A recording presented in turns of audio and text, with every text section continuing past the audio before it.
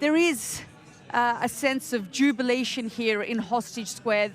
Night after night, they've been gathering. It's been incredibly somber. And then, of course, there was relief, joy, celebrations here just a few days ago when it was announced that that deal had been brokered.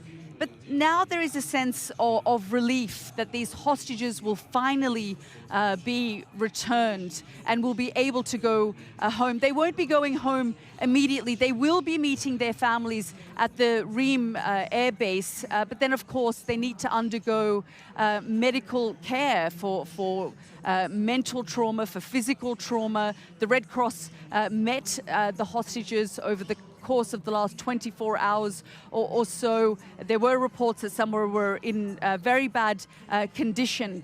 So we'll have to wait and see how these hostages actually emerge once they are released from the Gaza Strip. We are expecting 6 of those hostages to be released in the first hour. And then, of course, in the next 90 minutes or so, we are expecting President Donald Trump to arrive here in the Middle East, where he will be greeted by Prime Minister Benjamin Netanyahu and his wife, Sarah.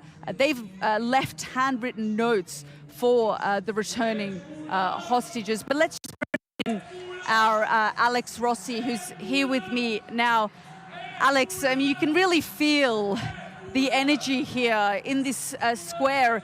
It's been quite heavy over the course of the last few days. There's been a lot of emotion. We saw Steve Witkoff here. We saw Jared Kushner here.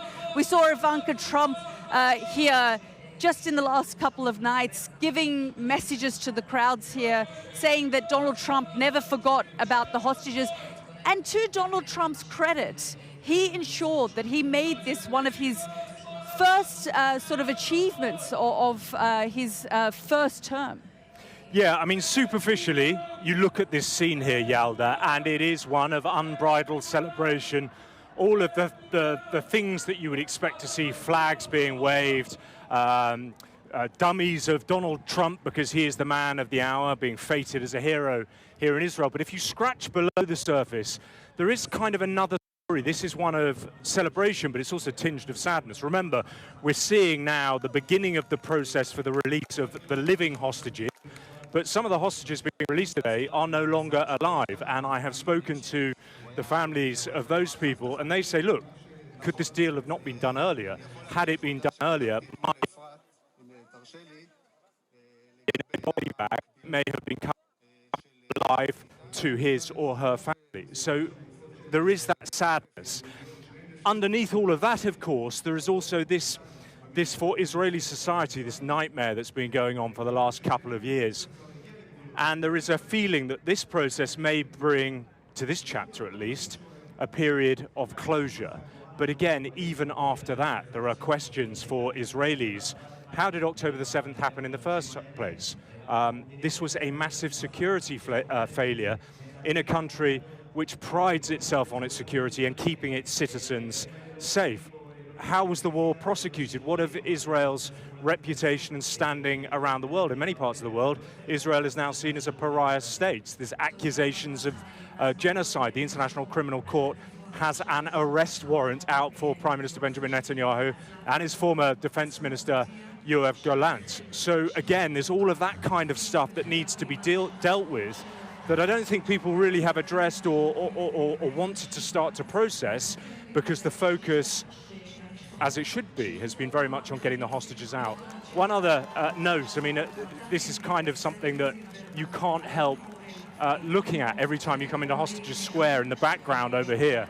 You can see this clock, 737 days, 2 hours, 33 minutes and 5 seconds and counting up. There will be a moment, of course, when those hostages are out, when that clock will stop. So again, a significant visual moment for people here.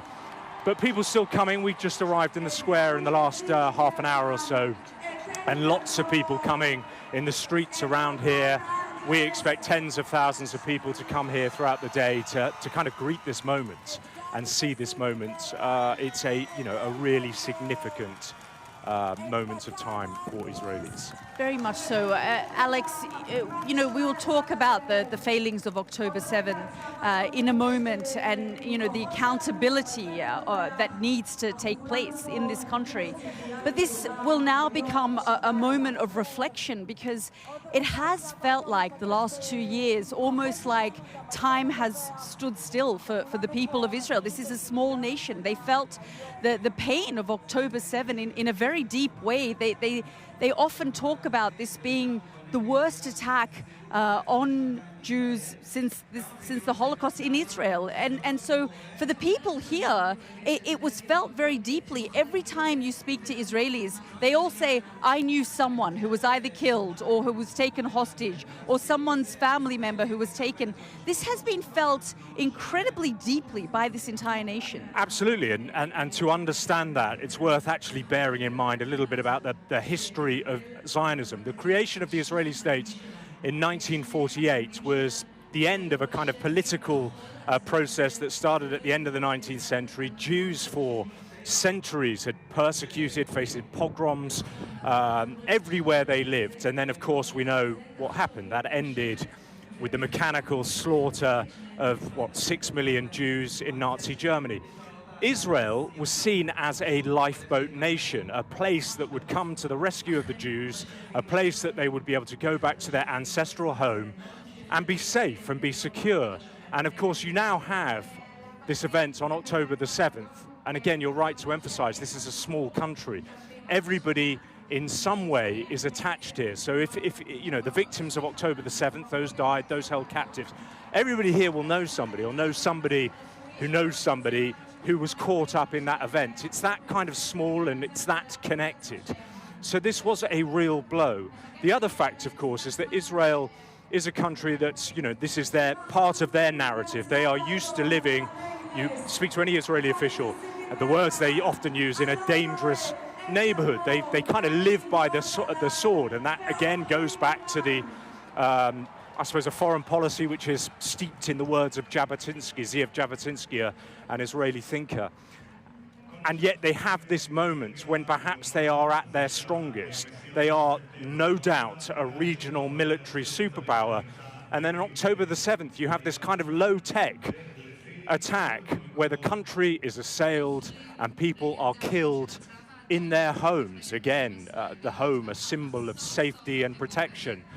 And I think people found it very hard to kind of understand that and reconcile that with the Israel they knew. So there will be this period of reflection about why this happened.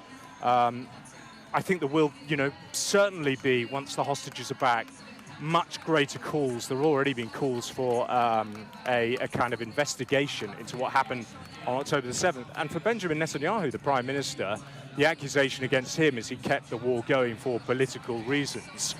He denies that, of course. But, there'll be a reckoning for him. It happened on his watch. So, again, people will start to reflect on that, I think, once the hostages are over. But, yeah, October the 7th really was something that kind of made people feel insecure in a place that really they should feel secure. It also asked questions about the Israeli Defense Force.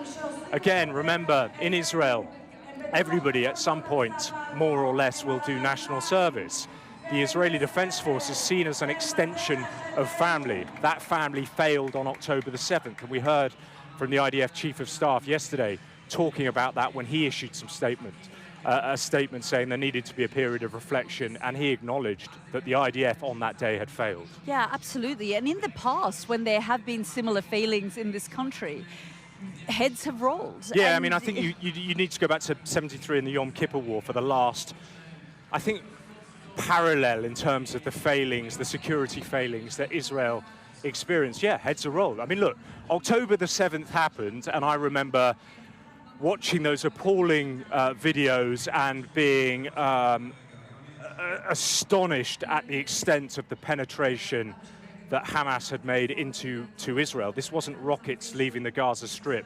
They had wholesale penetrated Israel, and thinking there is no way that Prime Minister Benjamin Netanyahu can politically survive this. The fact that he has, I think, is testament to, and I use this word in inverted commas, the type of politician that he is. And he may very well ride this out. I mean, he's kept going for this long. It's unclear what will happen with elections, which are due to happen sometime next year. He's still very, very popular within his right-wing base.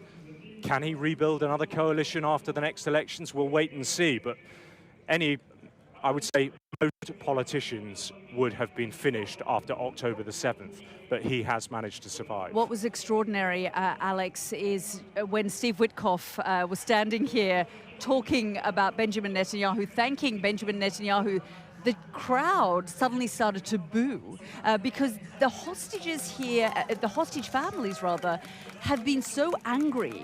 You know, there have been hostage families who have told me, he hasn't met us. He hasn't met us for 11 months, 12 months. He hasn't been to some of the kibbutzim that have been impacted as a result of October 7. Yeah, the accusation against him is that he doesn't want to be associated with those failings. So the best way to not to be associated is proximity. Don't get too close to it. Let other people take the fall for it. But we were in Hostages Square when Steve Witkoff, the US Special Envoy for the Middle East, was speaking.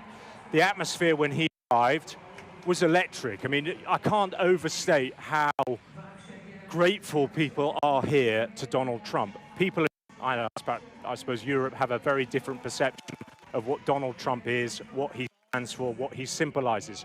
But for here, he's the man of the moment. He's a hero. You'll hear very few people saying bad things about him. So the atmosphere is absolutely electric. Steve Witkoff was in the library building over there. He spent a good hour or so meeting hostages' families, talking to them. He's had a close relationship with them since the beginning. There's a contrast there with the other figure that you were talking about earlier. And then he came out on stage with Jared Kushner, Trump's son-in-law, a former Middle East envoy, and Ivanka Trump. And he started speaking, and you could feel the welcome. You could actually feel it on your skin. He was wanted here. What he had to say, people were hanging on every word. And then it span on a penny when he mentioned the word Prime Minister Benjamin Netanyahu. It just changed like that. They started booing. Those booings weren't just a few people. They were pretty much the whole crowd. And those boos continued. And he stammered and stuttered and managed to silence them and said that actually, you know, Benjamin Netanyahu is a man that I have been in the trenches with. I think those were the words he used. And it wouldn't have happened without him, but certainly a great deal of unhappiness here in Hostages Square from the people who've been protesting here for more than a couple of years about PM Benjamin Netanyahu. Alex, I'm just going to interrupt you there because we are hearing that Israel says that Hamas has handed over the first group of the 7 hostages over to the Red Cross. And as we said, you're looking at those images now of Hostages Square, but just in the moments before, and I wonder if we can take you back to the images of the live shot from the home of one of the hostages, Elkanah Bobot. He's one of the living hostages to be released this morning. You can see there his family waiting nervously and in anticipation. In May, he was identified as the hostage seen in a video published by Hamas's armed wing. He's 36 years old, and he is going to be released this morning. But as I said, we are now hearing reports from the Israeli government that Hamas has released 7 of the hostages, handed them over to the Red Cross convoy. We are waiting for those images to emerge. In the past, we have seen that convoy making its way out of Gaza. And you're looking at images of Hostages Square where people are nervously waiting in much anticipation. There is a sense of relief here, knowing that for them, this war is over.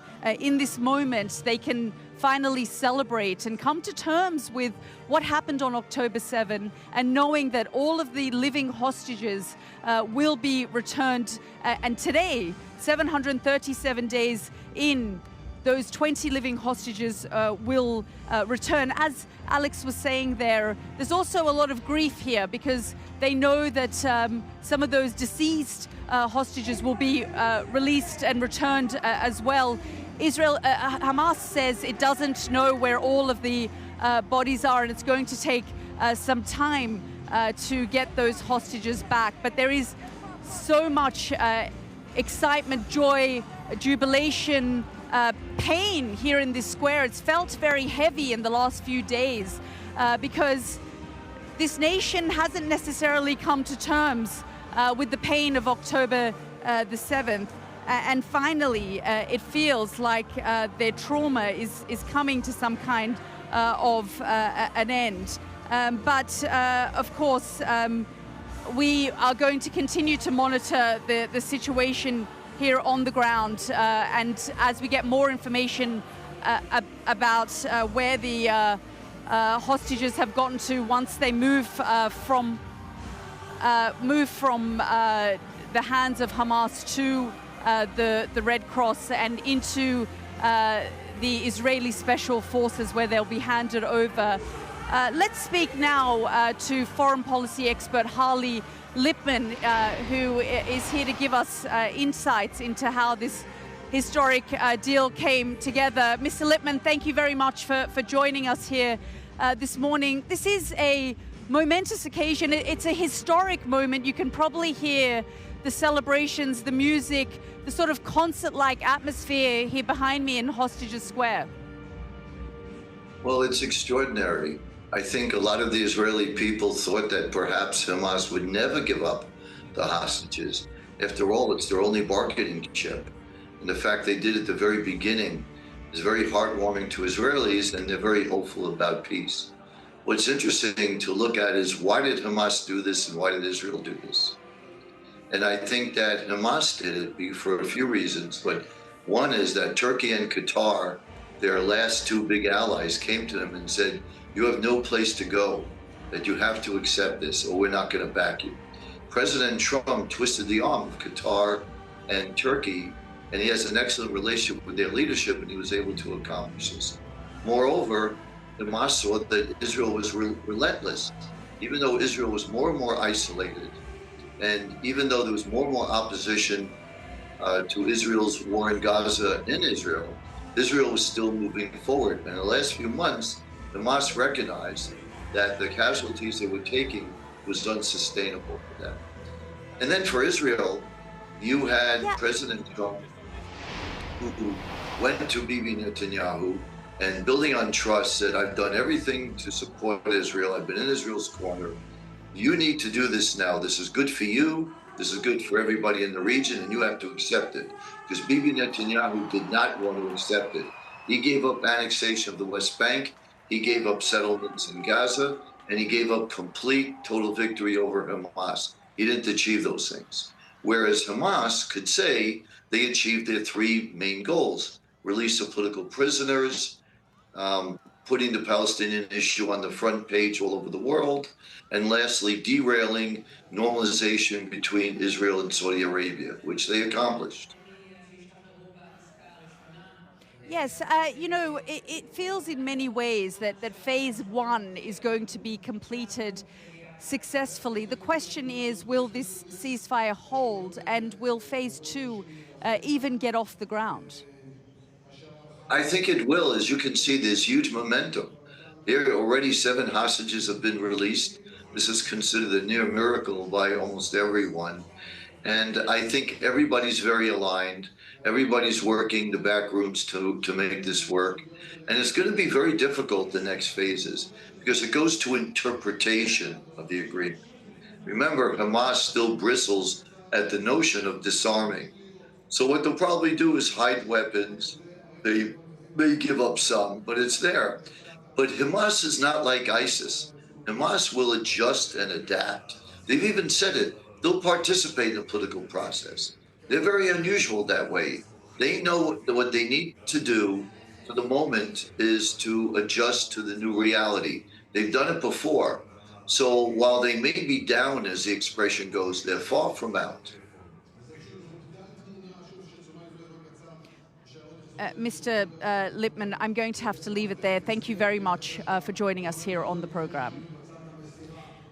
Let's speak now to Daniel Lifshitz, whose grandparents were kidnapped during the October 7 attacks. Daniel, thank you so much for joining us. Hi, good to see you. We actually met at the Nova Music Festival a year ago, and during the October 7 commemorations.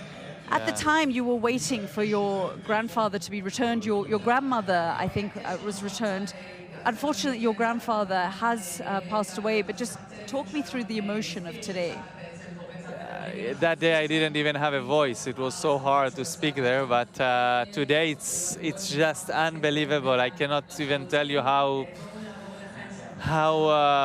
overwhelmed by emotions I am. It's the happiest day of the year. It's the greatest day for this country, from what I feel.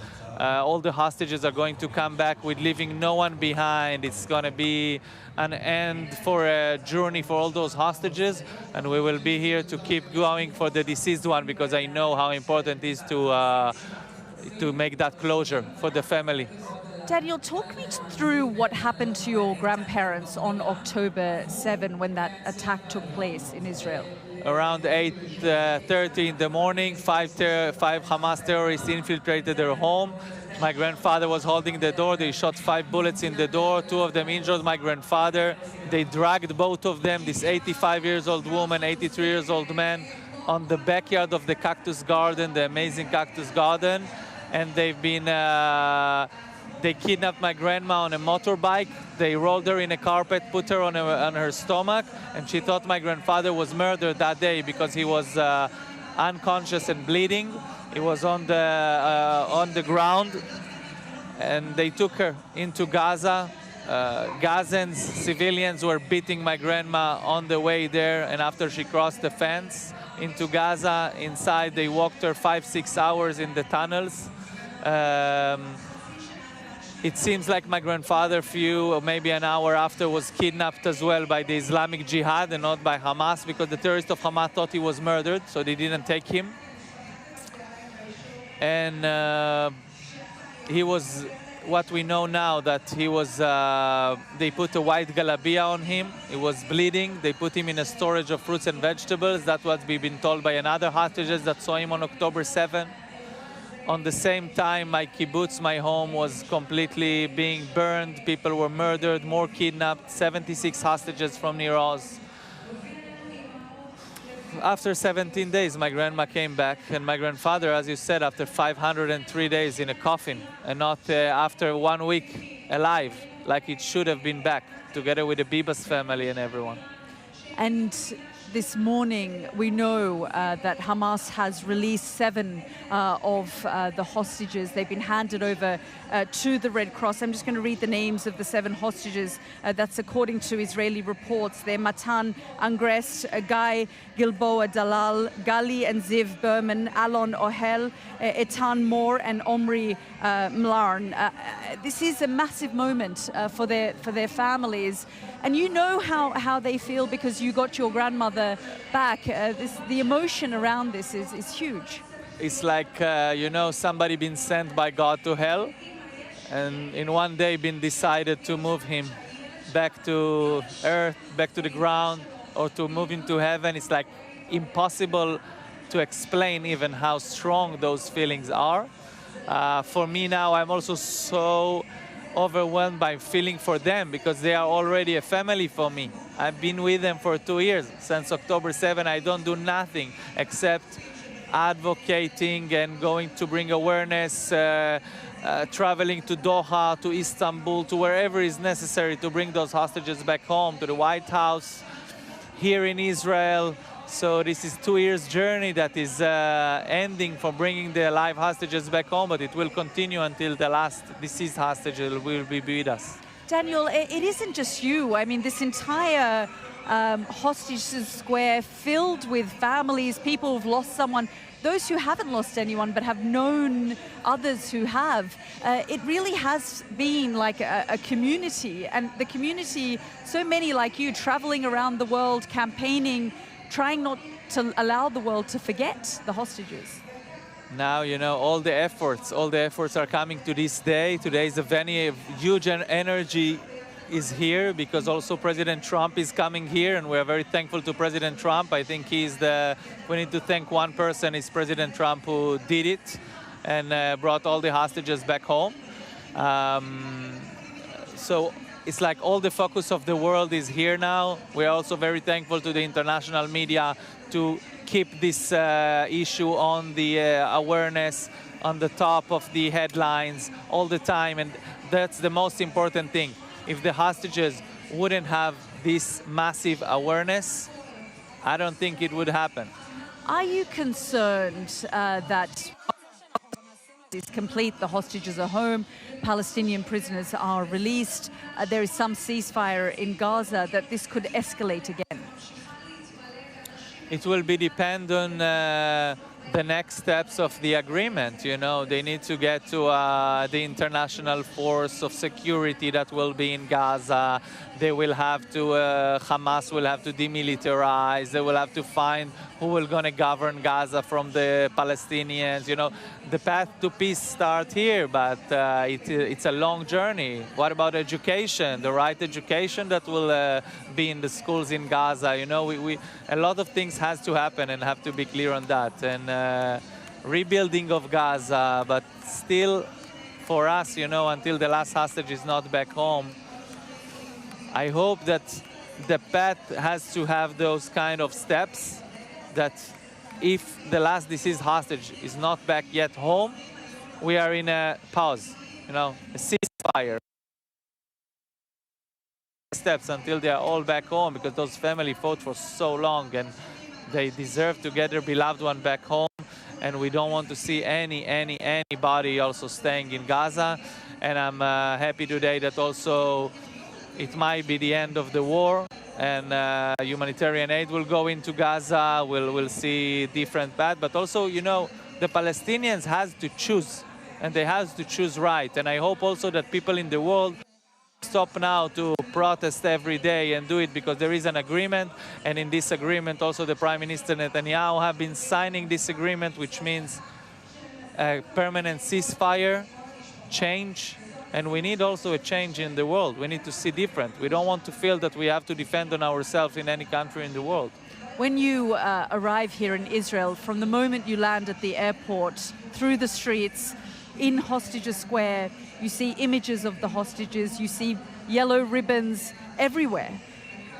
And that clock, of course, which is counting down. Do you think as there is closure, all of this will be removed and Israel will try and move on as a nation?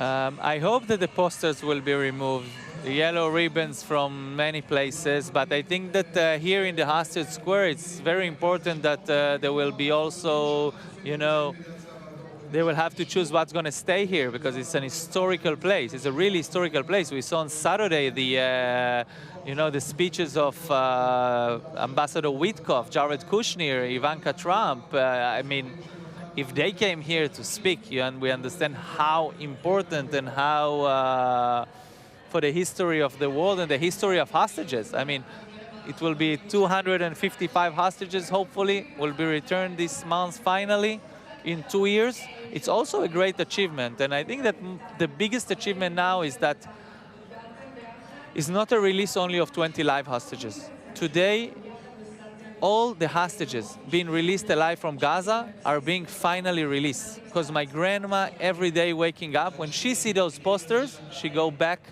into the tunnel. Tomorrow, she will wake up and she'll never go back into the tunnel. And that is so significant achievement by President Trump, by the mediators, thanks to Sheikh Mohammed Al-Thani and Mr. Ali, who did great efforts about it, President Assisi, and also now it was very important the role of the Turks, that President Erdogan took a step in with a guy I've met last year, the head of intelligence, Ibrahim Kalin, which was very significant role on that. And of course, the Israeli negotiation team led by Ron Dermer and Prime Minister Netanyahu, who in the end had to press the green light and sign this agreement. So, on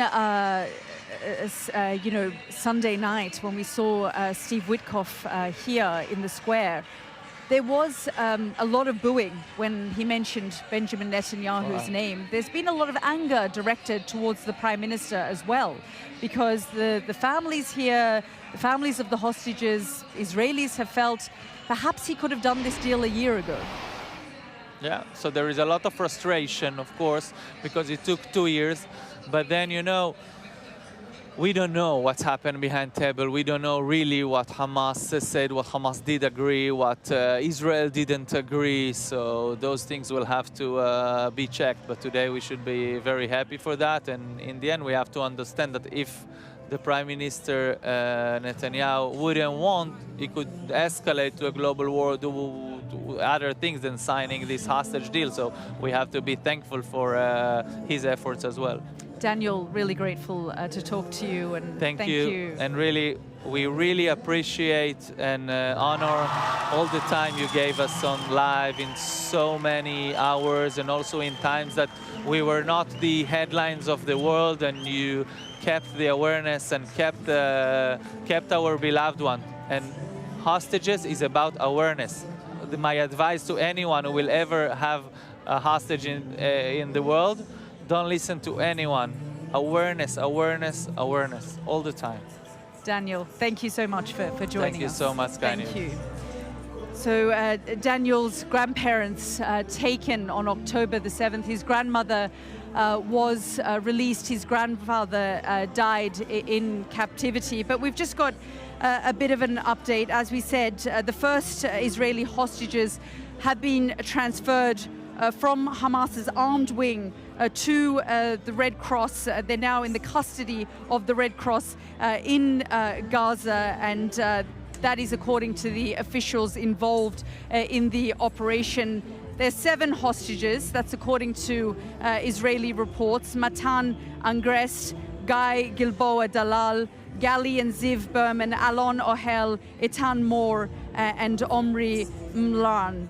So those 7 of the 20 living hostages will make their way to Israeli special forces in the Israel-controlled part of Gaza, where they'll be taken to rebase, where they will meet with their family members there. You're looking at, or you were looking at live shots of the family home of Alon Ohel. Alon Ohel, we believe, is one of the 7 who've just been handed over to the Red Cross, making their way to Israeli special forces. The Red Cross met with some of these hostages in the last 24 hours or so, and say some are in bad condition, so they'll be taken to hospitals for urgent medical care.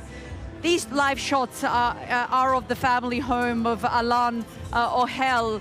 You can see there dozens of people waiting, watching screens in anticipation to see when Alon will make his way completely out of Gaza and arrive at the Reem base.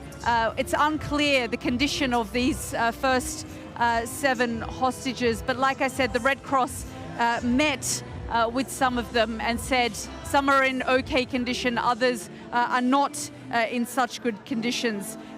Let's speak now to Professor Haggai Levin, who is the head of the medical team at the Hostages and Their Families Forum. Mr. Levin, thank you very much for joining us here on the program. We understand the first 7 hostages have been handed over from Hamas to the Red Cross. They are in the custody of the Red Cross now, making their way to Israeli special forces.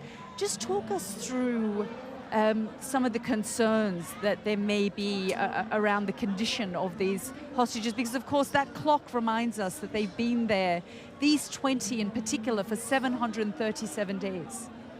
Yes, it's remarkable, and not only that they have been there, they have been under torture. We know specifically for Matan Angres that he was having lynch on him on October 7, and afterwards he was tortured by electrical shocks and horrible conditions. We know, for example, for Alon Ohel, that he was injured in his eye and was not treated.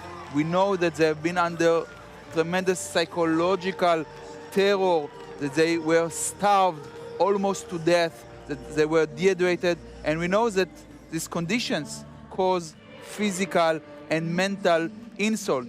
Now, as we know from previously released hostages, we know these moments are dramatic. There is outstanding joy, but still concern.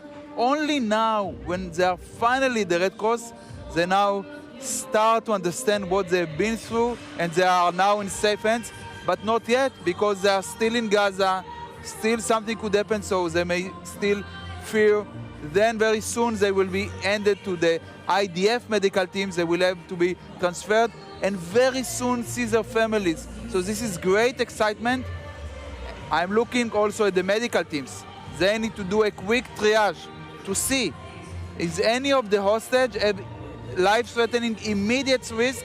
That means that he may be need to transfer immediately to an hospital, to the nearest hospital in South Israel. So prioritization is key now to find what is the most, and if they're a very urgent medical problem, if not, they can be transferred, meet their families, reconnected, this is so joyful, and then get to the Israeli hospitals, including Ichilov Medical Center, that is just very close by to the Hospital Square here. So this is very exciting times for everyone in Israel and around the world, but the most for the hostages and their families. Talk us through what, when they do the triage, they'll be looking for. Things like trauma, physical trauma, and also malnutrition and other kind of perhaps infectious diseases as well. So at the first, you see whether or not someone is speaking, is walking, is able to communicate. Ask him, what is, what do you feel right now? And that's a consideration depending on the condition. Do you want to listen to the heart, but it wastes time? So the ICRC, and it's their own protocol, they have qualified teams, but they need a scoop and run approach, because they need to get them out of there, because it's not safe. As soon as possible. Previous times we saw that the Hamas used these ceremonies to humiliate the hostages, the ICRC. Now it should not happen, so we hope it will not happen. And again, as a physician, you hope for the best, but you are worried all the time. Maybe I missed something. So you need close monitoring. That's why, as far as I know, and we are in close contact with the ICRC, there will be limited number of hostages in each car. Now 7 hostages are released. You want to give the full attention to each and every one of them. So you need qualified team for each and every one of them. You see how they breathe, how they behave, and we hope that they are relatively young, previously healthy men. They will be able to be transferred and get the medical care they need very shortly in the hospital where they need to be treated. So is that why the request has it been a request from your side to release them in sort of stages, because you want to ensure you give the right amount of care to the first group that comes? As far as I know, I can speak on behalf of the families. The request from the families is to release them as soon as possible. No conditions, okay? We don't want to delay anyone, just to release them. I assume that for the Hamas, because they were held in different places, so just logistically there were differences, and it makes sense to have, with 20 hostages, it's a lot, to have some kind of this gradual transport. And of course, it won't just be a journey that ends here for them. It will be monitoring as the months go on, because it's also about mental trauma. Definitely, and maybe I didn't say enough about that. This is combined. The body and the mind and the soul are combined. So one of the very first things, and I spoke with released hostages, they remember it.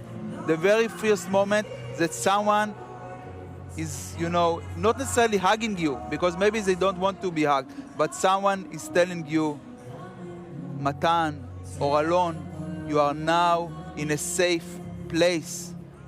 That's, that changed everything. And yes, they are very much injured from the psychological point of view. It's not something you can fix in days. This is something that is lifelong recovery to help them gain back trust in humanity, because they were dehumanized. Some of them were isolated for a very long time, and even those that were together, like the very close friends, Abiatar David and Guy Gilboa Dalal, who are friends since they were 18 months old. They were in captivity together, but recently they were separated, and now they are released in separation. I hope that they can also be reunited soon in an Israeli hospital. And what about the trauma that this nation continues to face? Just in the last few days, we heard about a young man committing suicide who had witnessed the horrors at the Nova Music Festival, his girlfriend killed in front of him. There are cases, and there have been cases, not just of released hostages or people who have witnessed the trauma, but IDF soldiers who have been in Gaza who say they have witnessed the trauma of what has taken place in Gaza. As the chairman of the Israeli Association of Public Health, war is the greatest enemy of public health. And we also know from our research that concern for the hostages is responsible for half of the distress of Israelis during the war. So yes, we know also that sometimes when you get out of a crisis, then some people have the energy to commit suicide, or then you see a flare of post-traumatic stress disorder or medical illnesses. So it's now, today, it's time to start the recovery of the Israeli public health. And what you see here at the square and all around Israel and around the world is part of the recovery process. It depends if we will really, and that's why it's so important, Trump promised, and he comes here to verify that the war is to end. Because only when the war is end and only when all the hostages return, we can focus on the recovery for the Israelis, for the Palestinians who also need rehabilitation, obviously, and for the entire region. There are over 20,000 Israeli people wounded from the war. They did not get sufficient care from us. It's going to be very long. It's going to require a lot of solidarity and help.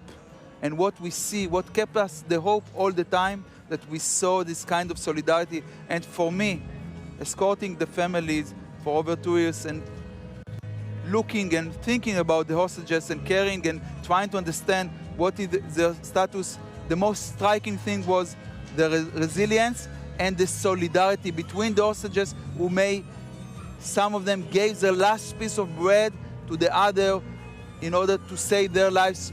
I saw it with the families.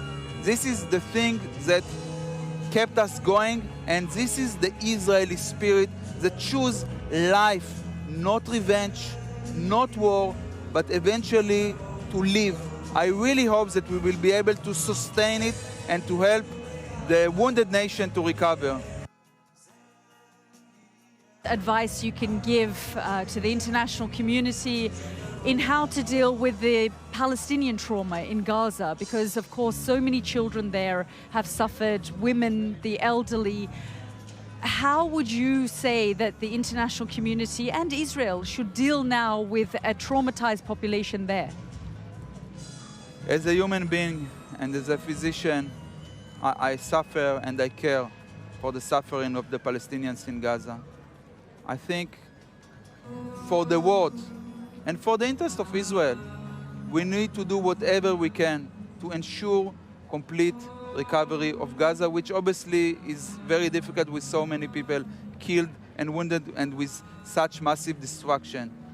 Obviously, it could not happen with a regime that focuses on terror and not on rehabilitation. We need now to find a way. I don't know what is the way, but we need to find a way for a regime that takes care of the population, to take care of the food and the housing, and to give them prospect. They need to see that eventually they could recover from the ashes like the phoenix. I truly hope so, that, even from the deepest place, the worst place, the hell, it's also, in a sense, an opportunity to switch. And even, I know it's very difficult to see at the moment, but maybe from these atrocities, a peace, a sustainable peace in the Middle East will come. We have a long way ahead. We should start with some healing today. I hope that the process starts today. Dr. Levin, thank you so much for talking to us. We really appreciate your time. Thank you. Thank you very much. Thank you.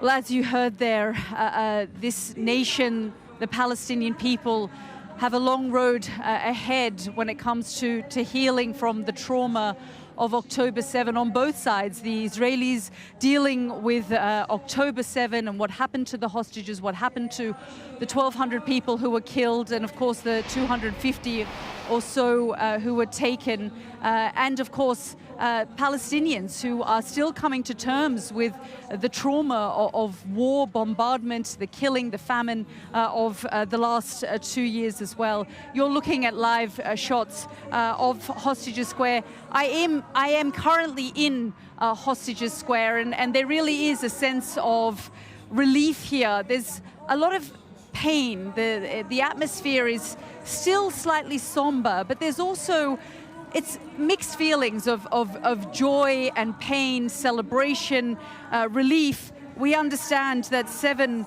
of the hostages have been transferred from Hamas's armed wing, and they are in the custody of the Red Cross. They will be handed over to the Israeli Special Forces in the Israeli-controlled part of the Gaza Strip, then transferred to Reem Base, where they will meet with their families. And as the doctor was just telling me, they will undergo a number of medical tests to ensure that those who are fit are able to spend time with their families, and those who are not will be urgently and immediately transferred to hospitals. But as I said, you're looking at those live shots of Hostages Square. Let's also take you to live shots of Offa Prison in Ramallah. I believe we have those images because, of course, as part of this deal, this ceasefire deal, not only were all the living hostages going to be transferred, the 20 living hostages and 48 deceased hostages, but 1,966 Palestinian detainees were also going to be transferred. We are being told by Israeli officials that all 1,966 Palestinian detainees are expected to be released today, and they've boarded buses at Israeli prisons. Let's go straight to our international affairs editor, Dominic Waghorn, who joins me now. Dom, this is a massive day. I'm here in Hostages Square. Israelis are waiting for their hostages to be returned. Equally, Palestinians are waiting for those almost 2,000 detainees to be released. I understand they've all boarded buses and they have been released. Is that correct? We understand, Yalda, that over the last 24 hours or so, those Palestinian prisoners have been taken from the jails. They've been held, some of them on the borders or near the border of Gaza, others in other prisons, particularly Offa Prison, which is to the north of here. It's a prison that kind of sits on the edge of the West Bank to the west of Ramallah, the Palestinian capital, if you like, or where the Palestinian Authority sits in government, and they are waiting to be released. That isn't going to happen until the hostages are out of Gaza, we assume, but there are a lot of Palestinians. And as we've seen with previous hostage prisoner releases, there always are a lot more Palestinians released in return for far fewer Israelis. So in return for the 48 Israeli hostages, 20 of whom are alive, 28 are dead, we're going to see, as you say, almost 2,000 Palestinians released. Now, that they will include 1,722 Gazans who have been detained during this war. None of them are thought to have been directly involved with the terrible attacks of October the 7th, but they have been detained in different ways for different reasons during those 2 years. They're going to be released. Some of them are children. Some of them are minors, and they will be released back into Gaza. Then 250 other Palestinians will be released. Many of them are serving life sentences, many of them with blood on their hands. And obviously that is the subject of huge controversy in Israel, not least because of the risk that they will then go back to acts of terrorism. Don't forget, of course, that the mastermind of the October the 7th attacks, the evil mastermind, Yahya Sinwar, was released as part of a previous prisoner exchange in return for the release of Gilad Shalit, an Israeli soldier who was held for 5 years. So while there will be celebrations and massive jubilation across Israel, there also will be concerns about what some of these Palestinian prisoners might do when they are out. And the composition of those prisoners, who they are, has been the focus of intense negotiations. There were attempts by both Palestinians, both Hamas and Fatah, the more moderate faction in Ramallah, but also by leading Jewish figures. Ronald Lauder, a leading figure in American Jewish society, pressing for Marwan Barghouti, who is arguably the Nelson Mandela of the Palestinians, or certainly that's how he's seen to be released. Now, he's serving several life sentences. He's a controversial figure, and he is thought to be one of the few Palestinians who could unite all the factions of Palestinian politics, possibly, and make them act as one. And for various reasons, his release was blocked by the Netanyahu government, particularly those far-right coalition members who would not have been happy with him being released. But I think skeptics feel that he wasn't released and won't be released because of that potential sort of Mandela-like status he has within Palestinian society. So that release has been the focus of intense negotiation and controversy, but that will go ahead. We think at around 10 o'clock. So what we're going to see is the beginnings of the hostages being released now. We've already got 7 of them, we understand, being handed over to the Red Cross in Gaza. They will then be flown to hospitals to the north in Tel Aviv, and then we're going to see the American President Donald Trump landing at around 9:30, and then half an hour or so later, possibly these Palestinians being released. In the past, when they've been released, I've been in Batunia crossing on the West Bank when we've seen them handed over. That's been accompanied by a fair amount of Israeli military activity, tear gas being used to suppress the crowd. So we could have a kind of a split-screen moment as we see similar scenes on the West Bank. There will be huge celebrations on the West Bank, even though the Israelis have banned any kind of celebration. They've also banned the families of those prisoners being interviewed by the press. But I think we're going to see a lot of celebration on the West Bank. We could see a fair amount of tear gas being used to suppress crowds as they welcome the release of these prisoners. And that could happen at the same kind of time, I think, as we see Donald Trump landing in Ben Gurion Airport. So it's going to be a morning and a day of enormous drama, a huge amount of emotion, of course, a huge amount of spectacle, and a lot of diplomacy possibly also happening later on, when the American president is done here and flies to Sharm to meet a whole array of world leaders who hope to sign what they say will be a peace deal, but they've got to prove diplomatically that they can begin the process towards a lasting deal that can end the war in Gaza and make this more than just a hostage and prisoner exchange agreement. Yeah, Dom, absolutely. I mean, you know, when you take a moment and just hear you talk about the sequence of events today, I mean, it's a historic day to think, you know, these hostages are going to be released, Palestinian detainees are going to be released. Donald Trump arrives here in Israel, he'll be speaking at the Knesset, meeting hostage families, and then making his way to Egypt, to Sharm el-Sheikh, where he'll meet global leaders to sign this deal and get it over the line. I mean, it's quite an extraordinary day when you think about it. How has the arrival of Donald Trump been received? Because certainly here in Hostages Square, they view him as almost a savior, a hero, someone who made this happen. Yeah, and to give you an idea of that, Yalda, I think we can show you the front page of the Jerusalem Post. It's a paper that doesn't always represent the broad spectrum of Israeli society. It's sort of the right of centre. But today, the advert taken out by the World Jewish Congress kind of sums up, I think, the sentiment for nearly all Israelis here.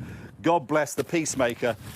A picture of Donald Trump on the front. And the American president is going to be welcomed here as a peacemaker. He is the man who has put pressure, enormous pressure on all sides in this conflict. He has put the kind of pressure that many people had hoped Joe Biden would put on Benjamin Netanyahu and on the Israelis, saying enough is enough, time is up. You know, this is an American president who has given the Israelis a huge amount of leeway to carry out and continue their offensive, their campaign in Gaza that many people said had become genocidal, and he was able to, he was willing to give the Israelis a lot of leeway, a lot of latitude to carry on with that campaign. But that meant when he said and decided the time was up, that word carried and held sway on the entire Israeli government, and Benjamin Netanyahu had no alternative but to call it a day.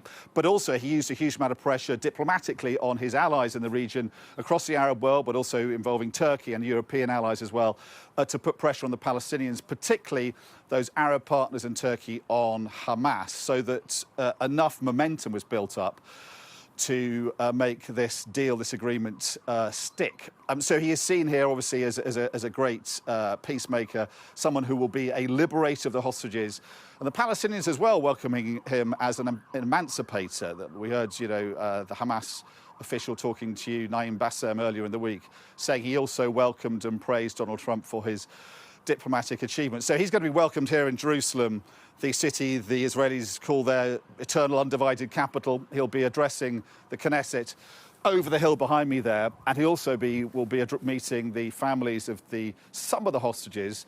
So some relatives, we assume sort of more distant relatives, because we assume the sort of the very close relatives will be at the hospitals greeting their loved ones after 2 years. But he'll be meeting some of the relatives of those hostages in the Knesset, and then addressing the Knesset. And then his time here will be over by lunchtime, and he'll be on his way to Sharm el-Sheikh. So I think his time here is going to be taking a victory lap and taking credit for this. On the way here, we heard him say before he boarded Air Force One, this was going to be a moment to enjoy. And I think, you know, he's going to enjoy it more than most. He is a man who likes to be at the centre of attention.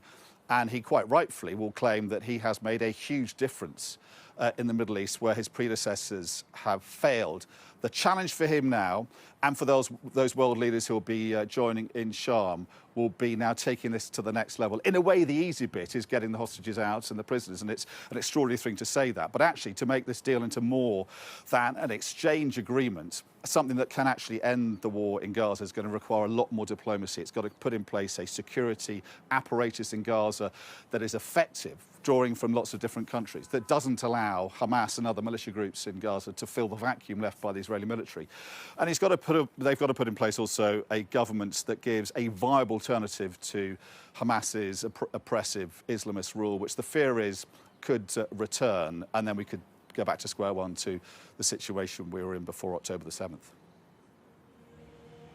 Dom, as always, thank you so much for your reporting and your analysis there. And of course, we will talk to you again throughout the day. Well, joining me now is International Affairs Advisor to the Israeli Prime Minister, Caroline Glick.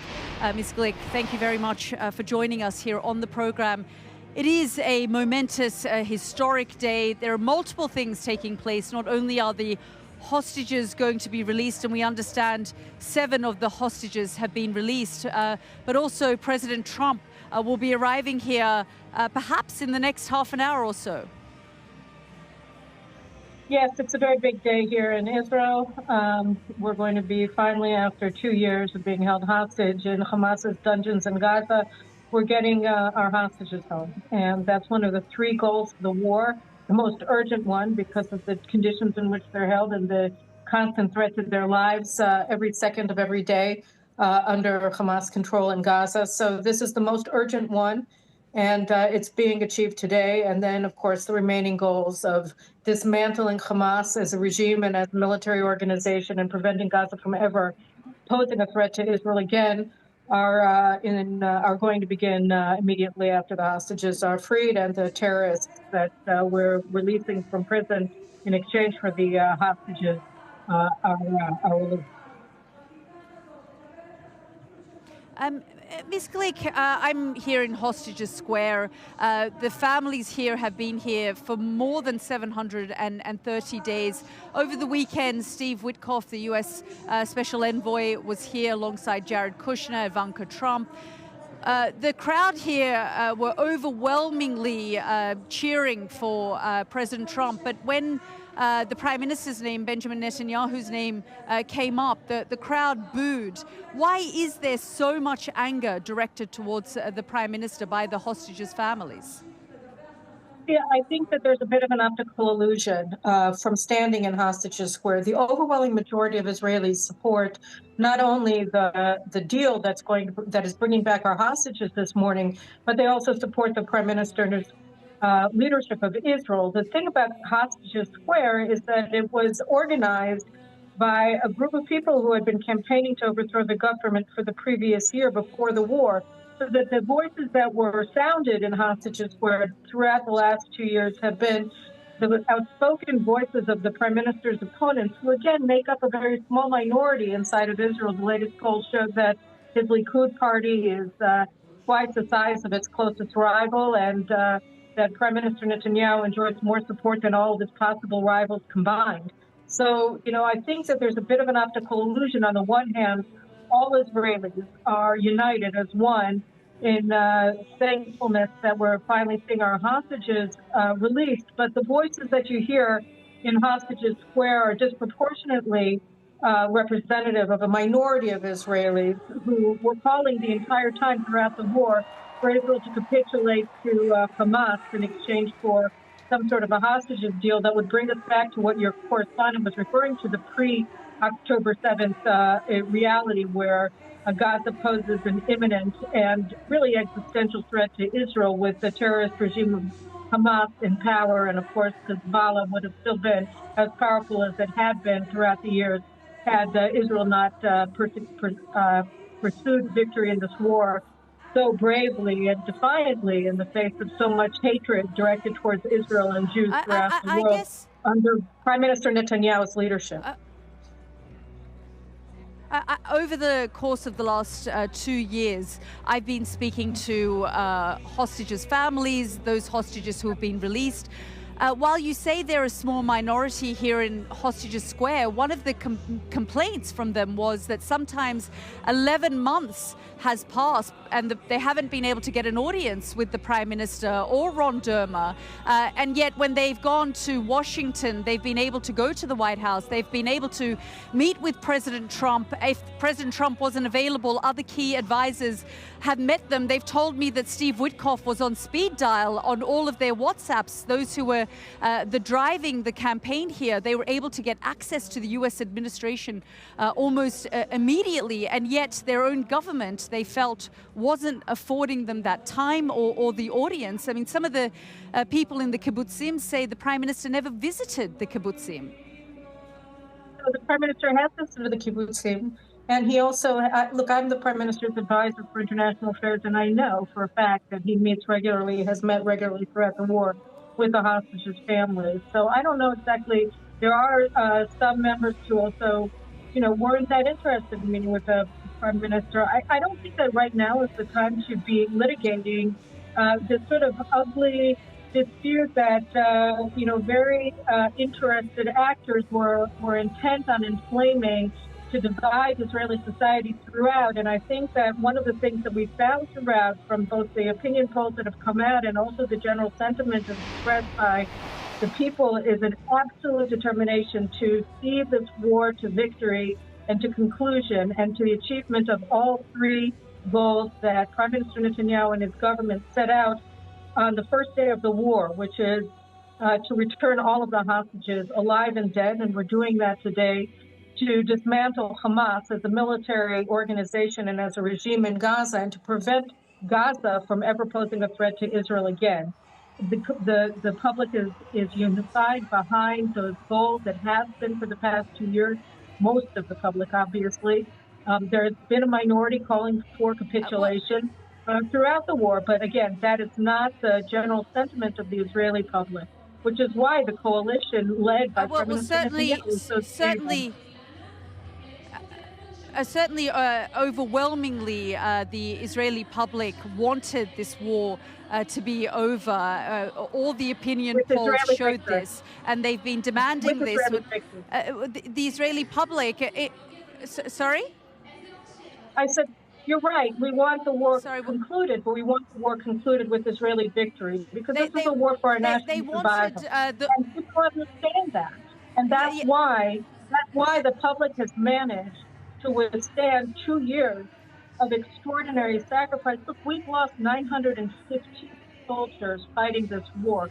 It's an enormous number, and it's an enormous loss to all the people of Israel. I don't think there's one family who doesn't have a relative who has been fighting in Gaza.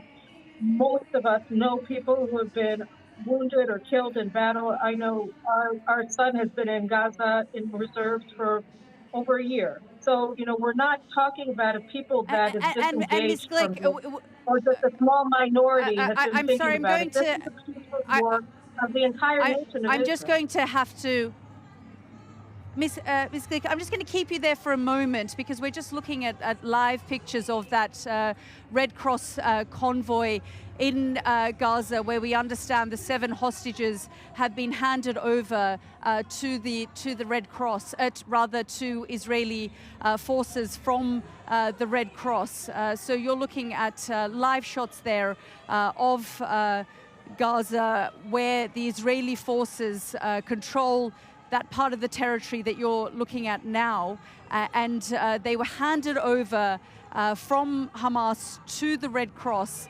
And just now, the images you're seeing, the Red Cross convoy has handed over the 7 hostages to Israeli special forces. They'll be then taken to the Reem base, which is on the Gaza border, where they will then be able to meet with their families. So you're looking at those live shots now of the Red Cross handing those hostages over to Israeli special forces. Let's go straight to our Middle East correspondent, Adam Parsons, who joins me in Ramallah in the West Bank. And this is a huge moment for the families of the hostages. Adam, we can see those live shots now of Gaza, where we saw the Red Cross convoy, and we understand that those 7 hostages have now been handed over to the IDF. Yeah, and that is a very, very significant moment after 2 years of this war, to have the first 7 hostages apparently, well, now looking as if they're in the safe hands of the Red Cross. I think today will be all about these 20 hostages who will be given to the Red Cross and then transferred into an Israeli military facility within the Gaza Strip, and then taken out to a military base inside Israel, where they will then start that process of family reunification. Clearly, so much interest in this, so much fascination. It's such a mobilizing moment for Israel because there have been so many false dawns. We've had previous ceasefires, and also such an emotional and political investment in the idea of getting these hostages home. And yet the other side of this scale is happening here. I'm in Ramallah, in the West Bank occupied territory here. And that building over there is Offa Prison. Now, that is, by any standards, a notorious prison, been cited in a series of UN reports over the years for brutal conditions in there, allegations of wholesale mistreatment, and for holding people as young as 12. But that is where the Palestinian prisoners will be put together. Certainly the ones who are going to be released here into the West Bank will be put together there. And over the coming hours, we are expecting to see activity. So what you're looking at right there is the front of the prison. And as you can see, a series of military vehicles are being put together. Mostly at the moment, what you're seeing are what are called snatch Land Rovers. Those are effectively armoured four-wheel drive vehicles. And you can see some of them have got Israeli flags coming out from the top of them. What I would expect to see in the coming hour or so, let's say, are coaches, normal coaches being brought in there, and the Palestinian prisoners will be put onto those coaches and driven out of Offa at a prearranged time, but only after the Israeli hostages have entered Israel. And they'll be taken from here to a centre in Ramallah, and to be blunt, a sort of similar process happens there of family reunification. And I think it's worth reflecting to an extent some of the emotions that are being felt by Palestinian families here, because for all of the colossal emotional weight of the 48 hostages who have been held in Gaza for the past 2 years, and I remind you, 20 of them alive, 28 of them dead. You talk to pretty much any Palestinian in the West Bank, and they will tell you that they feel that they have a vastly higher number of people who are held captive, and they use the word hostage by Israeli authorities. Interrupt you. Why? Well, because there are 11... Adam, I'm just going to interrupt you because we're just going to take our viewers back to Gaza to show them that Red Cross convoy. You can probably see the images now of the convoy of buses, and we understand those 7 hostages are inside those buses. You can see those pictures now. They're just lined up, ready to leave Gaza. As we've been reporting, about an hour ago, Hamas released those 7 hostages to the Red Cross, and the Red Cross convoy moved to Israeli territory in Gaza, where they handed those 7 hostages over to the special forces. And you can now see that convoy making its way out of Gaza, those mostly buses with the 7 Israeli hostages in them. This has been an enormous coordination process and collaboration with multiple parties to ensure the safe release and return of these hostages. But you can see that Red Cross convoy driving out of Gaza now and making its way to the border, to the Reem base, where these hostages will meet with their families for the first time in 2 years. They have been living in tunnels, they've been moved around from place to place. And I was speaking to a physician a little earlier who's part of the team who will examine these hostages, and he said there are a number of physical and mental traumas that they will be looking for. But extraordinary scenes of those buses making their way through the rubble. Of course, Gaza has been completely flattened over the course of the last 2 years. The Gazan population moved from place to place, from north to central Gaza and then to the south as the bombardment continued. And those hostages were moved as well through the tunnels in residential areas. And 20 of them managed to survive. Over the course of the last 2 years, there have been other deals which has seen the release of just over 200 of the hostages. We understand 28 of the hostages have died in captivity, or even one body, I believe, was a body that was held in Gaza for many years, even before October 7. That body will be part of those bodies being returned. But of course, Hamas has also said that it will be a very difficult task to find all the bodies, because they simply don't know where some of them are. So it is an incredibly painful moment, a moment of joy for Israelis. I'm here in Hostages Square, where you can see those live shots of the families of the hostages, the friends of the hostages, those connected and those who are not connected with the hostages but have felt the impact of this situation deeply, have been gathering here night after night, demanding the release of the hostages, demanding that their government do more. And seeing Donald Trump as someone who heard their cries and helped, not just helped, but was the centerpiece of getting this deal over the line. He spent the last 9 or 10 months meeting the hostage families, meeting some of the hostages who were released. And he is going to be here perhaps in the next 15 minutes or so, but it's an incredibly emotional moment. I've got our Alex Rossi standing beside me here. And Alex, I'm looking over at the crowd and I can see tears. This is an overwhelming situation for people here. And I don't know what is happening on our screen behind us. Is someone calling through? Is one of the hostage families calling through? There's so much anticipation here. It's half a sort of a concert and half a memorial. There's all sorts of mixed emotions of joy and grief and pain and relief. Yeah, it is a huge emotional moment. As you were saying, more than 2 years, people have been coming to Hostages Square to try and pressure the government to do more to get the hostages out. The general sense here is not the same as Prime Minister Benjamin Netanyahu's. His view is that the only thing Hamas would understand is negotiations under fire.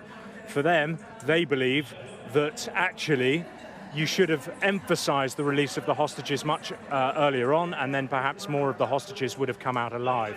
Now, we understand from the pictures that we're seeing on our screen that those 7 hostages have now been released, handed over to the Israeli military from the International Red Cross. As you were saying, they'll go through psychological and medical evaluation before going to Raim military base and then on to 3 different hospitals around Israel. To put it into context, though, what this moment means, and this kind of brings it all home, just round the corner from where we're standing, there is a hut which has been there for more than 2 years, and in that hut there has been a constant vigil by the friends, family and neighbors of one of the hostages who's among the 7, a man called Omri Moran, who's now 48. So obviously he's got older, birthdays, time has ticked by while he's been held in captivity.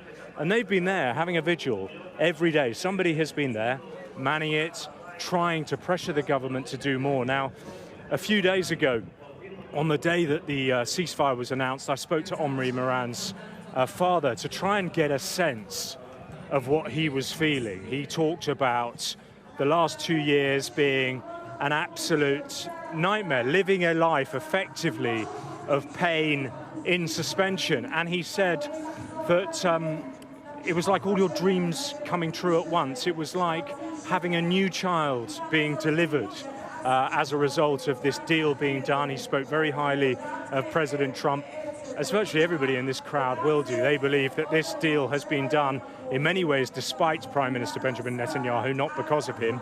But the key factor in bringing these people home is President Donald Trump. So there's a huge amount of appreciation for him here as well. But I think this moment will deliver a sense of closure. The word you hear over and over again, Yalda, is this word nightmare that they've been living through. But this will give a bit of closure.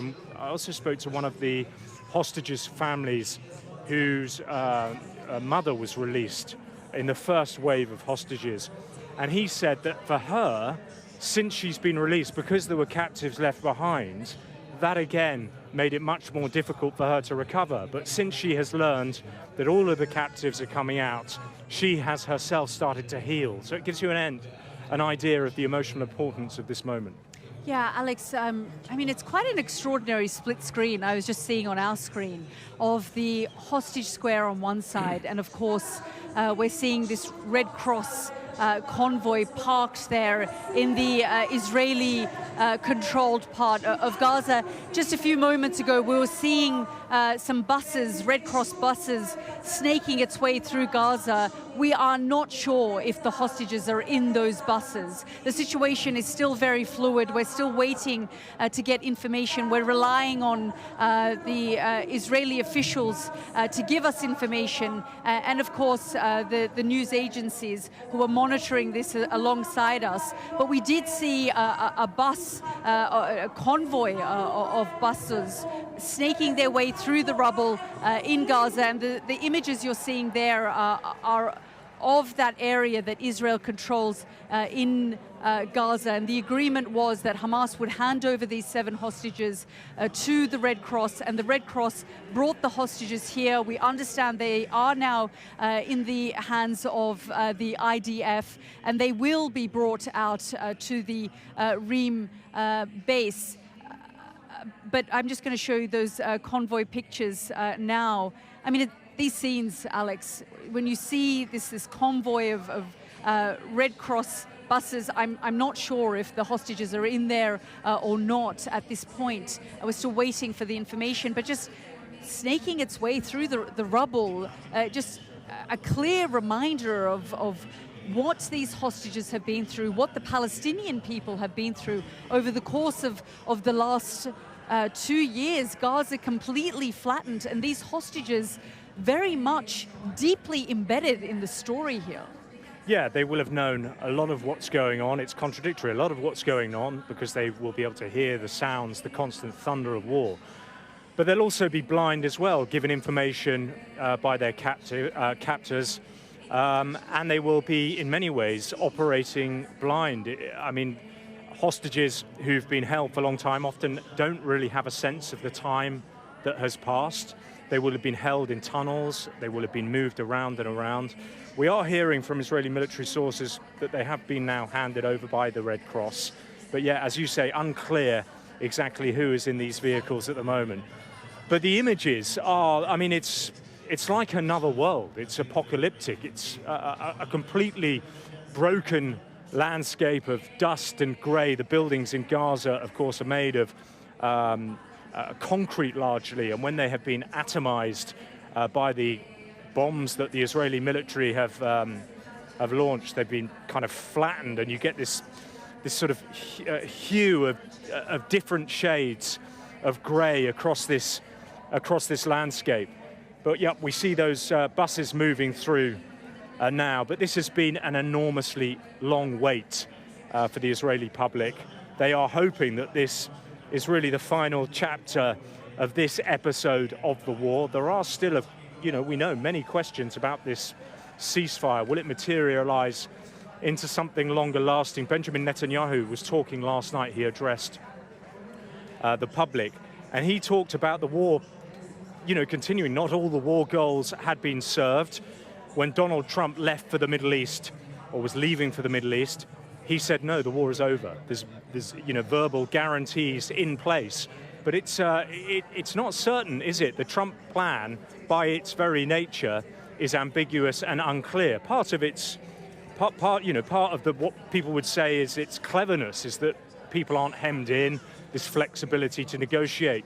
But it's also part of its weakness as well. There are holes in it. I mean, if you were a lawyer looking over it, you'd have reservations. Hamas effectively, and this is something really interesting, we've perhaps not seen a more partisan American president to Israel than Donald Trump, but Hamas are effectively accepting almost his word alone. Obviously, that's backed up by guarantees from other mediators, the Turkish and the Qataris, but they're accepting the word of a, really staunchly pro-Israel president, which is, it's kind of big deal. It's a leap of faith. It truly is. I mean, I was speaking to a Hamas official just in the last few days, and Alex, he said to me that phase one we've agreed to, but the other phases are all up for negotiation, whether it's, Hamas disarming, or he made it very clear that they didn't want to necessarily control the territory, but the idea of disarming is still up in the air,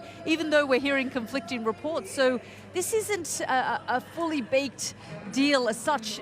Many things are still being negotiated behind the scenes. Yeah, absolutely. I mean, look at the Oslo Accords. I think former Israeli Prime Minister described that as having more holes than a Swiss cheese. If you look at this agreement, it's even, there are even more gaps in it. Yeah, absolutely. Alex, thank you so much for now. We're going to go and speak to Hamish Falconer, who's the Parliamentary Under-Secretary of State. Thank you so much for joining us, Mr. Falconer. Grateful that you've joined us here on the program. We're just talking about the situation here, how historic this moment truly is. Not only are we seeing the hostages being released, of course, but we know that Donald Trump is going to be here in Israel in the next 10 minutes or so. And we've seen Palestinian detainees also being released from Israeli prisons. Yeah, Yalda, it's great to be with you. This is a truly historic day. The scenes rolling on Sky at the moment are incredibly moving. I think both of the Israeli hostage families, who I've met many times in the year and a bit that I've been the minister, but also of those Palestinians who will be breathing just a sigh of relief that the conflict has stopped. It is a huge achievement by President Trump, his team, by the other mediators that your report referred to, that's Qatar, Egypt and Turkey, and we are incredibly grateful for their efforts. Yeah, I mean, I guess the big question, and of course, you know, this is a huge moment where we're seeing the hostages being released and the ceasefire still holding in Gaza. But the question is, will the international pressure remain on both sides to ensure that this doesn't break down in the next few weeks? And it will, Yalda. The reason the Prime Minister has travelled to Egypt is because he wants to show his steadfast support, both, of course, for this incredibly historic breakthrough that we're seeing today, but also the very, very complex and important questions that will need to be resolved in phase two.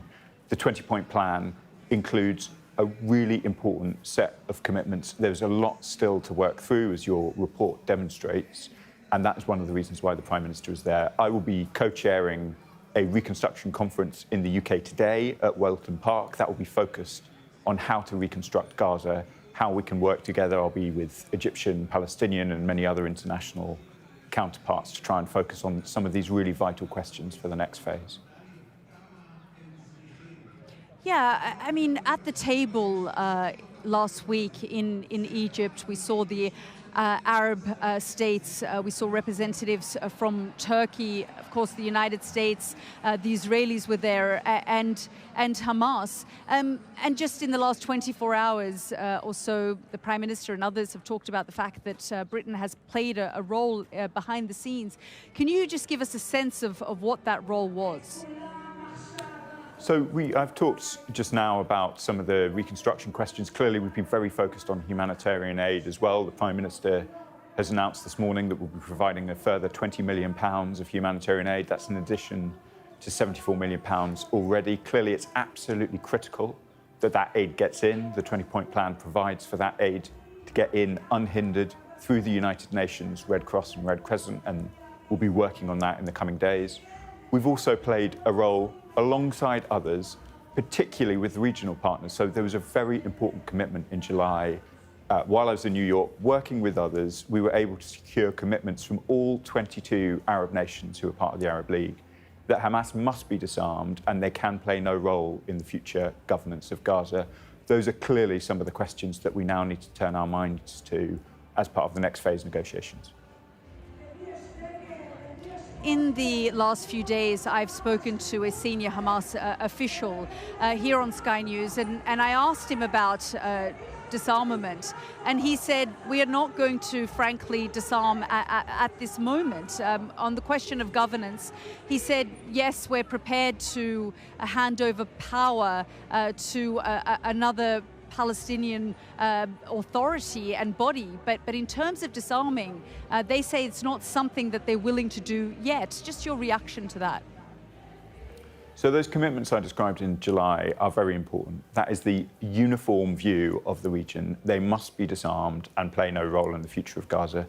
Clearly, as your source demonstrates, that is going to be a hard negotiation, but the region is clear and the UK is clear.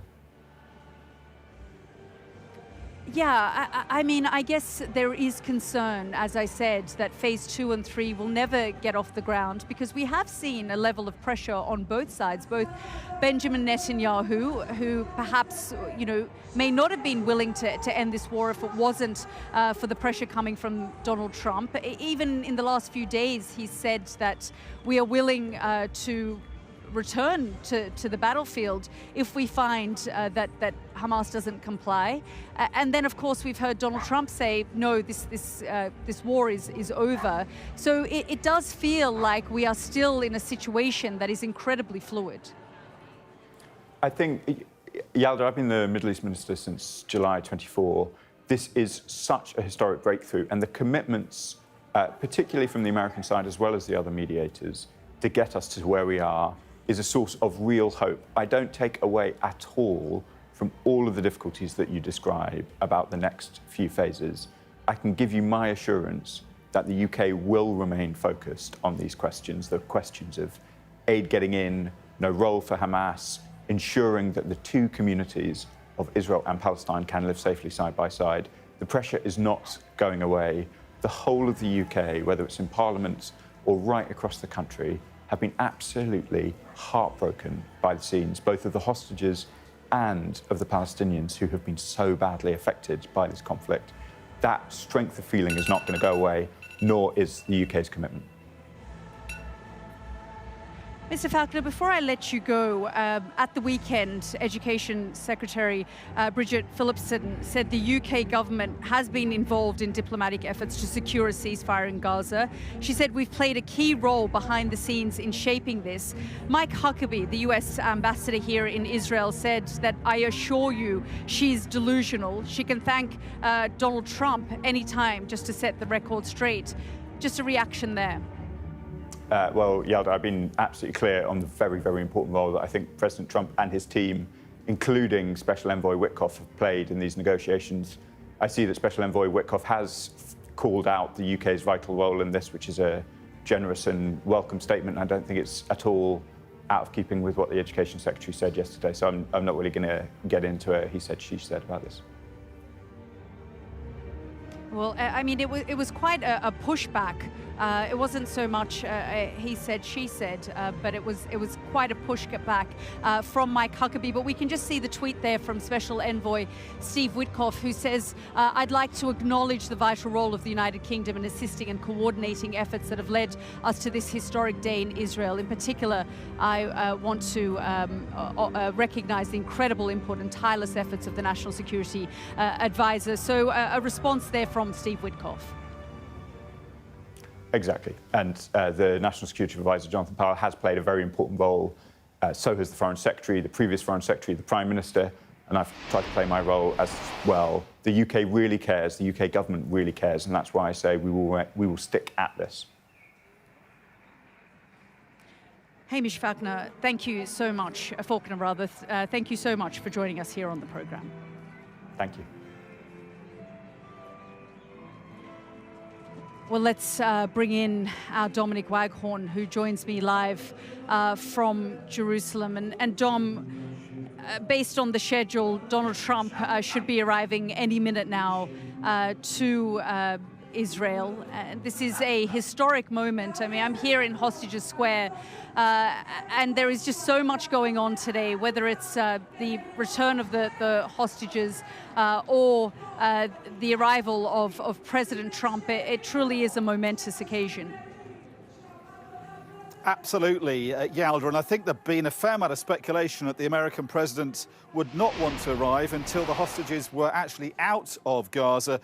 And it looks as though that won't happen. Yeah, expected to land soon. And we've now got pictures filmed by our own crews in Gaza, our teams who have done the most incredibly heroic work for the last 2 years, operating there without us able to get in to help them, barred still from going into Gaza to this day. So our teams there have heroically carried out the work of brave journalism in Gaza. And today they've got the first pictures of the ICRC, the Red Cross vehicles, land cruisers, snaking their way through the apocalyptic rubblescape of Gaza. And inside those vehicles, we understand, are the first batch of Israeli hostages. So these are the first pictures of the vehicles carrying that batch out of Gaza. The hostages, the Israeli hostages, are being handed over to the Red Cross in a number of positions and locations around Gaza.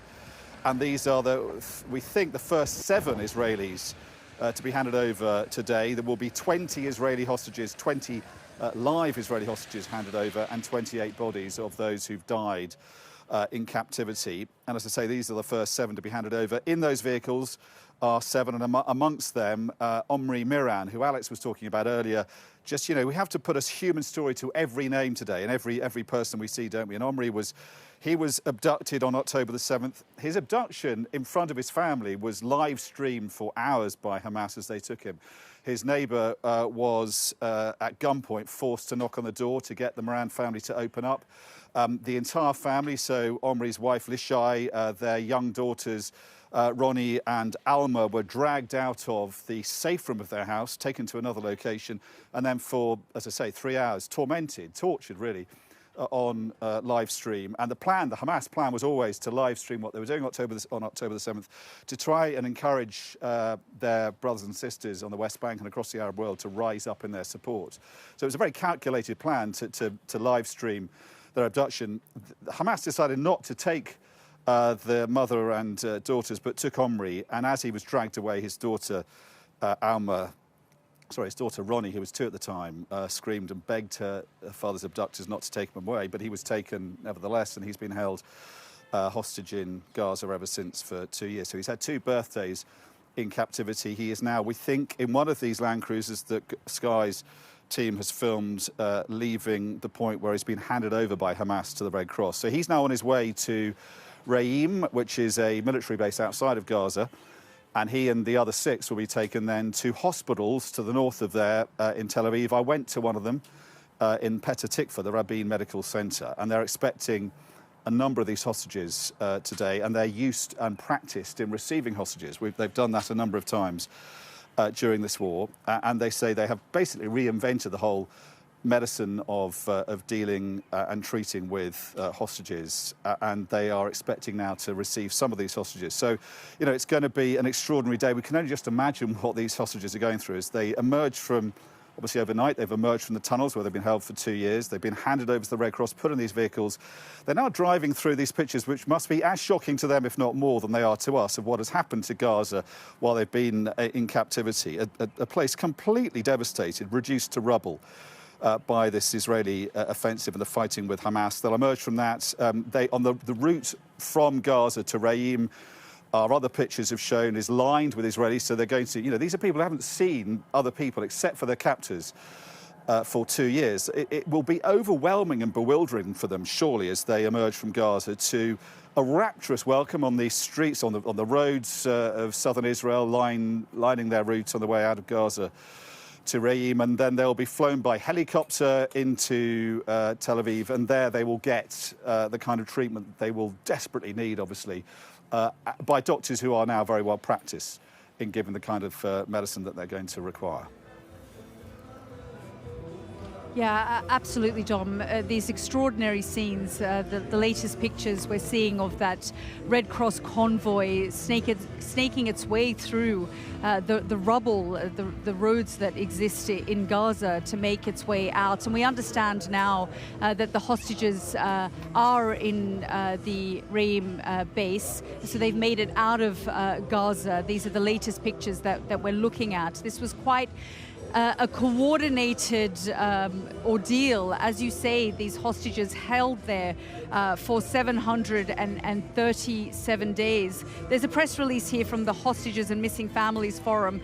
They've captioned it, "Welcome home." After 738 agonizing days in captivity, Omri Moran, Matan Angres, Ziv Berman, Gali Berman, Guy Gilboa Dalal, Alon Ohel, and Itan Moore are returning to us, to the embrace of their families who worked tirelessly for their release, to their friends, and to an entire nation that believed and fought for this day to come. So a lot of emotion here, Dom, in Hostages Square. I'm looking out, and people are in tears. They're celebrating. It's a mixed bag of emotions. It's a sort of a concert, but there's also split screens where they're showing some of the families who are waiting to hear more news of whether their loved one will soon come out as well. But this is the first 7. They'll be released in batches from different locations in Gaza, but we understand that the first 7 hostages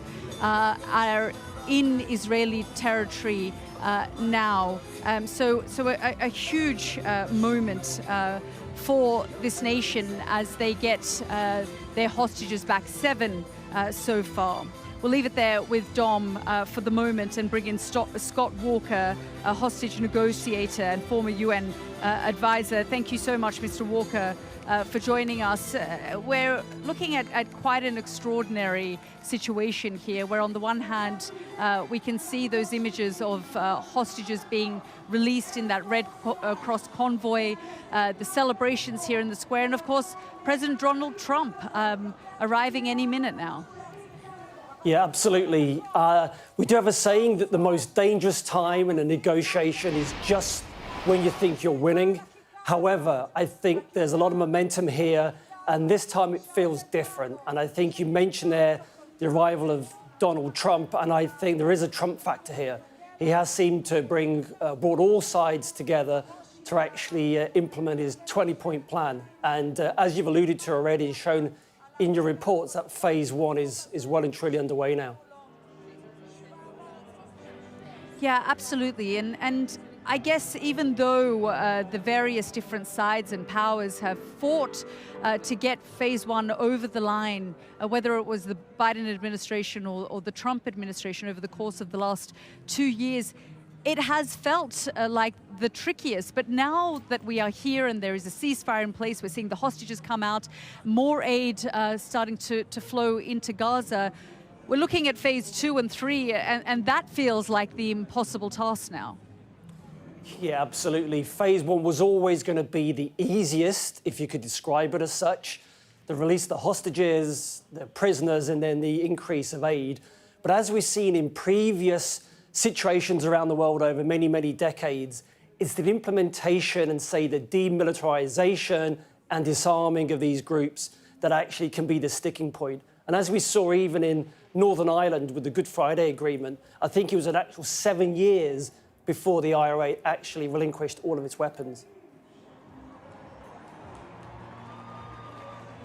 Yes, because I guess it all in the end comes down to different parties who don't trust each other and yet have to, take the other's word. I'm just going to interrupt you there, Scott, for a moment, Mr. Walker, because we are looking at live images of Air Force One arriving into Ben Gurion. We can see those live images over the skies of Tel Aviv, and there's a split screen behind me in Hostages Square where the families, the loved ones, the friends, the Israeli public have gathered here in their thousands, and they too can see these images. And as soon as that image of Air Force One emerged, there were screams and cheers in the crowd. They really are anticipating not just, of course, the arrival and the return of the hostages, but also the arrival of the man who they believe was the centerpiece of the ceasefire deal. And you see the posters and the banners here of people expressing thanks to Donald Trump. And these are the sorts of images that he has said he's looking forward to coming and seeing. But Mr. Walker, I'll bring you back in, because it's difficult to sort of almost state what a huge deal this moment really is. Absolutely. You mentioned the trust word there. And trust, and indeed credibility, is the golden thread that runs through all negotiations, but particularly in what is challenging and as difficult as this. And that's when you've got both sides who have zero trust of each other, hence the importance of third-party intermediaries like the Qataris, Egyptians, Americans, Turkish, etc., that have played a pivotal role in opening up lines of communication over the last couple of years so that trust can be built to get us to where we are today. Yeah, we're just seeing those live images of Air Force One arriving at Ben Gurion Airport now. So lots of preparations in a very short space of time to welcome Donald Trump. Extraordinary moment here for Israelis as they prepare to welcome the US President Donald Trump. Air Force One has touched down. We understand he is with Marco Rubio, his Secretary of State, as well as his Secretary of Defense, Hegseth, have accompanied him here on this trip. He'll be welcomed by the President of Israel, as well as the Israeli Prime Minister and his wife. They are waiting there for Donald Trump to arrive. He has touched down here at Ben Gurion Airport in Tel Aviv, and we will see those scenes of him disembarking and welcomed by the Prime Minister, by the President, and then, of course, driven to Jerusalem, where he will address the Knesset. I'm just going to bring in our Alex Rossi, who's standing by with me. This is a moment that these hostages have waited for. They've sent letters of thanks to Donald Trump. They've met him a number of times, those who were driving this campaign over the course of the last few years. In the last 9 or 10 months, they've told me that they have had an open invitation to the White House. Whenever they've gone to Washington, if the president wasn't available, one of his envoys or someone else was there to meet them. And now this moment where Donald Trump, after getting this deal over the line, being such a instrumental, a key person to this, he wanted to come here and be here for the signing, because it is such a big deal, not just for him, but for the international community. Yeah, I mean, there are a number of ways to think of this. This is, for Donald Trump, it's a victory lap. He comes in, the deal's done, and he is greeted as the man of the moment, the hero of the hour. He will be given an absolute hero's welcome in Israel. I mean, if you just go into Hostage Square and speak to any of these people here, as I've been doing this morning, they will tell you that this has happened because of Donald Trump and despite the Prime Minister, Benjamin Netanyahu. The feeling you get here is that they would rather Donald Trump was the Prime Minister of Israel than Benjamin Netanyahu. So a hero's welcome. We're going to see him, I think, shortly alight from Air Force One. There's a ceremony going on at Ben Gurion Airport. We think he's going to be welcomed by Prime Minister Netanyahu and his wife Sarah, and then, of course, the motorcade will speed down that main road to Jerusalem, which I understand has been closed off for security reasons. Now, initially, he was planned to come here on Sunday, but for logistical reasons, they couldn't do that. There was also some talk, I don't know how serious that talk was, that he'd actually appear here in Hostages Square. But again, for security reasons, we know that's not happening. It will be a very brief visit, about 4 hours he'll be on the grounds. The meeting here at the airport with the Prime Minister of Israel, down to Jerusalem. He'll then address the Knesset. This is the Israeli parliament. We expect the welcome there will be rapturous, enormous standing ovations, no doubt, from the assembled MKs. I think he's also scheduled to meet the hostages' families at some point and talk to them. But, you know, as far as the hostages campaign is concerned, an enormous amount of gratitude for Donald Trump. We understand as well that he's also going to be given the President's Medal. This is the highest civilian honor in Israel, introduced in 2012 by Shimon Peres. It's given to people who have done significant things for the state of Israel. In terms of foreign leaders, I think from memory, Angela Merkel, the former Chancellor of Germany, she received that award. So he'll also be given that as well by President Herzog, who I think we can see in shot now. Yeah, we can see President Herzog. So he's just making his way, red carpet there. So yeah, we expect Donald Trump to get off that plane very soon and start soaking up the gratitude and the applause.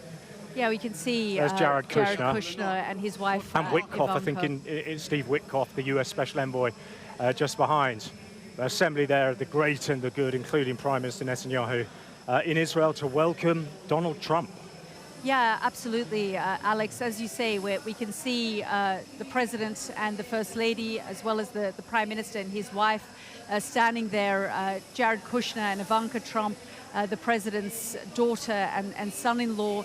And we've seen how key Jared Kushner has been in these negotiations over the course of the last week or so, working with Arab leaders behind the scenes, and then he emerged in Sharm el-Sheikh to more or less get this over the line on behalf of his father-in-law, and he's an advisor to the president. He works very closely with the Qatari Prime Minister, the Emiratis, and he was there in Egypt. We can see him there. He arrived here in Hostages Square at the weekend to speak directly to the hostages, there with the US ambassador to Israel, Mike Huckabee, as well. But he talked about feeling personally invested, that October 7 shook him, and he wanted to do whatever he could in his power to try and get those hostages back.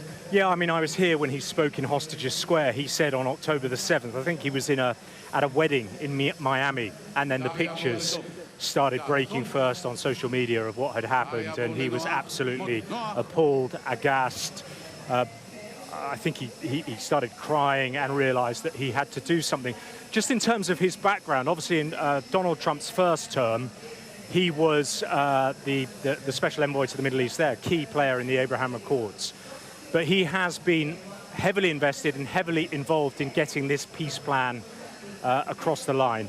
Now, like Steve Witkoff, he's a real estate guy in terms of his background. And I was reading interviews of them, and you know, their key motivation or their key guide in all of this, unlike the diplomatic orthodoxy that we've seen in the past when it comes to Middle East deals, is to try and get the yes first and then build on the details afterwards. Now, lots of people will say, well, you know, that's the major flaw in this plan. It's got lots of holes in it, but he's managed to do something that lots of people weren't thinking was going to happen at all. But yeah, heavily invested in the process, standing there at the airport with Ivanka Trump. He's been in Israel for the past few days, along with Steve Witkoff, the special envoy. But all gathering now, we are expecting Donald Trump to step down from Air Force One any moment now. Yeah, absolutely, Alex. I'm just going to bring in now Dominic Waghorn, who's standing by for us in Jerusalem. Dom, this is such a huge moment. We can see, as Alex was saying there, the great and the good of Israel alongside, of course, the president's daughter and son-in-law, the US ambassador to Israel as well, waiting for Donald Trump to disembark. This trip happened very quickly. Donald Trump, at one of his cabinet meetings and a press conference before that, said he'd probably travel to the Middle East, and it wasn't clear exactly where he would go. Would he go to Egypt? Would he come to Israel?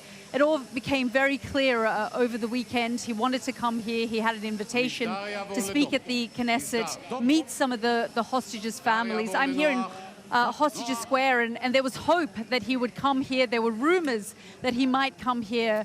It's not in his schedule, but they still have some hope that perhaps later in the day, on his way back from Jerusalem after addressing the Knesset, he may swing by here. But they truly are incredibly grateful, everyone you speak to here. Yeah, I mean, we're obviously he's up against the security strictures of Israeli security, and that's hard to mess around with. But you know, it is a day when anything could happen, frankly, and he may still try and swing by Hostages Square where you are at some point during the day, because this has been a week, hasn't it, Yalda, of events happening at sort of head-spinning, whiplash, exponential speed. And today we're going to have a hostage release, prisoner exchange, a presidential visit, and then at least 20-leader diplomatic summit in Sharm el-Sheikh, all squeezed into one day. And it's an extraordinary sort of pace of activity going on as we now look at this Israeli delegation, then followed by, as we've been saying, key American figures in this process, making its way towards Air Force One. And as we see Donald Trump now waiting, we assume, to come off Air Force One, come down the steps and receive the beginning of what Alex was saying quite rightly will be a rapturous welcome. First of all by Israeli officials, Israeli leaders, and then we're going to see that later on in the Knesset from Israeli politicians. But the entire nation will be united in welcoming Donald Trump for this extraordinary achievement that has happened at breakneck speed, because he has managed to achieve what his predecessor failed to do. He's managed to knock heads together. He's managed to galvanise all the parties in this terrible conflict that has tormented the region for 2 years, to put enough pressure on all sides to bring it to an end, at least for now, to bring about a ceasefire and then bring about a hostage and prisoner exchange. The challenge for him now, of course, and he's being welcomed here on the front page of at least one Israeli newspaper as the peacemaker, is he's got to follow through on the initial promise of this deal.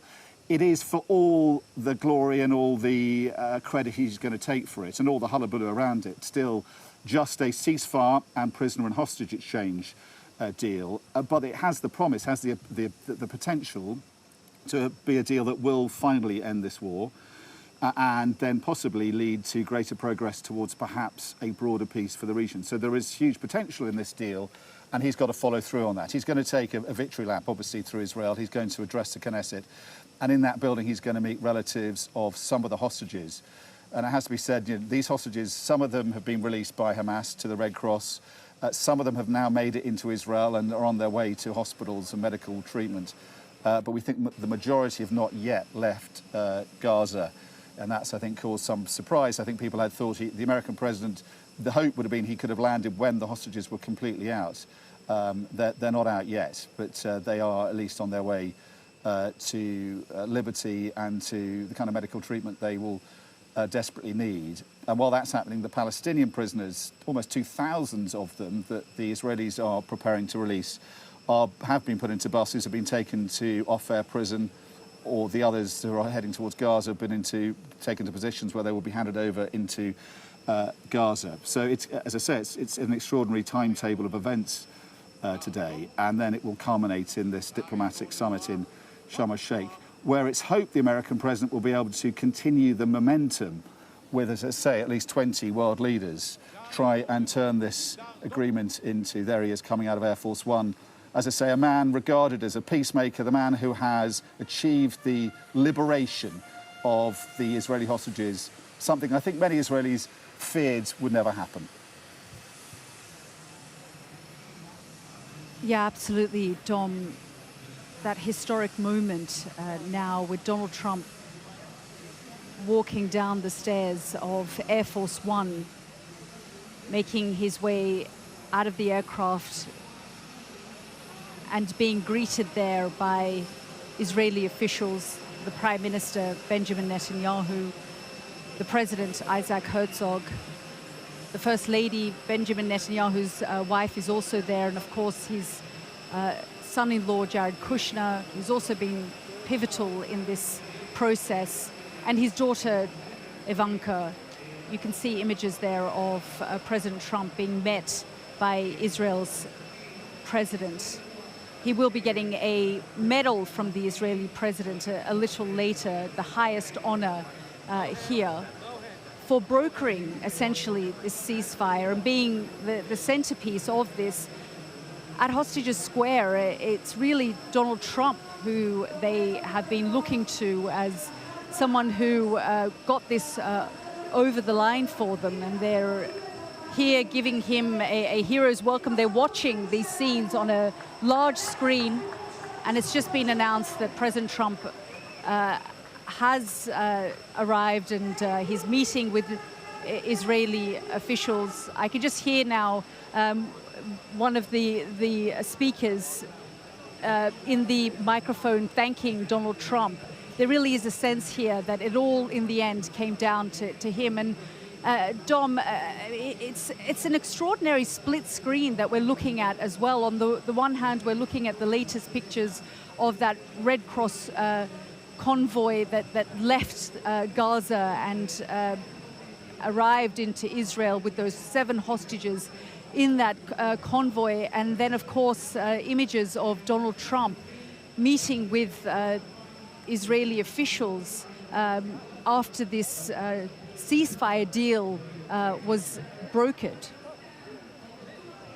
Yeah, and I think there had been speculation that the American president and his aides wouldn't want him to get here really until all the hostages were out, and that may have been, I think, the hope of his Israeli hosts, who may have been worried about the possibility of it not all following through. But I guess for an American president who understands the power of television, understands the power of the image, more than nearly anybody really in US politics, these pictures will do, the split screen moment will do just as well, because he's here meeting, he's just met the Israeli Prime Minister Benjamin Netanyahu, who's now shaking hands with Mike Huckabee, his ambassador in Israel, and at the same time as he's doing that, we have these dramatic pictures of Red Cross Land Cruisers speeding their way through the Israeli landscape, heading towards Re'im Air Base, a route lined with Israelis welcoming their return, and those Israeli flags being waved, and also the yellow flags of the hope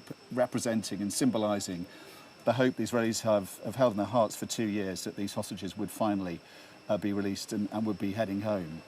And so these hostages now heading towards this military base, some of them have got there already, as part of a sort of process of release, and they're on their way to hospitals on the outskirts of Tel Aviv where they're going to be treated.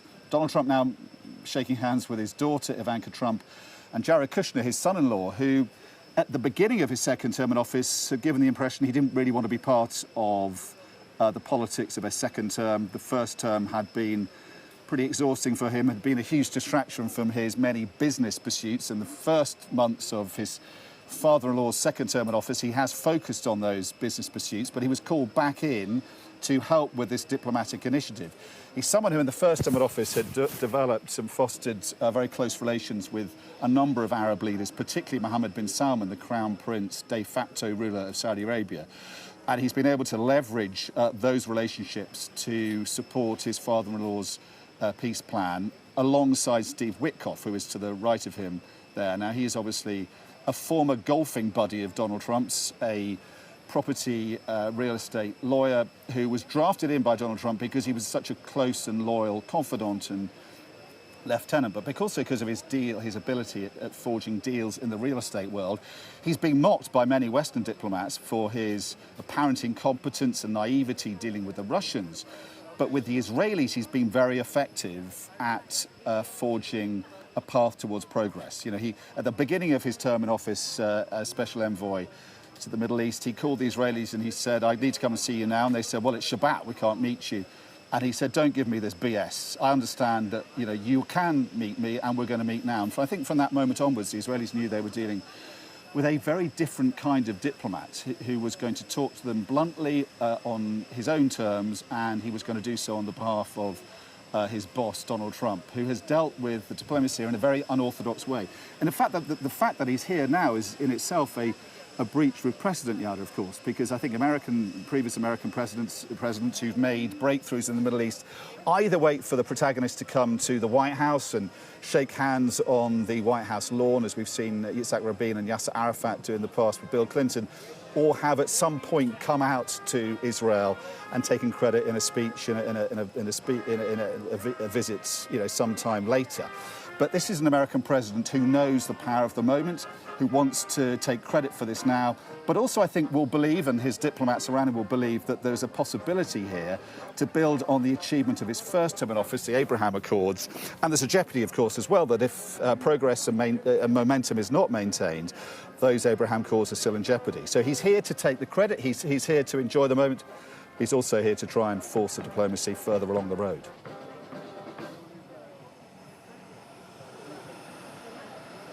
Let's just have a listen.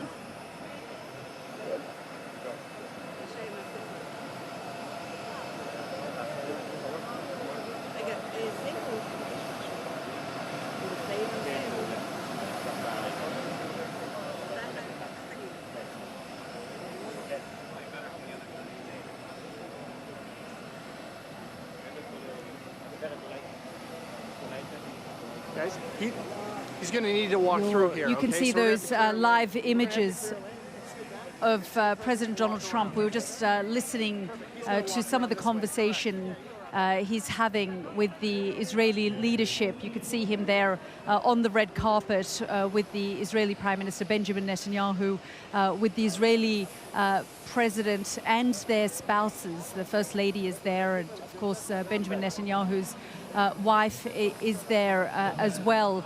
And Donald Trump is making his way into the beast, which will then take him to Jerusalem, where he will address the Knesset, the Israeli parliament. He will also be given the highest honor, a medal from the president for his efforts to get the hostages home. So a huge moment, not just for the Israeli people, but for Donald Trump as well, because as Don was saying there, this is a man who understands the power of these optics, the power of images, the split screen that we're seeing of the convoy taking the hostages out, and of course him arriving in Israel in this moment, an extraordinary scene.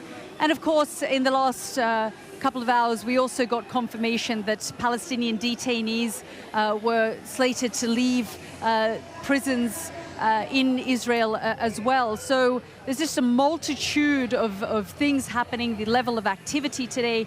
The US president arriving here in Israel to a hero's welcome. The split screen there of the work that he put in to get those hostages out. He'd vowed to the hostage families that he would do this. And 10 months into his second term in office, he has managed to release those last 20 remaining living hostages. There are still 28 hostages who are deceased, but the Israeli public want them back, and that is going to take some time. There's going to be a process around that as well. We understand the first of the 7 hostages are in Israeli territory now, and they have been transported to various different medical facilities and hospitals as well, where they'll be examined.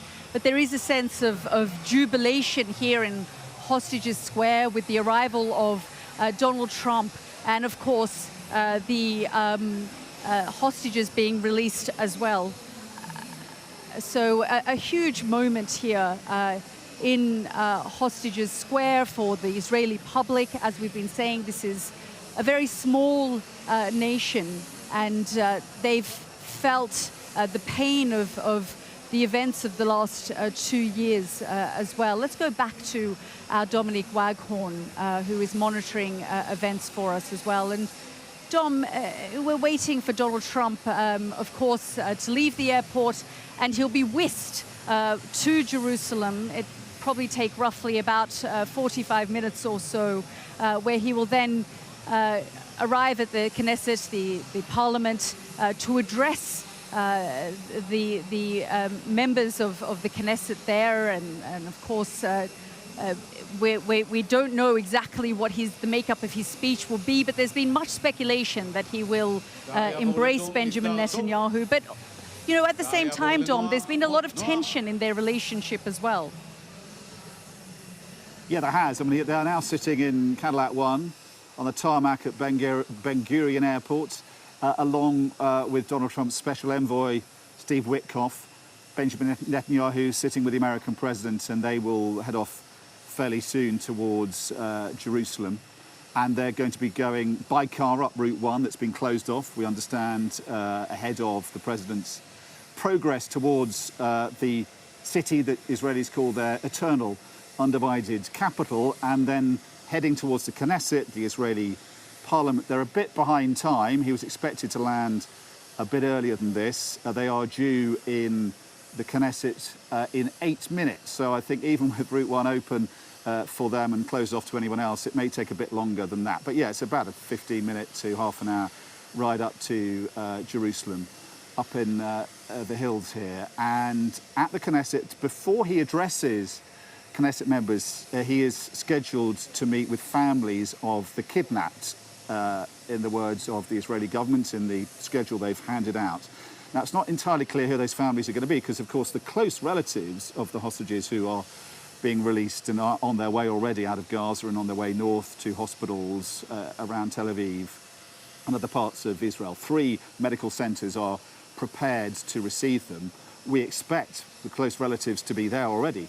And some of them will have been at Reim, of course, as well, to greet and welcome and be reunited with their loved ones. But so the close relatives we expect to be there in these hospitals, so probably more distant relatives, but some of them are going to be there to meet the American president, and they will then obviously be able to personally express their deep, profound gratitude to the American president on behalf of their released relatives, but also on behalf of an entire nation that has been, as we've been saying for 2 years, absolutely traumatized and tormented by the plight of the hostages. Everyone in Israel knows somebody or has a relative or a son or a daughter in the Israeli military, and many of the hostages were from the Israeli military. And everyone here has felt that profound sense of the sacred Jewish principle that no one's left behind. Felt that has been so badly betrayed by what happened on October the 7th, and have wanted to see a resolution to that, have wanted obviously desperately to see the hostages come home.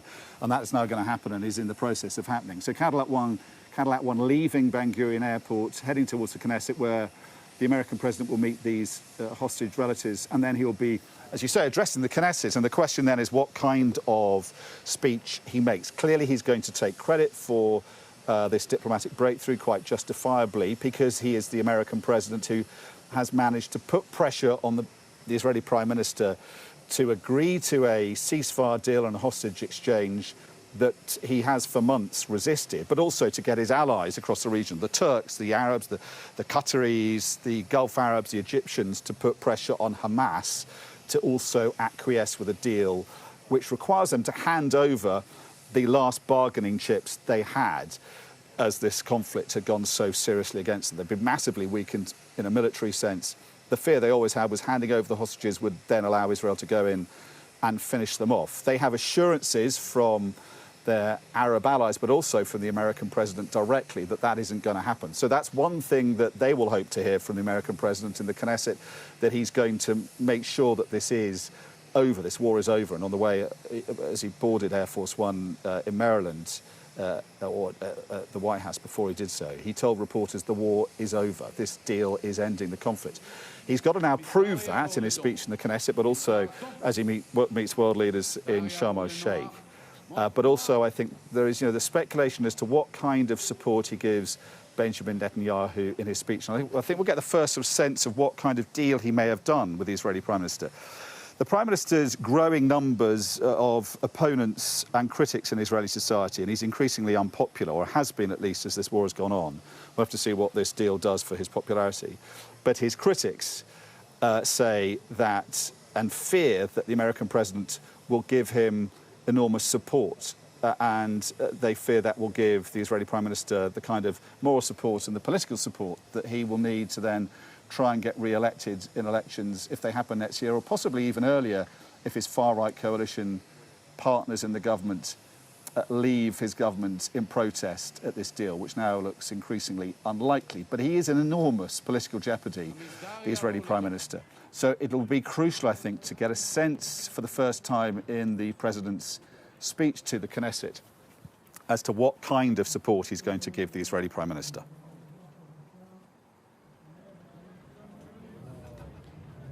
Yeah, Dom, in the last week or so, as more details emerged of this ceasefire deal, there were also uncomfortable leaks about conversations that Donald Trump had with Benjamin Netanyahu, really pressuring him to accept this ceasefire deal. You and I were together in New York when, frankly, the Arab and Muslim majority leaders took Donald Trump, into a room. They had discussions about what their red lines were, and they made it clear to Donald Trump that this was now the time where this war needed to come to an end. There needed to be a ceasefire deal, and this 20-point peace plan came to light.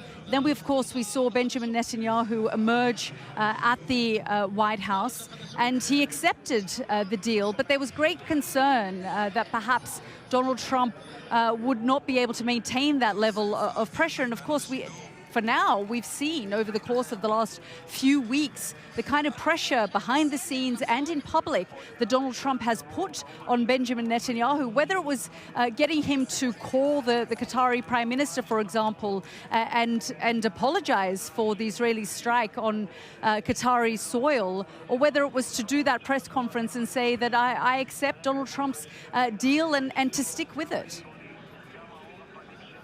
Yeah, there's been a huge amount of, different reports really about what led to Donald Trump finally saying that enough is enough. Because, of course, for months, since the beginning of his presidency, his second term in office, he has given enormous latitude and leeway to the Israelis to carry on with their campaign in Gaza, while an increasing number of his allies were saying that this campaign was becoming genocidal, and were so frustrated they decided to recognize the state of Palestine in protest and frustration because of the campaign in Gaza, and also what Israelis have been doing on the West Bank.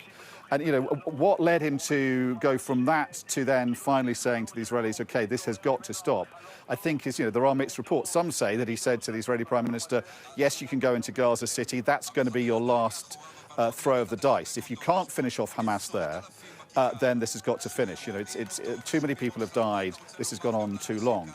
But others are saying, as you're saying there, that week in New York was crucial, and clearly something happened and something shifted in that week. And I think the sense is that the Israeli Prime Minister overreached in his airstrike on Hamas leaders in Doha, in Qatar. Israel has become even more of a military hegemon over the last 2 years than it was before. It's managed to crush its enemies in Lebanon, Hezbollah. It's managed to bring pretty devastating firepower against the Houthis. Obviously, it's completely decimated Hamas in Gaza, although Hamas continues in a much weaker form.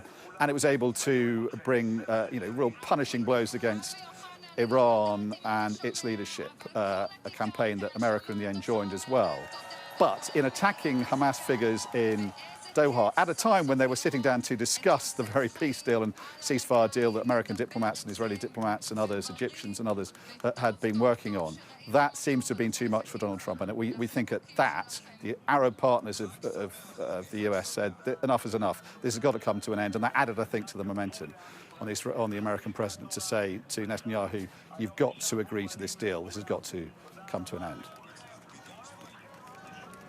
John, we're just going to keep you there for a moment and take our viewers to inside Air Force One, images from a little earlier where Donald Trump was speaking to the press. Just have a listen. So, President Trump, what's harder, peace in the Middle East or ending a government shutdown? Well, I think the hardest is this. This has been going on for 3,000 years. The shutdown's only been for 10 days. So I think the shutdown, it's gotten to be almost customary, but we're taking care of it. We've got the military paid in full, and we're doing a lot of things. We're ending some programs that we don't want. They happen to be Democrat-sponsored programs, but we're ending some programs that we never wanted, and we're probably not going to allow them to come back. I think they made a mistake. I think they made a big mistake. This is really a Schumer shutdown because he's become sort of irrelevant, and he wants to make himself relevant again. And in terms of the politics of this historic peace deal that we're on the way to go sign right now, you would think it's good for everybody, but at a rally this weekend, they were cheering for you and they were booing Netanyahu. What's up with that? I don't know, but we're going to make everybody happy. The one thing I can tell you is everybody is happy, whether it's Jewish or Muslim or the Arab countries. Every country is dancing in the streets, and it's a point in time I don't think you'd ever see it again. They've never seen it for 3,000 years. If you like one group, you don't like the other group. And if you like the other group, you don't like the first group. And this is the first time they've ever seen where everybody is unified, because as you know, we're going to Egypt after Israel, and we're going to meet all of the leaders of the very powerful and big countries and very rich countries, and others, and they're all into this deal. Everybody's into it. It's never happened before. So I would say this is a lot tougher, but we'll see how it all works out. Mr. President, Benjamin Netanyahu, the Prime Minister, has not gone so far as to say the war is over. In your view, is the war is over? The war is over. The war is over. Okay, do you understand that? Good. Mr. President, is the ceasefire going to hold confident the ceasefire will hold? Are you confident that the ceasefire is going to hold? I think so. I think it's going to hold.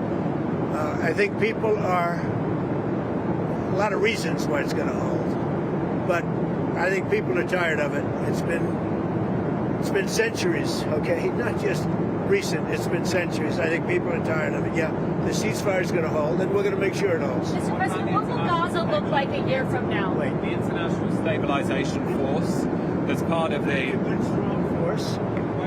I don't think it's going to have a big impact because I think barely we're going to have to use it. I think people are going to behave. Everybody knows their place. It's going to be great for everybody. It's going to be great for the surrounding countries, Arab, Muslim, all of them. It's going to be great for Israel. Everybody is happy, and I think it's going to stay that way, Peter. And if the ceasefire does hold, how long until we get to the part of the 20-point peace plan where developers can go in and make Gaza the Riviera of the Middle East? Well, I don't know about the Riviera for a while, because you take a look at what you have. You have to get people taken care of first. But it's going to start really essentially immediately. I mean, they're going to have to start by removing a lot of structures that you see that are down to the ground. I mean, it's blasted. This is like a demolition site. Almost the entire site is. So you have to get rid of what you have there. You have structures that are very dangerous. They're falling down. If they haven't fallen, they're going to fall down of their own volition. So that process, Peter, is going to start pretty much immediately in that way. What will it look like a year from now, in your view? Well, a year, that's very quick. But over the years, it'll look very good. It'll be, it's got the first chance it's had in centuries of being peaceful. It's always been a very, very strange area. It's always been loaded up with problems, religious problems, problems like no other place probably in the world. And I think it's going to normalize. All you can say, if it normalizes, that would be fantastic. Governance structure, sir, that you have set up in that peace plan, how soon will that new governing body be in place? Very quickly. And everybody wants to be a part of it. You're talking about the Board of Peace? That's right. Everybody wants to be a part of it. I've had calls from all of the leaders of countries. They all want to be a part. I mean, the leaders themselves, they're not going to send somebody. They want to be a part of it. Do you know who's going to be a part of it? I do. Can you share? No, not yet. It's a little early. Tony Blair. Have you spoken to Tony Blair about it since the... Have you spoken to Tony Blair about it? I have. And, at first I want to find out that Tony would be popular with all, because I just don't know that. And I like Tony. I've always liked Tony, but I want to find out that he's an acceptable choice to everybody. What guarantees have you been able to give to both the Israelis and the Arab countries? The Israelis are very... And we have a lot of verbal guarantees too. And I don't think they're going to want to disappoint me. I have a lot of verbal guarantees that aren't down in writing, but they were given to me, and I believe they're going to be held very strongly. That's why I think it's going to be successful. Hi, good to see you. Good to see you, Mr. President. Thank you. Good to see you. I'm sure you've seen reports of Hamas rearming, instituting themselves as a Palestinian police force, shooting rivals. What is your message? Where they are standing, because they do want to stop the problems, and they've been open about it, and we gave them approval for a period of time. You have to understand, they've lost probably 60,000 people. That's a lot of retribution. They've lost 60,000 people, and the ones that are living right now were, in many cases, very young when this all started. And we are having them watch that there's not going to be big crime or some of the problems that you have when you have areas like this that have been literally demolished. You know, you have 2 million people, and probably it'll be less than that, but you have close to 2 million people going back to buildings that have been demolished.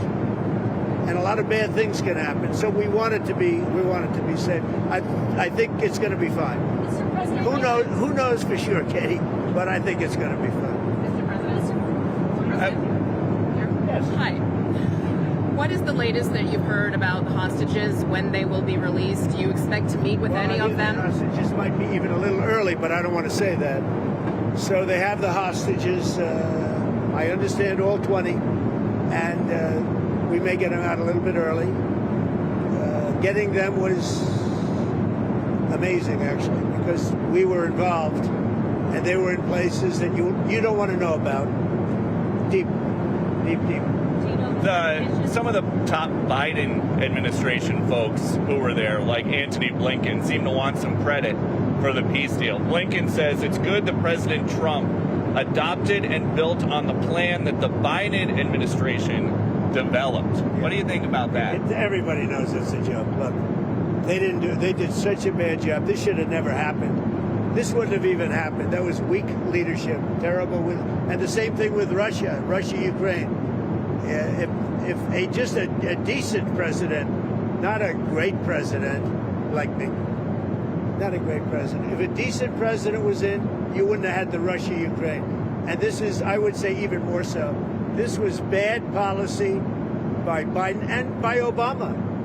Remember when Bibi came and he begged that you not do what they were doing with Iran? You remember that, right? Begged them. And they wouldn't even listen to him. Everything they did was the opposite of what you should have done. And it's nice that they try and take a little credit.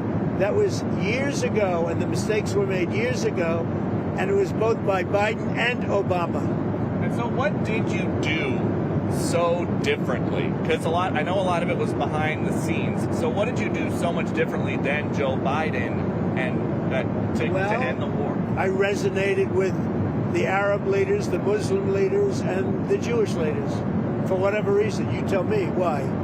You know, he said that in my first news conference, I answered more questions of him than Biden did in 4 years. And I think that's pretty close to being true. No, there were no Pinocchios in the fact check. No, that's right. Mr. President, your relationship with Prime Minister Netanyahu has been through some ups and downs. Yeah. You had to get a little tough on him. Where is that relationship now, and can you tell us about it? Very good. He just put me up for the Nobel Prize. So, you know, I don't know what it means with the Nobel Prize, but he put me up yesterday for the Nobel Prize, and I should get it.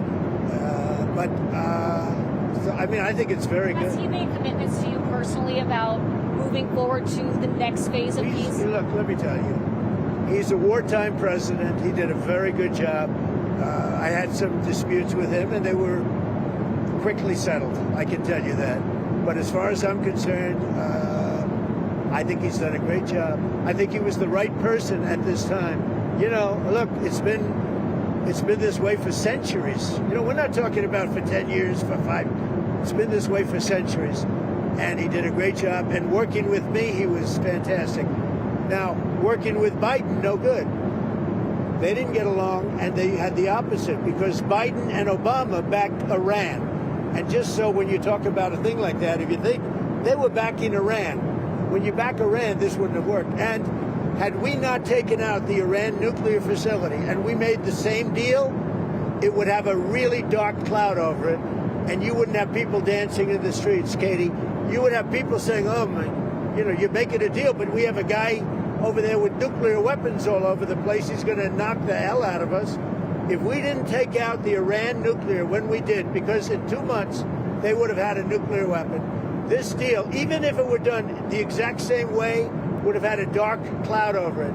And now, there's no dark clouds. There's nobody they have to worry about, Katie. Have you talked to the Qataris about their changing behavior in your first term? You talked about how they were funding terrorism. What are they doing differently? Yeah. What are they doing differently in your eyes? The Qataris really helped us with this deal. And the Emir is an amazing man who really helped us. You have to understand, his country is right in the middle of everything, more so than any other country, more so than UAE, where you have to fly an hour and a half to get there, more so than Saudi Arabia, where you have to fly an hour and a half to get there. His country, you walk across a line and you're there. So he's in the middle of this unbelievable hostile territory with people on all different sides of the, you know, of the opinion and the question.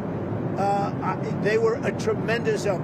Qatar was a tremendous help to getting this done. I hope people can realize that. Mr. President, and it was very tough and very dangerous for Qatar. They were very brave, and their leader, the Emir, was very, very brave. And Qatar should start getting some credit. And you have to understand, they lived in the middle of everything. So they can't just be like, you couldn't do it. Nobody could do it. Say what? Have they changed their behavior from 2017 when you accused them of funding terrorism? I don't know. In 2017, I didn't really know them very well. 2017, that was at the very beginning of my term. As I got to know them, I got to understand them, and I got to realize that they are right in the middle of everything. Other countries are there, but they're an hour and a half away, a big difference. They're literally, you walk over from Iran to Qatar. You can walk it in 1 second. You go boom, boom, and now you're in Qatar. That's tough territory. I think Qatar was amazing the way they helped us. Mr. President, another Where do you think there was a ceasefire that collapsed in March this year? There was a ceasefire earlier this year that collapsed in March. Do you think this could have been done then? This took a lot of pressure on both sides. But do you have any regrets? I see it, and I see it with Russia too. Sometimes you have to go through some pain before it all happens. I saw it with Turkey, and by the way, Turkey was fantastic too. President Erdogan was fantastic. He really helped a lot because he's very respected. He's got a very powerful nation. He's got a very, very powerful military, and he helped a lot, President Erdogan. UAE was great. We mentioned Qatar, Saudi Arabia, the King, they were great. Indonesia was great. We had tremendous help. Jordan, the King, they were great. This is an amazing thing. Countries that, very diverse countries, some got along, some didn't, but for the most part, nobody got along with anybody, and they all came together, and they're all dancing in the streets, just like Israel. It's a unique point in time. You were talking about the ceasefire. That wouldn't have had that held. That wouldn't have happened back then. Both of your elections, the biggest issues were the economy and immigration. Now you're getting credit from Democrats and Republicans for this Middle East peace deal. Where does it fit? Where do you think it fits into your legacy? Well, look, this will be my 8th war that I've solved. And I hear there's a war now going between Pakistan and Afghanistan. I said, I'll have to wait till I get back. I'm doing another one because I'm good at solving wars. I'm good at making peace. And it's an honor to do it. I saved millions of lives. Millions of lives. Now, in all fairness to the Nobel Committee, it was for 2024. And this was picked for 2024. But there are those that say you can make an exception because a lot of things happened during 25 that are done and complete and great. But I did this not for Nobel. I did this for saving lives. I mean, we've saved millions of lives. Think about India, Pakistan. Think about some of the wars that were going on for years. We had one going for 31, one going for 32, one going for 37 years, with millions of people being killed in every country. And I got every one of those done, for the most part, within a day. Pretty good. One of the world leaders said what do you think you can take from these negotiations and this peace process into Moscow and try to end the Russia-Ukraine? Well, I think what you can take is that never give up. Just never give up. Last week they killed over 7,000 soldiers, mostly soldiers. And a little bit more, frankly, Russian soldiers than Ukraine soldiers last week.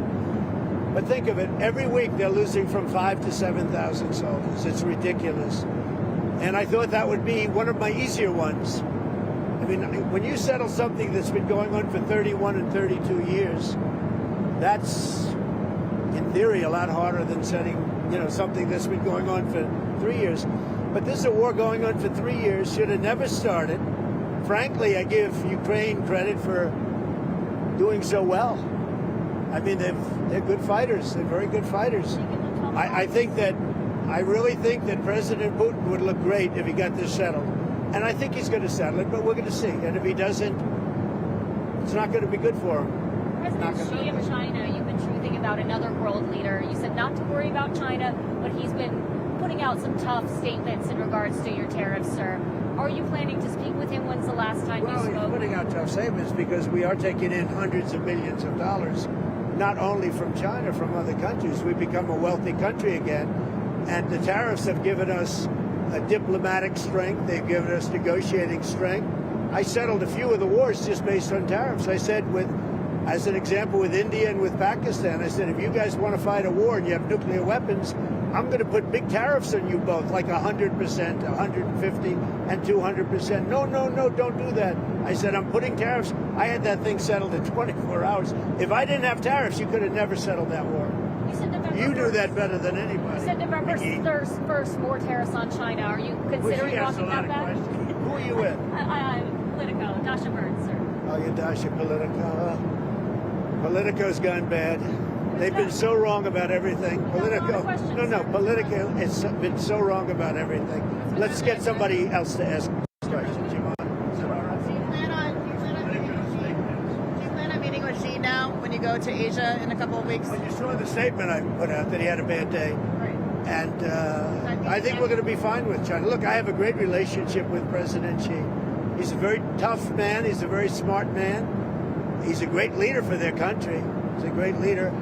And I have a great relationship with him. I think we'll get it set. I know what happened. I really understand what happened. And I'm not even saying he's wrong. But then we met him with something much tougher than what he did to us. Again, because of the tariffs, it's much tougher. Would you ever visit Gaza? What? Would you ever visit Gaza? I would. Yeah, I would. I'd be proud to. I see it. I mean, I know it so well without visiting, but I do see it. Yeah, I would, actually. I'd like to do it. I'd like to put my feet on it, at least. But I think it's going to be a great miracle over the coming decades. And, you know, if you go too fast, that's not going to be good. You have to go at the right speed. You can't go too fast. Who are you with? I'm BBC, Tom Bateman, BBC, with the radio call. Thank you. When Steve Witkoff was in Hostages Square last night, he mentioned Prime Minister Netanyahu and the crowd booed. I wondered if you saw that and what you made of that. What you I also saw the crowd cheer when he mentioned Trump, like really cheer, and it's an honor. No, as I said, I think Bibi did a great job. I had some words with him a couple of times where I didn't agree, and he was always, he was the right guy at the right time. Are you confident, because many Palestinians will be concerned that after the hostages are handed over, that Israel might restart the war for some reason? I'm not worried about anything. I think we have a great deal, and it's a great deal for everybody. You know, a great deal is a deal where everybody's happy. And every country, they're dancing in the streets. That's a great deal. It's a unique period in time. So, President, November 1st, 100% tariffs on China is what you said. Is that still the plan? Yeah, right now it is. Yeah, let's see what happens. You know, for me, you know what November 1st is? An eternity. November 1st is an eternity for me. So there's no for somebody else, it's right around the corner. For me, when I hear November 1st, it's an eternity. Go ahead. You had talked a couple of weeks ago, you were doing an interview, and you talked about how you hope to end the war in Ukraine because it might help you get into heaven. How does this help? Does this help? I mean, you know, I'm being a little cute. I don't think there's anything going to get me in heaven. Okay, I really don't. I think I'm not maybe heaven bound. I may be in heaven right now as we fly in Air Force One. I'm not sure I'm going to be able to make heaven, but I've made life a lot better for a lot of people. And you know, as an example, had the election of 2020 not been rigged, you would have millions of people living just in Russia, Ukraine alone. That would have never happened, and it didn't happen for 4 years.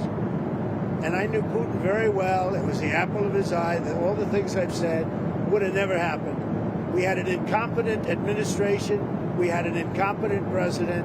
And because of a crooked election, millions of people are dead.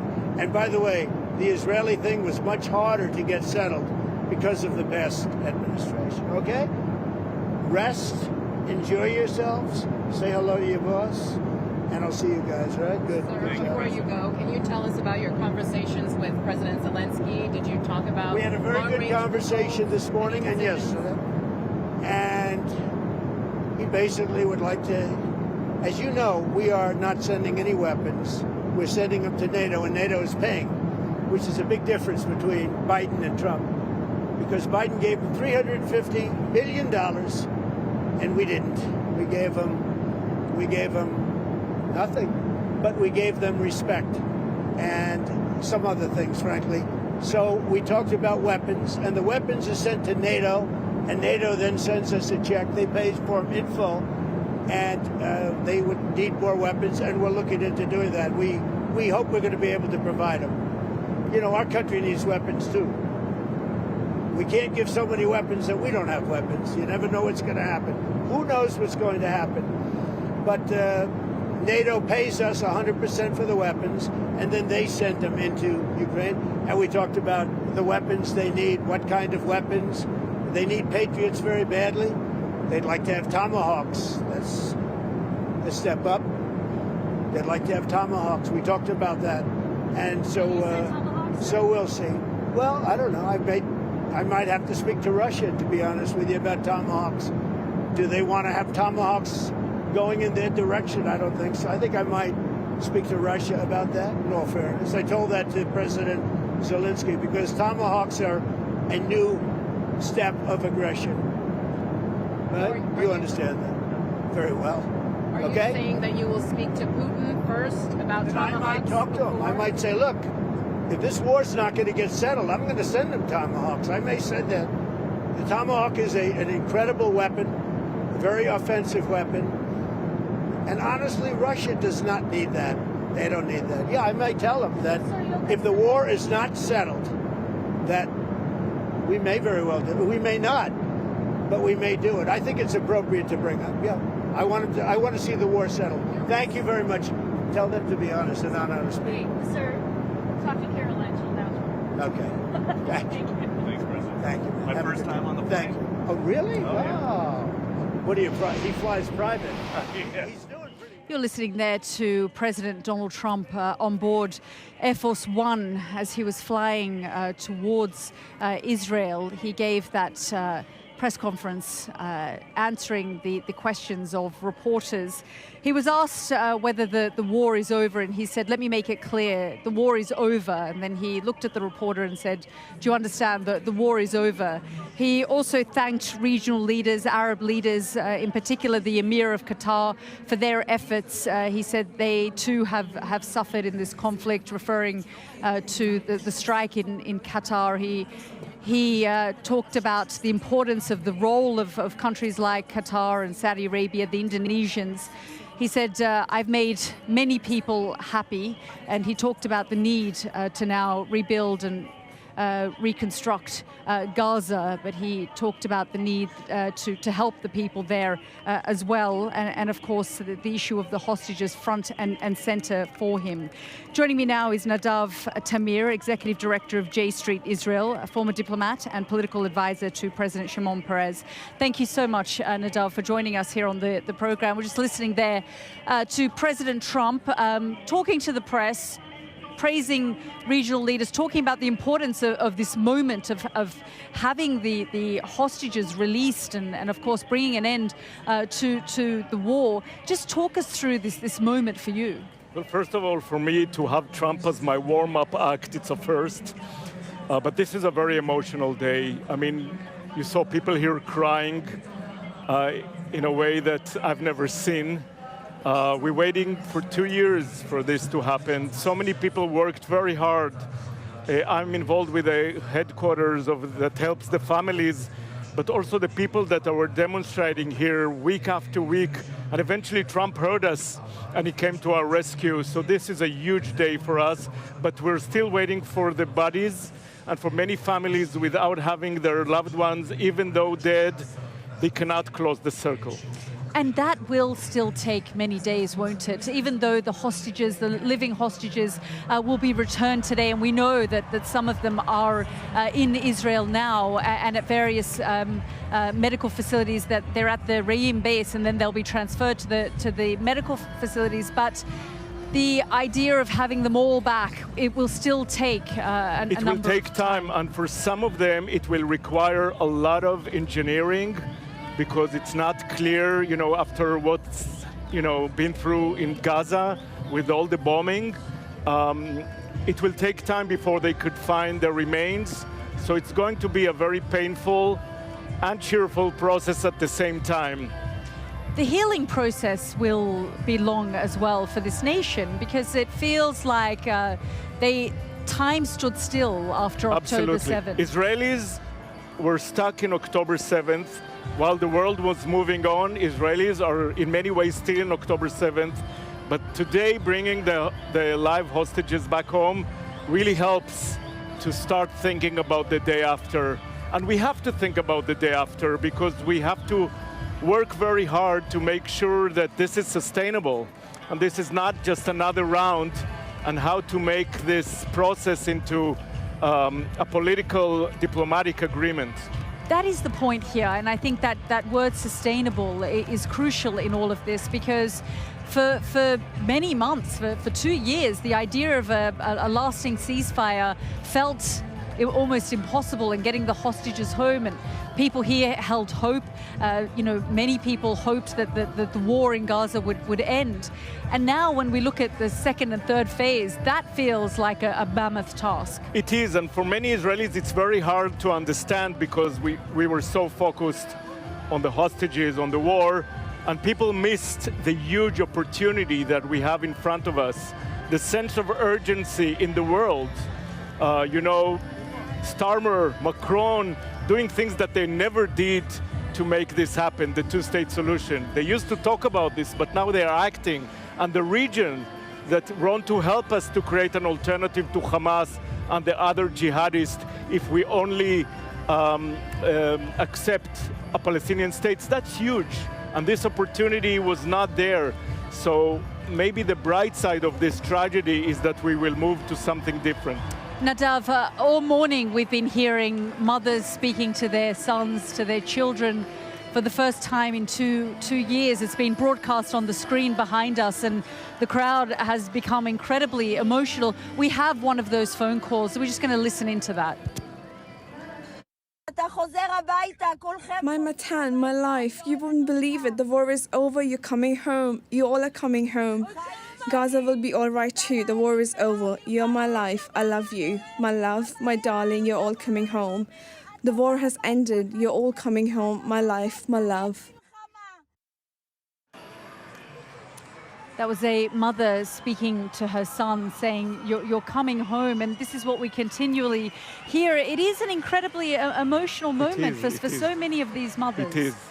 I was crying like I didn't cry my entire life. Yeah, because, we've been hearing those phone calls. The idea that these mothers haven't spoken to families, haven't spoken to their children, and at times probably wondering, are they alive, are they dead, living on the hope that was given to them by... The emotional roller coaster that the families went through is unbelievable. And I know some of them personally, and it was so painful to see the ups and downs. Every time you hear there may be going to be a deal, and then, no, actually not. And now we got to the real deal, which we're waiting so long. There has been a lot of anger as well towards the Prime Minister, Benjamin Netanyahu, here in the square. We saw it when the US Special Envoy Steve Witkoff spoke. There were boos, and I've spoken to many of the hostage families who say that he just wasn't available to them in the process. Yeah, many world leaders were much more helpful and showed much more empathy to the families of the hostages than our own politicians. And the war, could have ended long time ago. It kept on going for political reasons, and it created not only the tragedy for those who died, the soldiers, the hostages, but also for the Gazans. The tragedy in Gaza, which many Israelis unfortunately don't want to see and don't want to hear, is also a huge burden for us, both morally and strategically. Yes, I spoke to someone in Israel the other day who said there are 3 wars playing out. One that the Israeli public is exposed to, one that the Arab world is exposed to, and one that mainstream media is telling the world, which has then caused a lot of angst, perhaps here in Israel, because they're not necessarily getting exposed to the images that we've seen out of Gaza over the course of the last year. Actually, there is a mirror image that most Israelis, when you tell them the numbers of the people who died in Gaza or the starvation, they tell you this is a Hamas propaganda accepted by the anti-Semitic world. And most Palestinians, when they tell them what Hamas did to us on October 7th, they think it's a Zionist propaganda.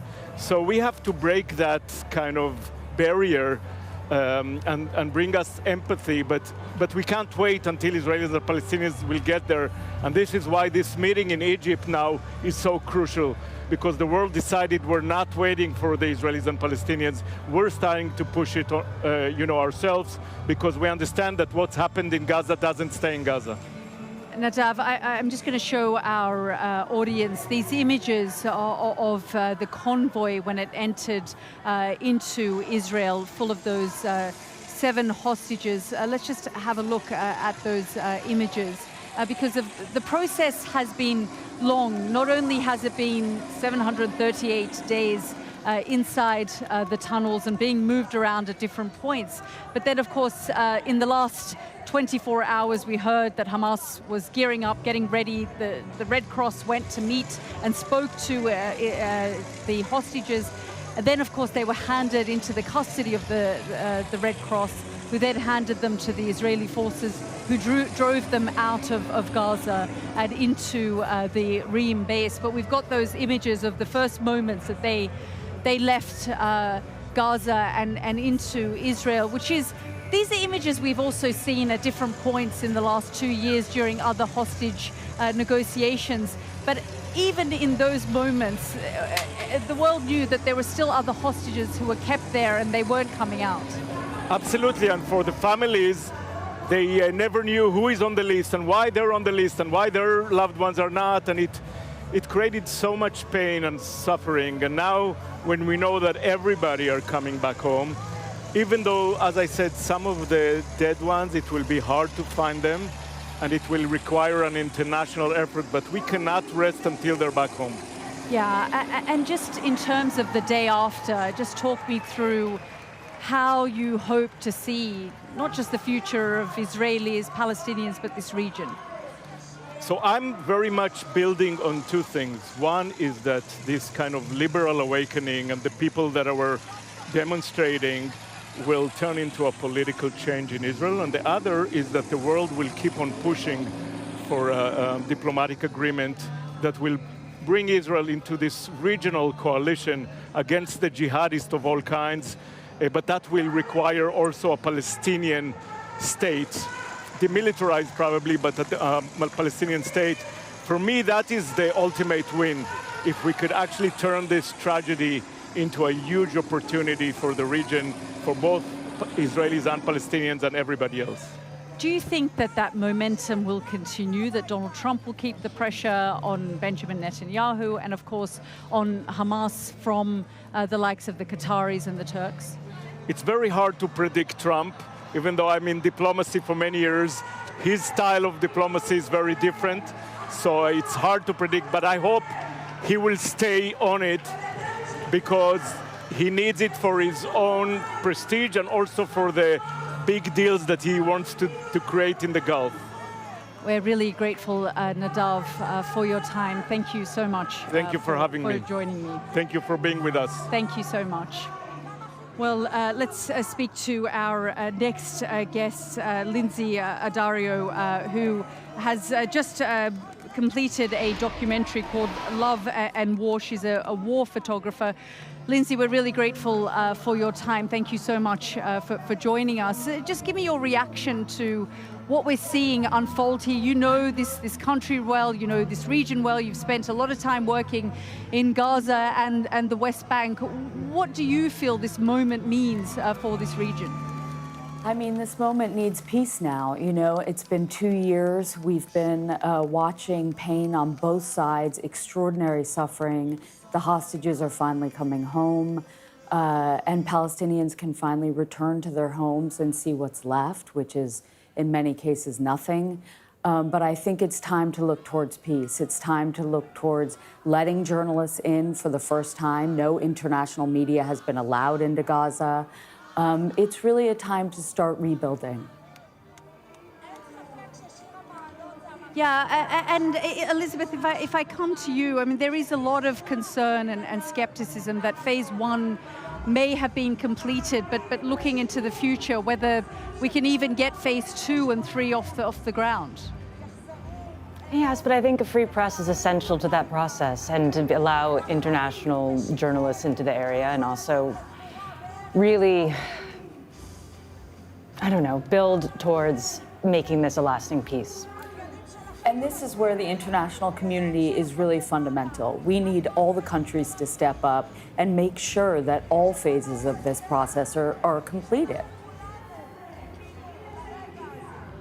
Yeah, I mean, one of the things that we've struggled with, and the challenges for journalists over the course of the last 2 years, is that we've relied heavily on Palestinian journalists. They've been living, in the same way as the rest of the Palestinian population, going through the starvation and the famine, dealing with the bombardment of their homes and their family members killed, but also trying to broadcast this story to the world, because of course international journalists weren't allowed in.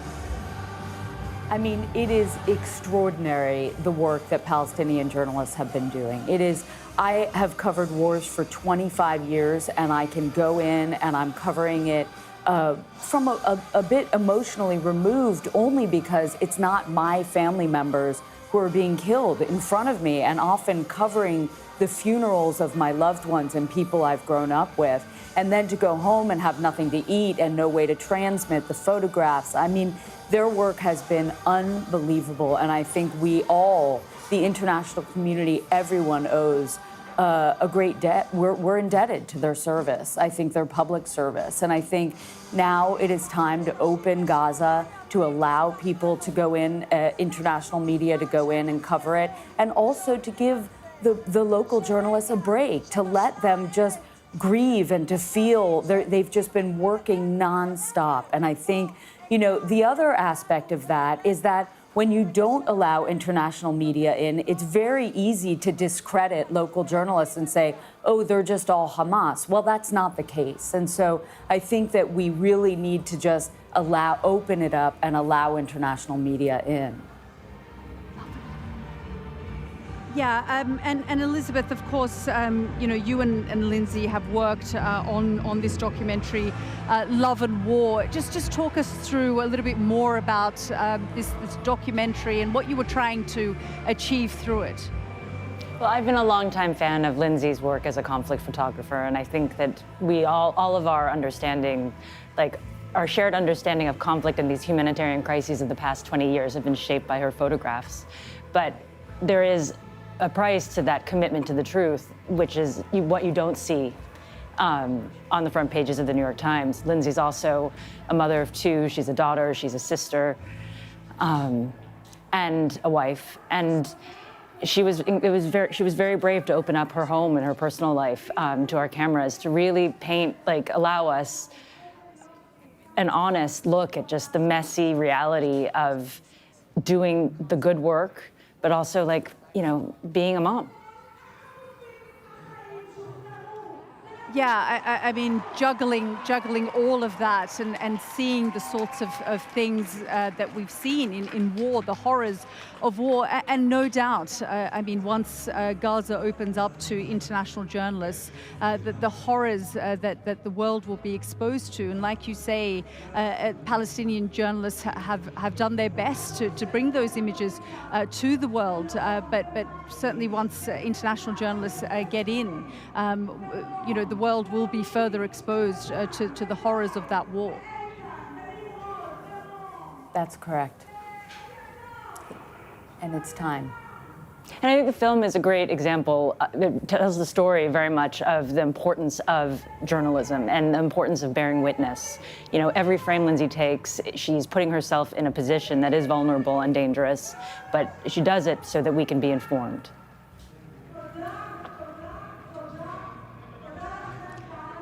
Absolutely. And you know, I guess if you wanted to sum up just this moment and the future of this moment, we've spoken to so many people here about hope. You know, they know that the situation is fragile. They know the situation is still incredibly fluid.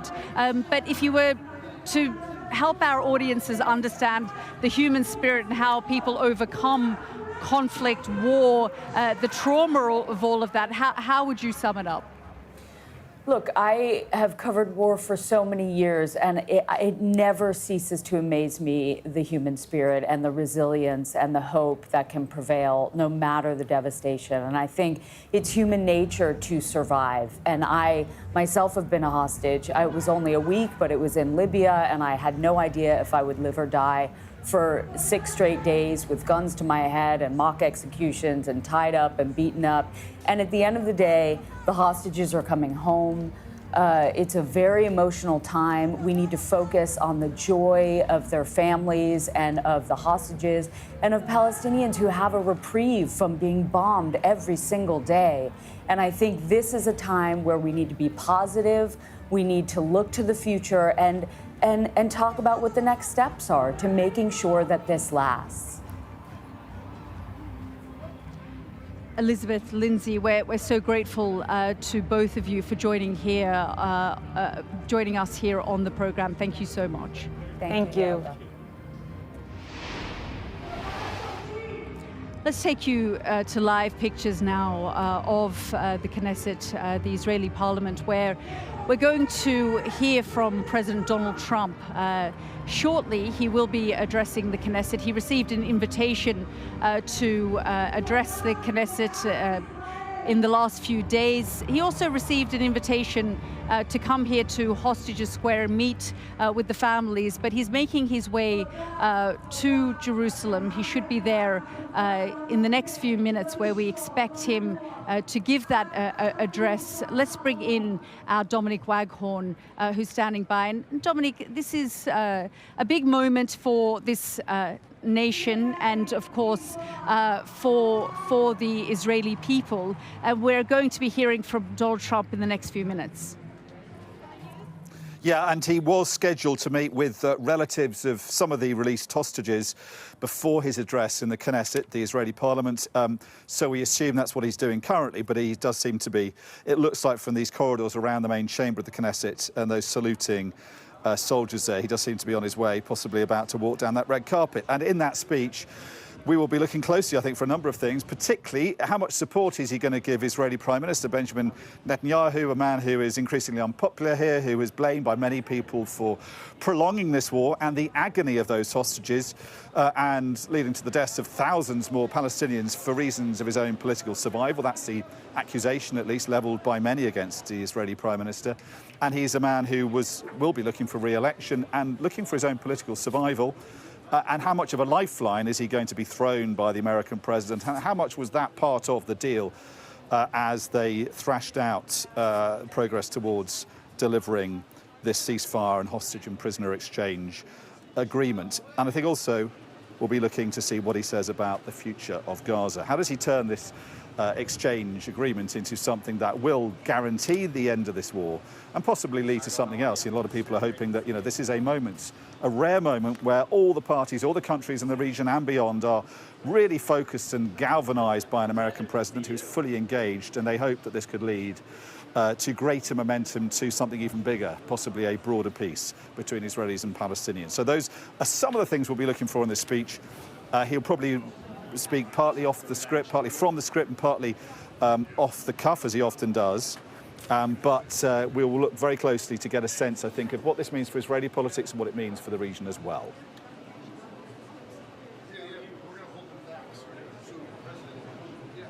Yeah, Dom, as you say, we're just expecting President Trump any minute now here in the Knesset in Jerusalem, and we will come to that as soon as it happens. But let's go straight to our Beth Rigby, who is, of course, in Sharm el-Sheikh, traveling with the Prime Minister Keir Starmer. And Beth, this is a monumental moment. Donald Trump is in Israel, and of course the other world leaders and dignitaries are waiting for him for that leaders' summit in Sharm el-Sheikh.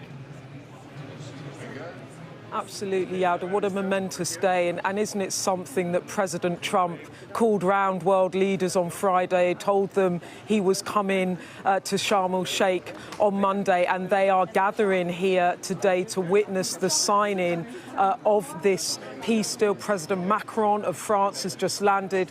Our Prime Minister Keir Starmer landing last night. We expect over 20 leaders to be here to witness the signing of this peace deal.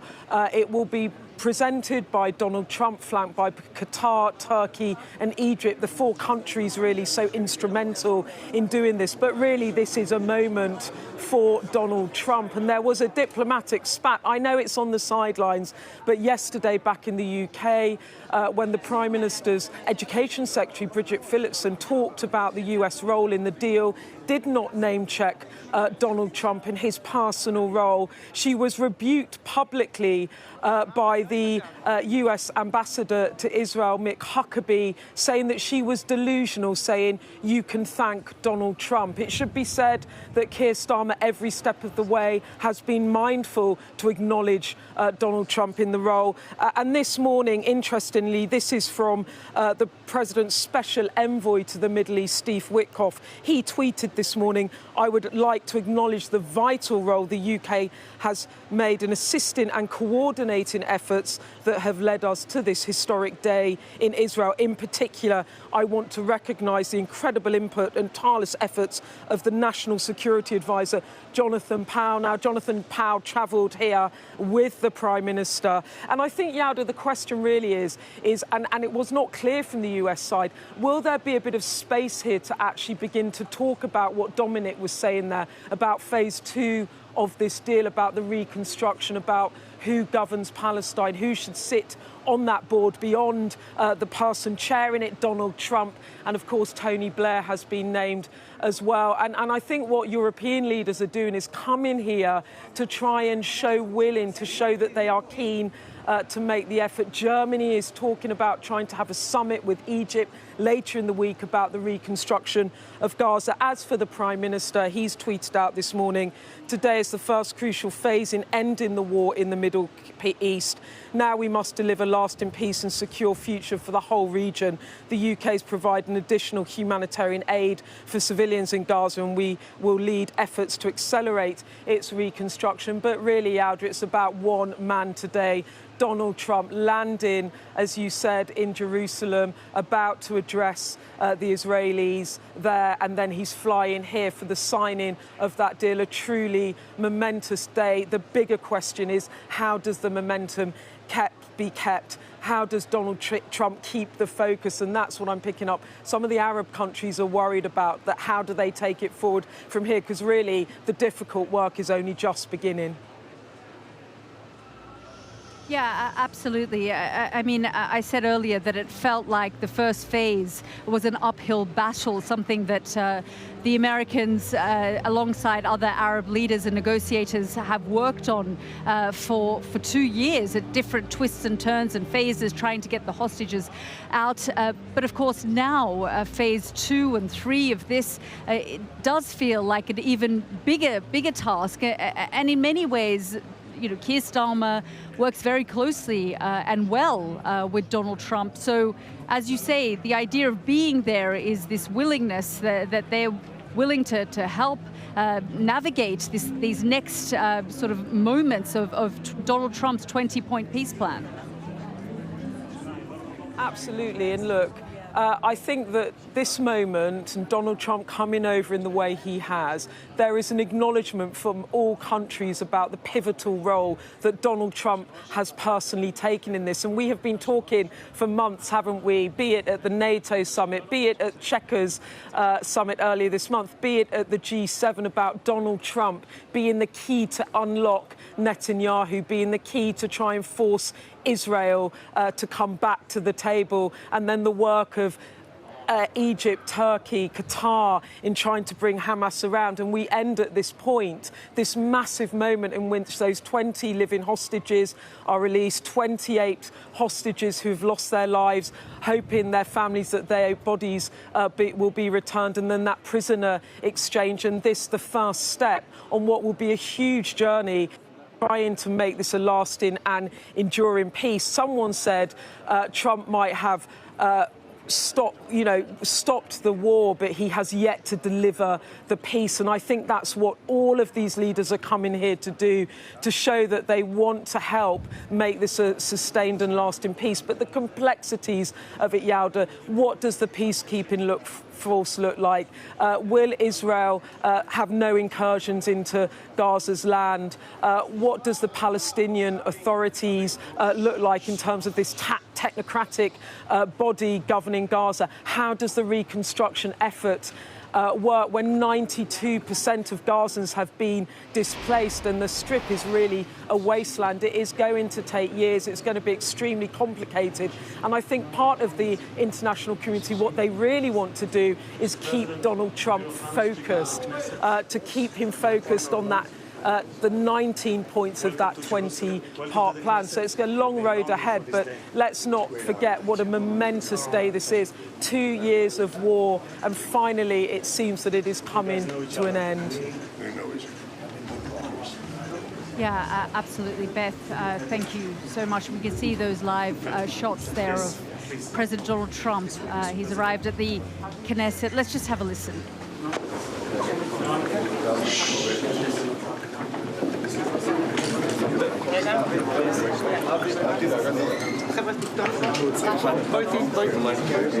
Okay, still.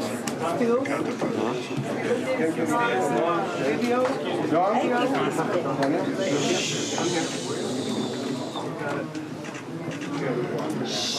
Let's start with one here.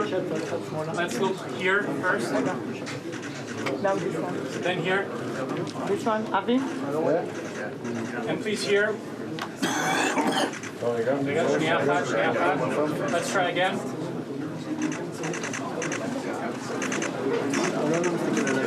Alone. Now here, please, to Avi, everyone. And White House photographer, please. Daniel. אוקיי, עכשיו על הספר? רגע, הראש מותיק. להסתכל על הספר? להסתכל על הספר? נועם, טיפה את הדקות. כן? בטח.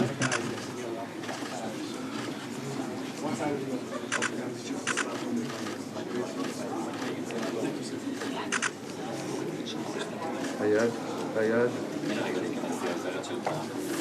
Amen to that. We'll be here and then everyone should fall back. Ready? Okay? I'm perfect. Going to the left leg? I'm good. Going to the right arm? Yes, sir.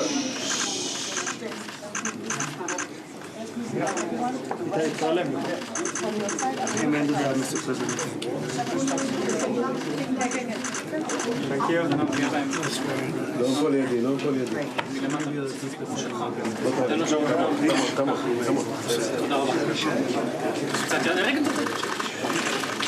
אתה מלחיץ פה את כולם. אל תתערב. Thank you very much.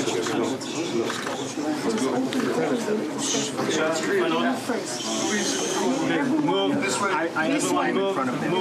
Thank you. Sorry. You're all good. You come? I got cameras.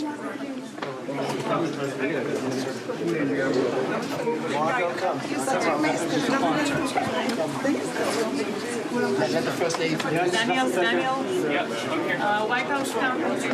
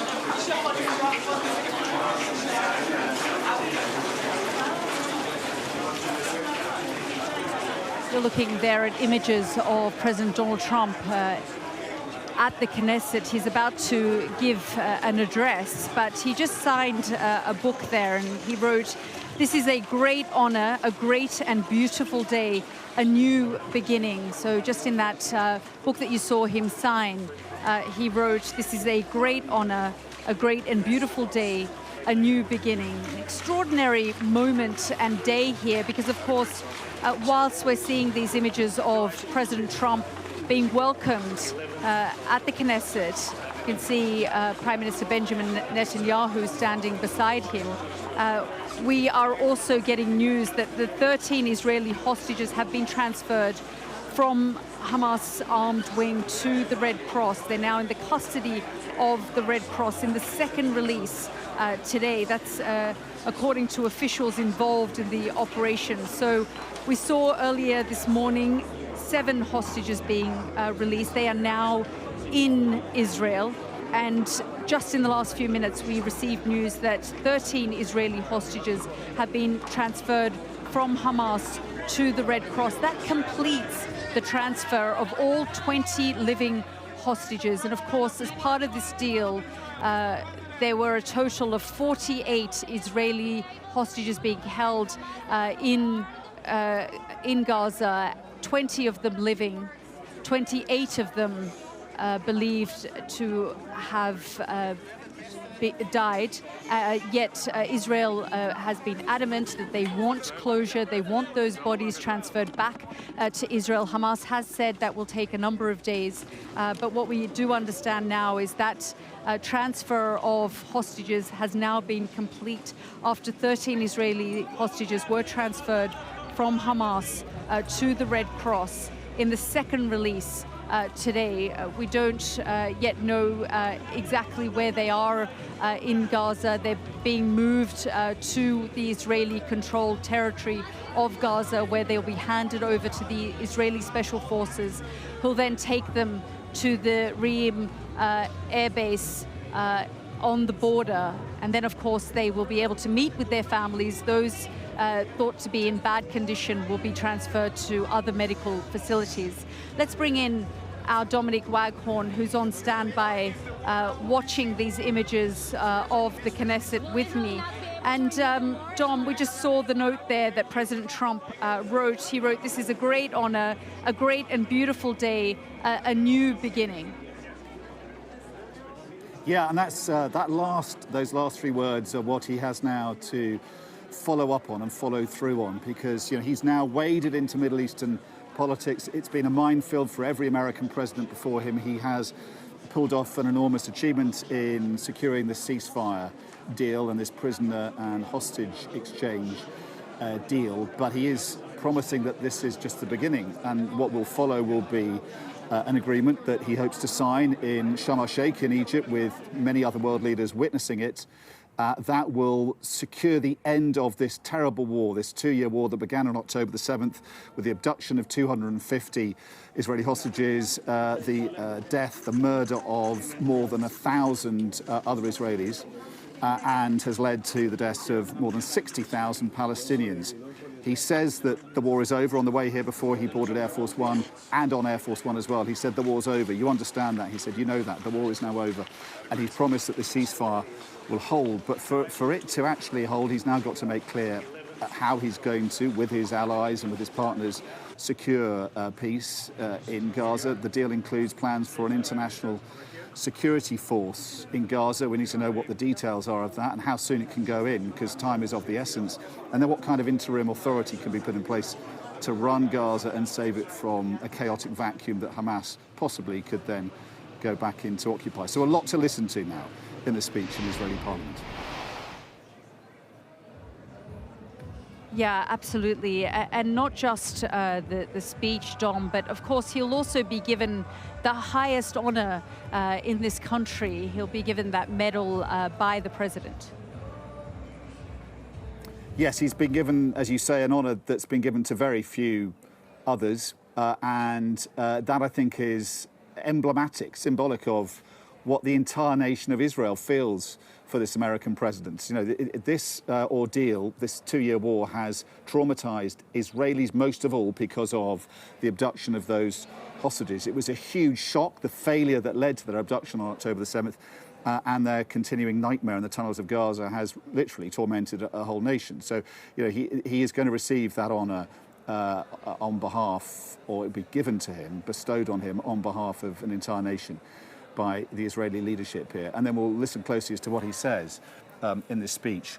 And on the way here, it was very interesting, wasn't it, Yalda, what he was saying on Air Force One. There was a lot of hyperbole. He talked about a 3,000-year war and the entire region now being unified, a lot of exaggeration. You have to obviously, whenever you listen to Donald Trump, cut through the hyperbole and listen to what he's actually saying behind that. He talked about the need to normalise the region. He believes that the Abraham Accords that did lead to normalisation between Israel and a number of other Arab countries were the greatest achievement, or certainly the greatest foreign policy achievement of his first term in office, and they are very important to him. He wants to build on that, and it's key that he was talking about that, I think, on Air Force One. He also talked about Hamas, and he hinted that America's actually almost working with Hamas. He says we're working with them to keep the peace. When asked about Hamas going back out and fighting militia on the streets of Gaza. So all of that we'll now need to hear him following up on in this historic speech to the Israeli Knesset.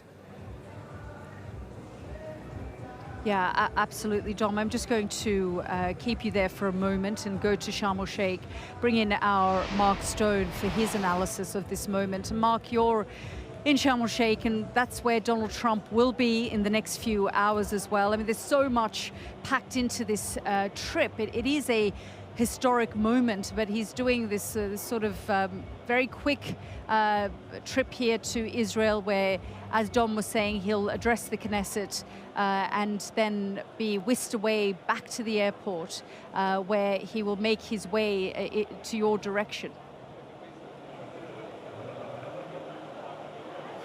Yes, and he'll be here in just a few hours' time. I have to say, the Egyptian authorities are overwhelmed. That was the way one Egyptian official described it to me, having to organize this summit in just a couple of days. We've been watching this morning here at this convention center as they've been covering up the posters from the last summit that they held, a business summit, and unveiling the hastily designed logo of this peace summit. We've seen the flags, you can see some of them behind me there, that are currently in a corner of this press room that will be taken into the main signing hall at some point. So they're really, it's a really last-minute affair. As recently as yesterday, some world leaders were still confirming whether they would be coming or whether they'd be sending their foreign ministers.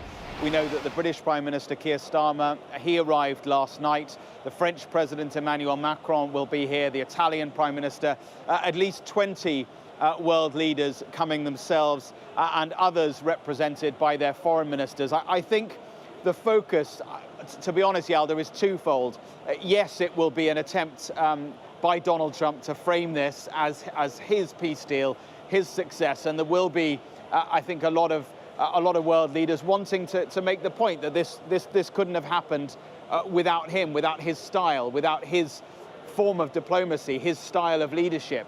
But it is also the case that this summit is the beginning of trying to work out what next. It's about unity.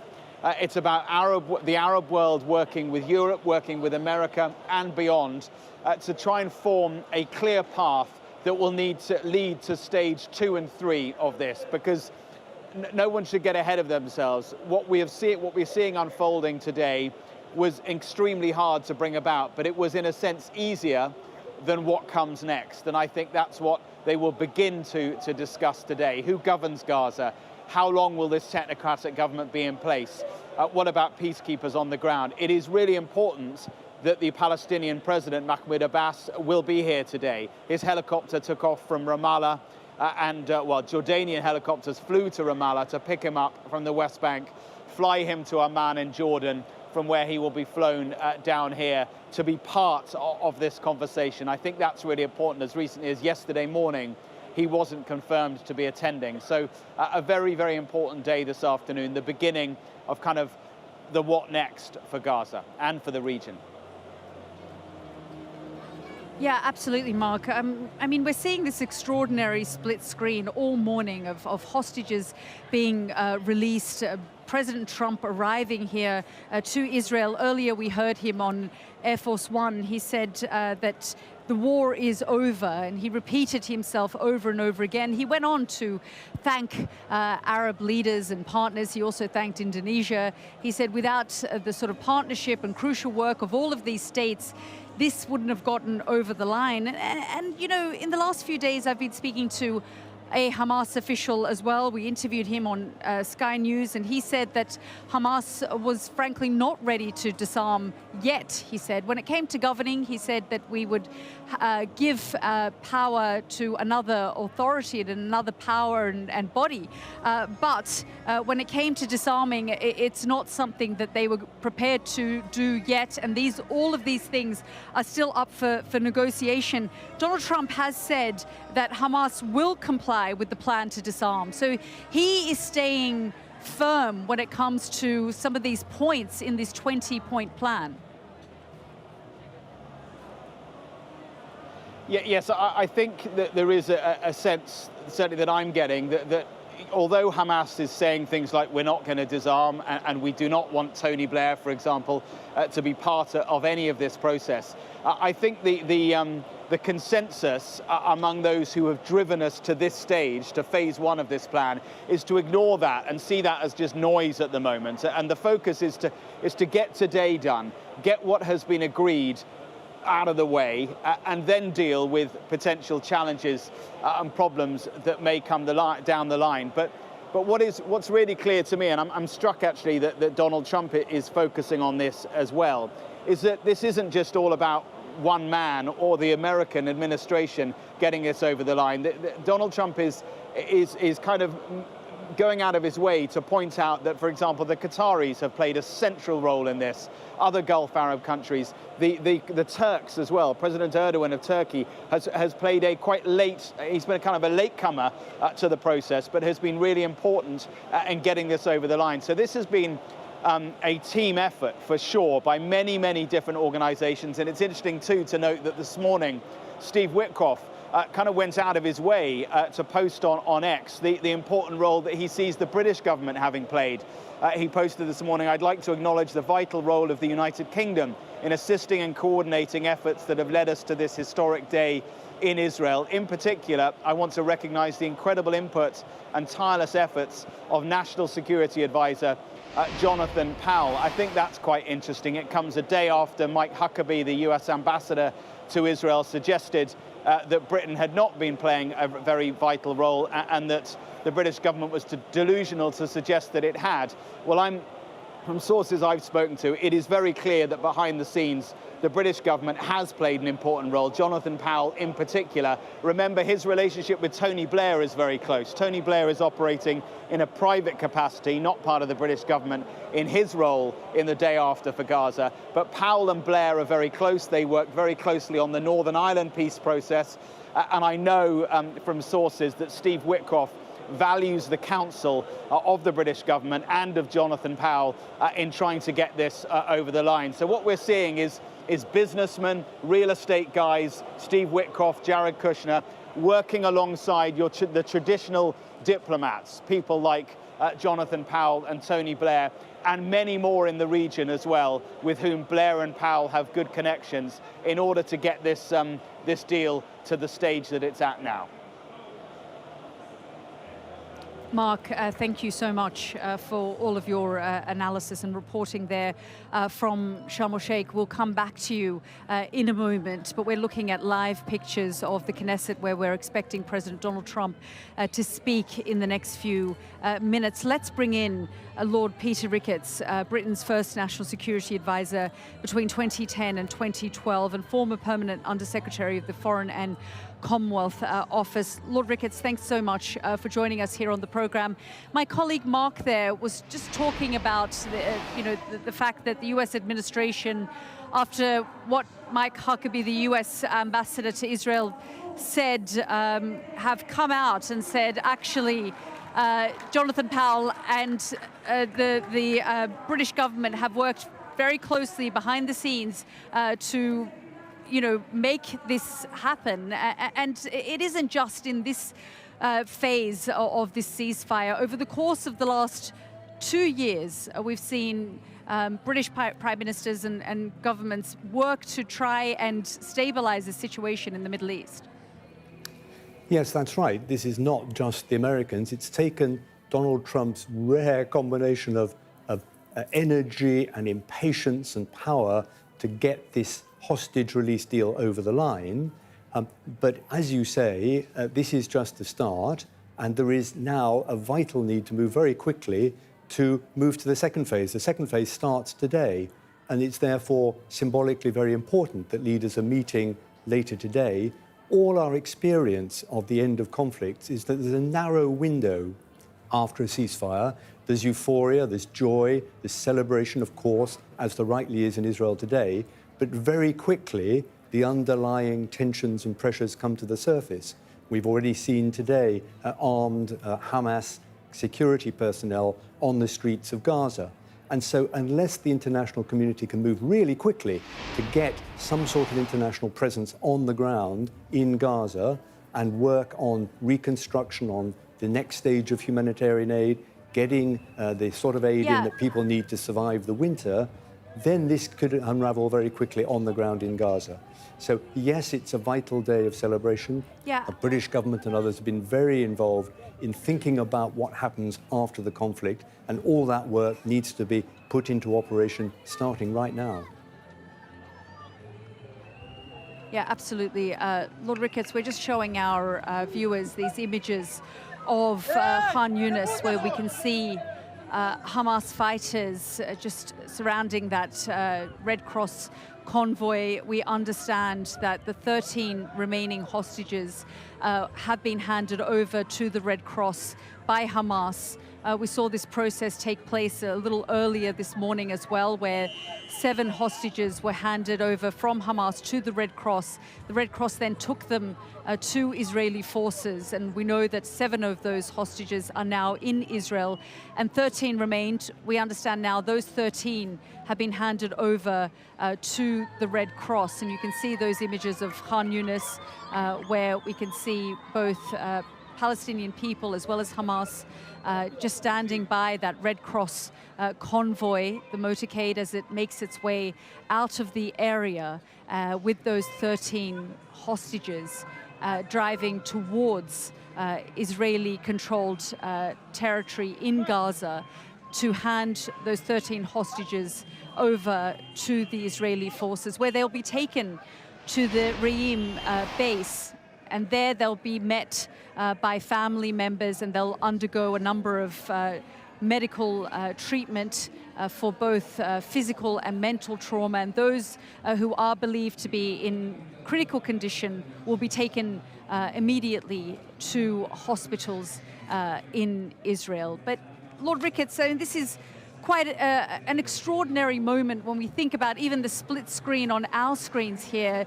President Trump here in Israel getting this deal over the line alongside a number of other nations, the leaders of whom are waiting in Sharm el-Sheikh for him to sign this ceasefire deal. And I guess in many ways, not only did he want to come here to Israel to meet with the hostage families, to address the Knesset, but he's made a point of creating this leaders' summit at very short notice in Egypt, asking these leaders to come there because he wants to make it clear that he stands behind this deal and frankly, to see their commitment as well.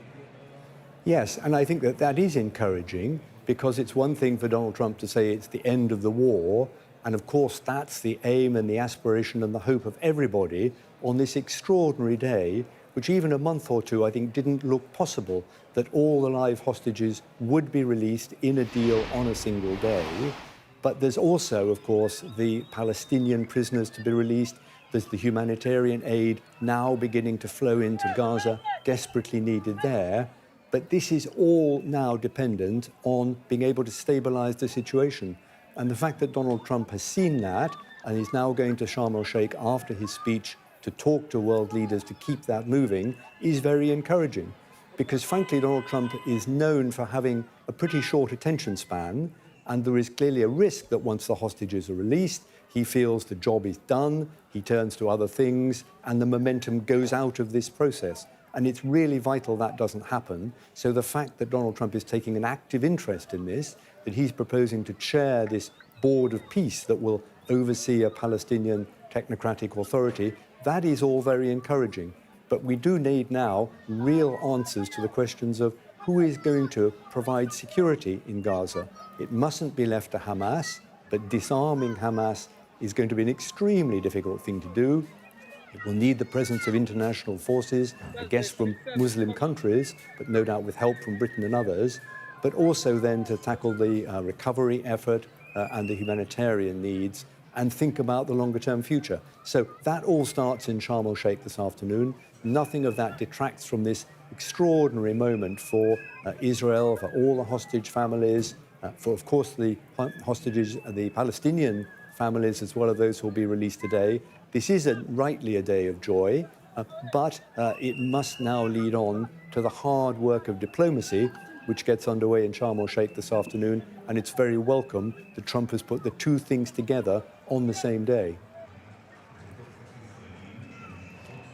Lord Ricketts, these images that we're seeing of Hamas fighters releasing the hostages, handing them over to the Red Cross, I mean, the reality on the ground is that for now, Hamas is the policing force in Gaza, regardless of what is written on a piece of paper. And I spoke to Hamas just in the last few days, and he talked about, the official I spoke to from Hamas, based out of Doha, talked about the fact that they're not willing and ready to disarm as yet, regardless of what Donald Trump is saying. In this moment, Hamas is maintaining the law and order now in Gaza because, frankly, I mean, there is a sort of vacuum. And well, there isn't a vacuum because it's Hamas who are, you know, ensuring that the law and order is still maintained in Gaza. You're absolutely right. I mean, there is a kind of security vacuum in Gaza as the Israeli forces have pulled back, and it's Hamas fighters who've moved in to patrol the streets. One of Benjamin Netanyahu's objectives from the start, as you remember, was to destroy Hamas. Well, despite 2 years of relentless bombardment, Hamas is not destroyed, and we're seeing that right now. It's Hamas who are handing over the hostages, and Hamas are already engaged in battles with other gangs, other clans in Gaza. And so there's a clear risk that this could slide quite quickly into a kind of gangland warfare, which is the last thing that the suffering people of Gaza need. Also, it will badly hamper the humanitarian aid effort, which needs to build up very rapidly to hundreds of trucks a day, lots of international NGOs to oversee that aid. All of that needs a degree of security. I'm sure in due course the plan is that will be a Palestinian security presence, but that needs to be planned. It needs to be from people who are not part of Hamas. And this really difficult conundrum of how do you go about disarming thousands of armed men who've just spent 2 years of traumatizing battle against Israel. They are very unlikely to hand over their weapons. And of course, Hamas hasn't yet accepted the other points in the 20-part plan that Donald Trump put forward. They were very careful to accept the first phase, which is what's happening today, but are not signed up to all the rest. And so there's going to be a lot of work on the Arab side from the Qataris, other people who've been helping Hamas to get to the negotiating table, to convince them that for the future of the people of Gaza, they need to hand over power, military power, to another Palestinian force. That's a very, very hard thing to achieve. But unless it happens, we could well find in Gaza, as in Syria, after the overthrow of Hafez al-Assad a few months ago, quite quickly that moment of hope in Syria seems to have lost, and now we face clan fighting going on in Syria. We had the same experience in Iraq in 2003. When Western forces arrived in Baghdad, there was an initial surge of euphoria. Within weeks and months, it was back to a civil war and vicious fighting. So this moment is a very precious moment, and Western leaders have got to capitalize on it rapidly to start tackling some of these underlying problems. Lord Ricketts, I guess I'd go back to what you said a few moments ago, that there is a very small window, because you're asking people who just 5 days ago were at war. The guns have stopped, the bombs have stopped, but you know, the trust isn't necessarily there, and for Hamas, they're taking the word of the Qataris and the US president for assurances that the war will not start again. And equally for Israel, the concern is, and they are on edge, that you know, their number one priority, their security, is safeguarded. Yes, exactly. The Israelis now deserve and expect that there will be no more missile strikes on Israel from Gaza. And of course, the people of Gaza and the West Bank, let's not forget, this is not just about Gaza, it's also about the people of the West Bank, expect a return of security. And in a way, Donald Trump's credibility is now on the line across the Middle East. He has undertaken that the war is over. He's put his own personal stamp on this in a very, very direct and powerful way. We'll hear about that in his speech in the Knesset shortly.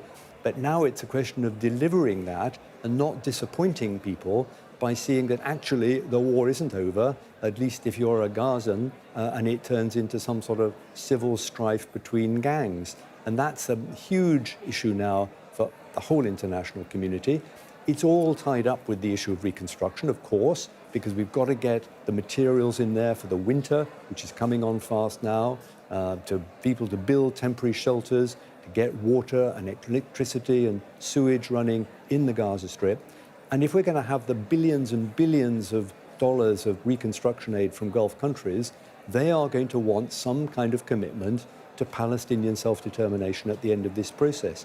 That's not a position that the Americans have been comfortable with, although it is in the Trump 20-point plan, and it's certainly not something that is accepted in Israel with the end state of a Palestinian state.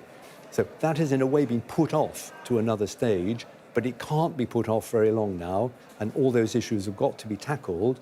Otherwise, this fleeting moment of real joy and celebration in Israel and also in Palestine could turn out to be short-lived. And I'm sure absolutely everybody involved in this process, from the British government onwards, will want to do everything they can to ensure that that moment of hope and opportunity doesn't slide through our fingers, and we find in weeks and months to come, actually, the security situation in Gaza is too bad for Western aid agencies to operate, or for there to be any kind of reconstruction of what is now, you know, something that looks like the worst cities destroyed at the end of the Second World War.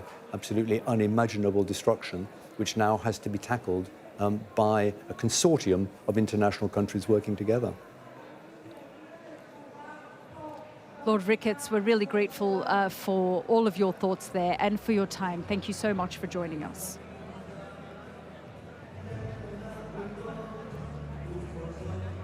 You're watching live images coming in of the Knesset, where we're expecting President Donald Trump to speak any minute now. And in the last few minutes, we also received news that the Red Cross has in its custody 13 of the hostages, and they are on their way to the IDF and the Israeli Special Forces in the Gaza Strip, in Israeli-controlled territory, where just like the 7 hostages that were released this morning, they'll be handed over to the Israeli forces and taken out of Gaza into Israel, where they will be reunited with their family members and, of course, undergo a number of medical treatments, including for physical and mental trauma. Of course, these hostages have been stuck in Gaza in these tunnels for long periods of time in darkness. Certainly these 20 hostages have been there for 2 years, for 738 days. So there is a lot of relief here in Hostages Square, where I am in Tel Aviv.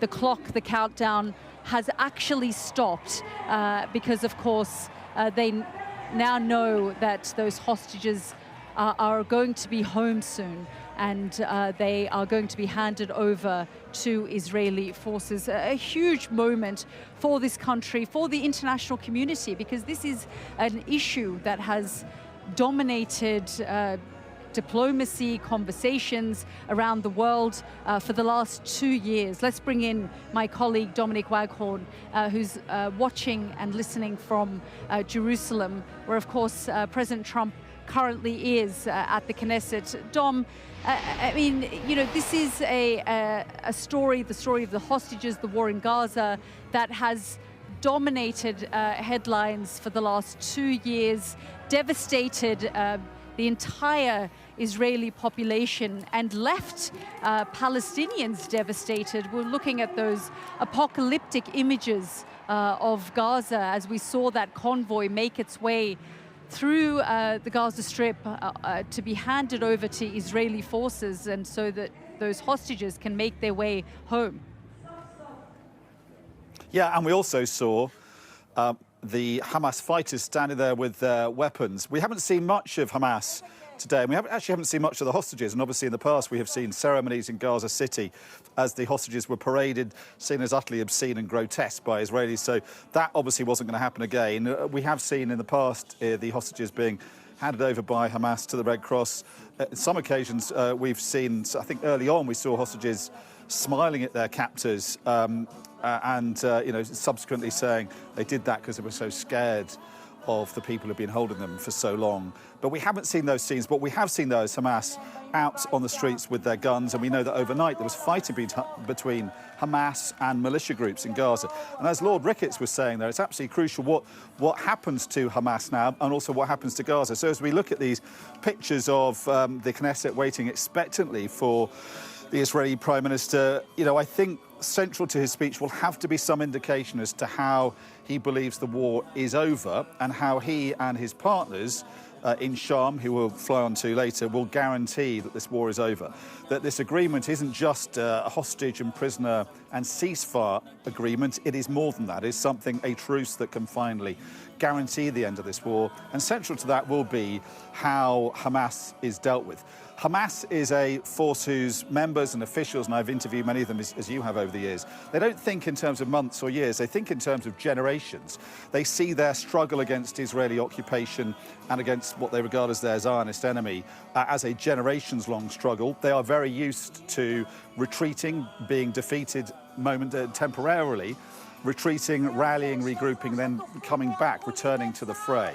And there's no reason at the moment to believe that isn't exactly what they plan to do in the coming months. And to stop that happening, to seize the moment that Lord Ricketts was talking about there, the international community, under the stewardship of Donald Trump, because he's taken such a lead in this, has got to come up with an alternative and viable alternative to Hamas's domination of Gaza. Something that can guarantee the security of Gaza, but also guarantee that it's going to be governed in a way that meets the hopes and expectations of its people, and that's going to be a huge challenge.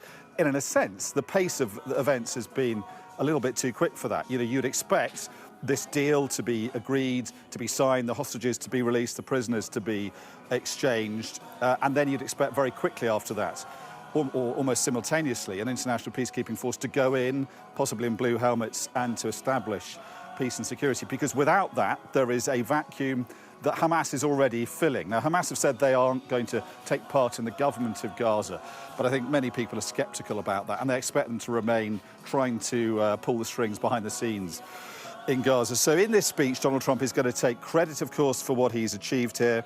He's going to then have to say what kind of peace he expects to deliver to the region. As Lord Ricketts was saying there, you know, he now has ownership. He's fully involved in this. He's invested. His credibility is on the line, but more than that, I think all his partners are fully invested in this, and they see now a moment, one of those rare moments of opportunity in this region that don't come around very often, where the entire world, really, the entire region and many countries beyond are galvanized into action under an American president who, for now at least, seems fully engaged and prepared to stick in the sort of political investment and capital required to make this happen. So I think we'll be looking for very strong clues as to how he's going to do that. And I think also we're going to try and see what he says and how that affects Israeli politics, particularly the fate of Israeli Prime Minister Benjamin Netanyahu. Is he going to throw a lifeline to this leader who's increasingly beleaguered because of this war going on so long, who's been blamed by many of the hostage families and others for prolonging this war unnecessarily, prolonging the agony of their hostage relatives, and leading to the deaths of thousands more Palestinians for reasons of his own political survival. Is he going to be helped out by Donald Trump in his speech, or are we going to see an American president who may be stepping back from that, from those Israeli politics a year or so ahead of Israeli elections? So I think it's going to be a fascinating speech in terms of what this newly energized American president has to say about the region, about Gaza, but also about Israeli politics. Yeah, absolutely, Dom. I mean, this nation is now finally coming to terms with the events of 2 years ago. But of course, they will soon be in an election year, and the election will have to take place by or before October of next year. Benjamin Netanyahu is very much at times ahead in the polls. Sometimes he lags behind. And so it will be interesting to see how he himself spins this moment and the last 2 years, because there has been so much frustration, certainly here in Hostages Square, towards the Prime Minister. The other day when Steve Witkoff was here, every time he mentioned Benjamin Netanyahu's name, there were boos from the crowd because of the anger they have felt. They've said that other leaders have been more available to them. Donald Trump has been more available to them than their own leaders. So a lot of anger and frustration here in Hostages Square towards the government. But I'm just being told, Dom, that the Israeli military says it has received the remaining 13 hostages released by Hamas. So that now means that all 20 Israeli hostages are in Israeli custody. We understand that 7 of them are on Israeli territory, and the other 13 are making their way out of Gaza and to that base on the border, where of course they will undergo a number of checks. And Dom, in the last couple of days, you went out to one of the hospitals, you spoke to the staff. It is going to be quite a long process to help them heal and get back to some semblance of normalcy. Yes, it certainly is, and this is a long process of recovery, as you can imagine. And for each hostage, it's a very different path. Potentially, they're affected differently by their ordeal in the tunnels of Gaza, as these doctors and nurses have discovered with previous hostages released in previous exchanges. And it's worth reflecting, Yalda, I think, just taking a step back now. And this moment now is an extraordinary moment for the nation of Israel, something that they have all waited, all Israelis have waited for 2 years, many of them believing possibly it would never happen. We now have confirmation that all these hostages have been released, all the living ones at least. And so I'm sure where you are, where I am in Jerusalem, there is going to be enormous celebration. This is the end of the week-long Jewish festival of Sukkot. And always at the end of Sukkot, there are celebrations, big celebrations, and partying on the streets of Jerusalem and other cities, particularly the more religious cities in Israel. And I think tonight we're going to have the party of all parties here. But also, across the West Bank, as those hundreds of Palestinian prisoners are also released. Now, the Israeli authorities have banned celebrations. They've banned any handing out of candies, as they've said. They've also banned press interviews with the Palestinian families, but I think we're going to see those ignored. We're going to see a different kind of celebration in the West Bank and possibly in East Jerusalem, which is more tightly controlled than in Jerusalem. But it's going to be an extraordinary sort of outpouring, a catharsis, a nationwide outpouring of catharsis and relief and celebration tonight as they savour the news in Israel that their hostages are finally coming home. Dom, thank you so much for now. We're going to keep you there because, of course, in the next few minutes, we are expecting President Donald Trump to address the Knesset. And, of course, as soon as that happens, we will be bringing that to our viewers live. Let's just show you some of the images that have come out of some of the hostages being united with Israeli forces. The first image you're seeing is of Eitan Moore. This is Eitan Moore, a hostage who has spent 2 years in Gaza, and that image of him has been released by the IDF, who is now in Israeli custody. You can see that image of him there. Let's show you an image of Gali and Ziv Berman, brothers who were taken into Gaza and spent the last 2 years alongside Eitan Moore in Gaza. I don't know if they were necessarily in the same area, but you can also see the image there of Guy Gilboa Dalal, another one of the 20 remaining hostages, living hostages inside Gaza. And let's also show you a picture of Alon Ohel. Earlier we saw images of Alon's family waiting for him, waiting for the images of him to appear. There's been a lot of mixed emotion here, but you are looking at that still footage of Alon Ohel meeting there with Israeli forces. And this is Matan Angerst, one of the other hostages. In total, this morning, we saw 7 hostages being released, given by Hamas to the Red Cross, and then the Red Cross handed them over to Israeli forces. And these are those first images that came out of them. You can see them standing there. There's a lot of concern about their conditions. The hospitals in Israel are on standby for those believed to be in more critical conditions, and of course their families.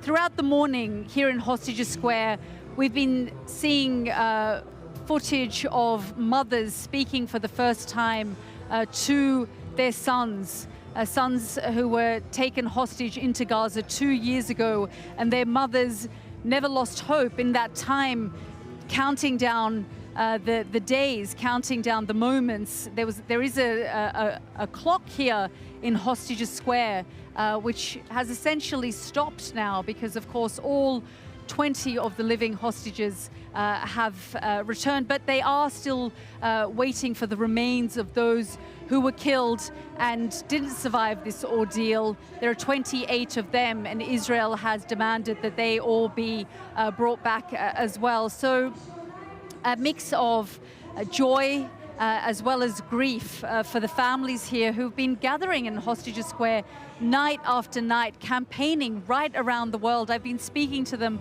over the course of the last 2 years, and they've been campaigning across capitals all over the world, calling for the world not to forget. And one of them said that Donald Trump, his administration, was always available to them. They said that Steve Witkoff was essentially on speed dial, on WhatsApp, if they needed anything, if they had any concerns.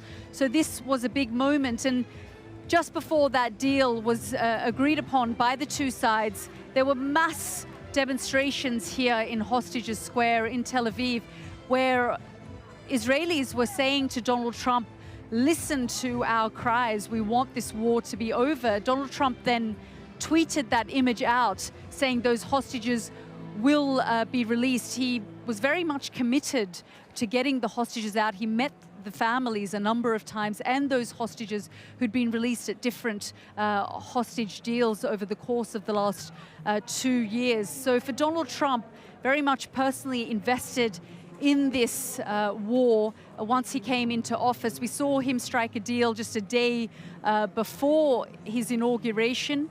That fell apart very quickly, but many are saying this time it feels different, that this time there are hopes that this ceasefire will hold and that Donald Trump's 20-point plan will be able to get to the second and the third phase. Let's bring in our Dominic Waghorn. And Dom, we're just looking at those images of those hostages with the IDF. We've been listening to their mothers, speaking to them throughout the morning. This is an incredibly emotional time for all Israelis. Yes, and we had the privilege of going to one of the hospitals, one of the 3 medical centres where these hostages are going to be received, and speaking to the extraordinary, very dedicated medical staff at this one place, the Rabin Medical Centre in Petah Tikva outside of Tel Aviv. And there the head of nursing told us about the moment that she's witnessed in previous releases where the hostages who are flown up by helicopter to the hospital, taken to the basement of the hospital, then put into an elevator elevator that takes them up to the floor. This ward has been held for 2 years. Nothing else has happened in this ward except receive the released hostages on a couple of occasions, and it's been kept waiting for this moment. But that moment of reunion between the hostages and their families, she says, is something quite extraordinary to witness.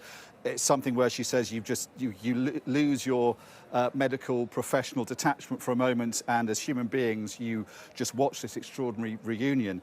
And then the hostages are taken to be treated. Obviously there's initial triage, and the information that we've had from the Red Cross as they've come out of Gaza is they are all in fine health, according to, that's to use the words of the Red Cross. So it seems nothing pressing in terms of sort of physiological health, at least. But of course the scarring caused by 2 years incarceration underground in Gaza is going to be considerable. And what these doctors and nurses told us was also physiologically they are damaged. And actually what they've seen with previous hostages, if you are held for that long away from natural light, if you are as malnourished as these hostages are, it has a long-term impact. Some of it's actually irreversible. It makes the aging process accelerate. So there's a huge amount of medical challenges here. One of the biggest one is that if you feed them the wrong food, we were shown a fridge where there was a can of Coke and there was a water, but not orange juice, because orange juice could trigger some kind of reaction. There's a danger of what's called refeeding syndrome, where if you're fed the wrong kind of food in the wrong quantities, you can actually die from that kind of mishandling. And then obviously there's the whole psychological impact of this. So the principle whereby they're treated is that they are allowed to stay in the privacy of their rooms. They can re-engage with the outside world as slowly as they want. And it's all very much at their own pace. And it's a multidisciplinary approach. So, you know, physiotherapists, psychologists, paediatricians, orthopedic experts, the whole range of dermatologists, of course, because they've not seen natural light for 2 years, many of them, the whole range of medical opinion and expertise at this hospital, and the two others is then brought to bear where necessary. But it's all about treating them at the speed that they require.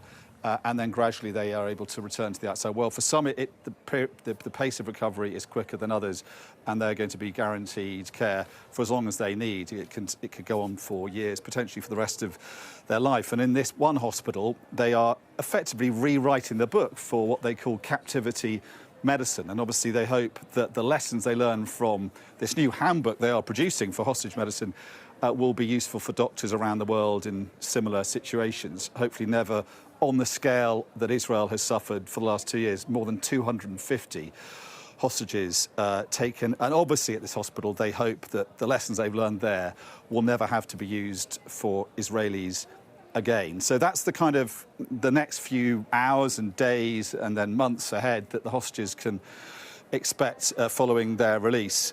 Beyond that, obviously, we're now looking at the politics of what happens next. There's the human drama as to what happens with the hostages, what happens with the almost 2,000 Palestinians being released by the Israelis, some of them serving life sentences with blood on their hands, others that were detained during the Gaza war. And then, of course, the enormous human challenge that faces the millions of Gazans as they return to what remains of their homes. The vast majority, 80 to 90% of their homes have been destroyed. People returning to live in tents on the rubble of where their homes once stood. And obviously the priority for them is getting aid in. And aid agencies say they are ready to go in to give them the kind of medical and nutritional food and requirements that they have desperately needed for months now, that the agencies say they have been denied because the American-Israeli aid operation has been woefully inadequate. But also they need the kind of shelter required to get them through the coming weeks and months. And then I think what we're expecting to hear from Donald Trump in the speech at the Knesset is a sense of how he intends to build upon this peace. You know, so far he has guaranteed a ceasefire, a hostage and prisoner exchange agreement. But he says the war is over. He said that on Air Force One on the way here. He says, you understand that, don't you? The war is over. He's now got to prove that. He's got to give a sense, I think, in the Knesset speech as to how that's going to happen before he flies on to Sharm, where he'll be meeting with more than 20 world leaders. And their combined challenge, I think, is to find a way of guaranteeing the peace and then guaranteeing a better government in Gaza that has laboured effectively under the Islamist jackboot of Hamas since 2007, when it took over the Strip, violently overthrowing Fatah and suppressing any kind of opposition and dissent. Already overnight it's been out fighting militia. And the danger, I think, the fear is that things are moving too quickly. If there is a criticism of Donald Trump's diplomacy, it's this, that he's wanted things to happen too quickly and before the right kind of mechanisms can be put in place in Gaza, the kind of mechanisms that would involve a multinational security force, a government, an authority that can then, at least on a temporary basis, guarantee a better government for Gaza, and then that will lead, it's hoped, transitionally to something more lasting that would involve more moderate, more pragmatic elements of Palestinian society that could then offer a different future, an alternative future for Gaza. As we look at these pictures now of the helicopters, we assume in Re'im military base, helicopters that will be ferrying the last of the hostages up to these hospitals I was talking about earlier. We are now at an extraordinary moment in Israeli history, a moment that Israelis have been waiting for 2 years, a moment where they are now confident that all the living hostages that were taken, that remains of those hostages taken on October the 7th, in such a brutal day of atrocities and carnage and massacre and abduction, that those hostages are now out of Gaza and on their way to safety, medical treatment, and ultimately home. Yeah, Dom, you just talked us through the medical facility, what they're preparing for, both the physical and the mental trauma, as well as the fact that they too have been through starvation over the course of the last 2 years whilst they've been in the tunnels. So there's much to deal with in terms of the healing process. They, of course, have been the hostages that have stayed there the longest for 738 days. And these hostages are now going to be taken to safety, the safety of the hospitals, the healthcare workers, and then those who are able to their homes. But Dom, you know, the split screen that we're seeing, of course, is of waiting for Donald Trump to address the Knesset, and these images of this transport aircraft that is going to take the hostages to the medical facilities. But I'm just seeing some reports that Benjamin Netanyahu could potentially join President Donald Trump at the summit in Sharm el-Sheikh. There's been a lot of speculation about why he wasn't going, why Israel wasn't going to Sharm el-Sheikh. We know that European leaders, Arab leaders, the Indonesians will be there as well. And of course, Mahmoud Abbas, the leader of the PA, will be there as well. But we are hearing now Israeli media saying that they do expect Benjamin Netanyahu to join President Donald Trump at the summit in Sharm el-Sheikh. Yeah, it has been slightly baffling as to initially, until yesterday evening, it seemed that both the Palestinian and Israeli leaders would not be at a summit where so many other world leaders will be gathering to discuss the fate of Gaza, obviously an issue central and so important to both of those men. And then yesterday evening, Mahmoud Abbas, the Palestinian president, and we should explain to viewers who don't fully understand very complicated Palestinian politics. You have Hamas has controlled Gaza, the more militant and Islamist faction controlling Gaza since 2007, when it overthrew the Fatah Palestinian Authority governance of Gaza, violently expelling them, leaving the Palestinian Authority with control of the kind of rump bits of the West Bank that Israelis do not occupy, settle and control themselves. And the leader of that more moderate faction that is based in Ramallah, to the north of here in West Bank, is Mahmoud Abbas, an elderly man who has ruled now without elections for some time. And the speculation was that he would ultimately get to Sharm el-Sheikh to join the summit, and that was confirmed last night. Possibly that was following a meeting between one of his key figures, key lieutenants, and Tony Blair in Jordan. Tony Blair, of course, carded for some kind of role in this interim authority that might end up running Gaza, although that, I think, is still up for debate. But it was really quite, I think, baffling as to why Israeli Prime Minister Benjamin Netanyahu was not going, whether he had not been invited or not. And now it seems in the last hour or so that he has agreed to go. He will be accompanying Donald Trump to Sharm, we're told, this seaside resort in the Sinai in northeast Egypt. Whether that was part of the sort of choreographed plan, it's unclear. Whether this would be announced this morning as part of a choreography that sort of shows American and Israeli connections very tightly bound as part of this joint trip now between Netanyahu and Trump to Sharm isn't clear. But I think it's significant because it means now that all the key players are going to be in Sharm. They'll be joined by the Egyptians, the Qataris, Gulf Arabs, and European partners, and also obviously under the stewardship of Donald Trump. They're meeting there for just an afternoon, and their challenge is enormous. And many people have said actually the easy bit is what is happening today and what's been achieved over the last week or so of whirlwind diplomacy, getting the hostages out, releasing the prisoners in exchange, securing a ceasefire is the easy bit. But the crucial bit is, as we've been saying all day, is putting into place security arrangements, a multinational security force to keep the peace, but also to establish a presence to mean that there isn't a chaotic void left by the Israeli military as they pull out, that Hamas and other militia groups could fill. And then how do you put together some kind of government that is going to be acceptable to Hamas, to the Palestinian leadership in Ramallah, to Israel as well? And also, how do you do that in a way that then leads to the promise of something better? Something greater in terms of potential for peace for the region. That is the diplomatic challenge. It's a much bigger challenge than what they've achieved and what we're seeing today. But the hope is that that can begin in earnest this afternoon in Sharm el-Sheikh.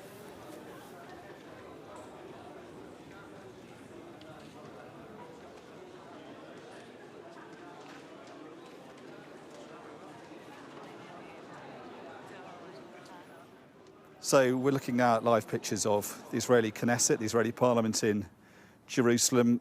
We seem to be looking, or have been looking, at pictures of Israeli Knesset members, so Israeli parliamentarians, members of the Knesset, MKs as they're called. They have been taking their seats, some of them still standing. We're told that amongst them, red caps have been handed out saying, Donald Trump, the peacemaker. Can't see any in our picture right now, but certainly that's what we've had reported to us. Now they are waiting there for what will be a historic speech by Donald Trump, undoubtedly, and we believe the delay possibly is because ahead of this speech that he's been scheduled to give, he's also scheduled to meet hostages, relatives and families of the released hostages. And we assume that most of the close relatives of the hostages are meeting the hostages and being reunited with them in the hospitals, the 3 medical centres that have been set aside for their treatment. But we're told that other relatives of the hostages have been driven to the Knesset in Jerusalem and will be meeting with President Trump. So whether those meetings have begun and are overrunning isn't clear, but we're now behind schedule in terms of Donald Trump beginning his speech, and when he does, it's not just going to be the American president. We're going to hear from the Israeli Prime Minister, Benjamin Netanyahu. We're going to hear from Yair Lapid, one of the Israeli opposition leaders, from the Speaker of the Knesset as well. So this could be a fairly long session. We'll have to see whether Donald Trump sticks to his script or goes on a weave, as he calls it, and elaborates on the words written by and for him. But whatever he says, it's going to be watched very closely. It's going to be a hugely significant speech. He is expected, obviously, to take credit justifiably for the diplomatic breakthrough that has led to the extraordinary events of today that are happening in very multiple moving parts across Israel and the occupied territories. He's then also, we expected to say more about his plans, how to build on this peace, how to guarantee a better future for Gaza. He said on the way here the war is over. His challenge now is to prove that rhetorically and then diplomatically when he flies off to Egypt and meets with other world leaders to discuss the next phase in this ceasefire and peace deal. Yeah, Dom, I was speaking to a diplomat who said, you know, with these things, it's not just about winning the war, it's about winning the peace and ensuring that these situations can be sustained in what is already an incredibly tricky region and part of the world where, you know, there have been previous attempts at different times in history to bring these two sides to the negotiating table and to hold some kind of peace. But this has been an incredibly traumatic 2 years for both sides, both the Israelis and the Palestinians. And you're looking at that split screen image there of both Hostage Square and, of course, the Knesset, where we're expecting President Donald Trump to give his speech, give his address, and as you say, an incredibly historic speech that will take place. And just in the last few minutes, we got confirmation from Egyptian authorities that the Israeli Prime Minister Benjamin Netanyahu would be joining other world leaders and Donald Trump in Sharm el-Sheikh for that summit in Egypt. He's also believed to have spoken to the Egyptian president, Abdel Fattah el-Sisi, and he has confirmed now that he will be attending the summit. So, Dom, a significant moment there. I don't know if we can show our viewers the images of Donald Trump and Benjamin Netanyahu.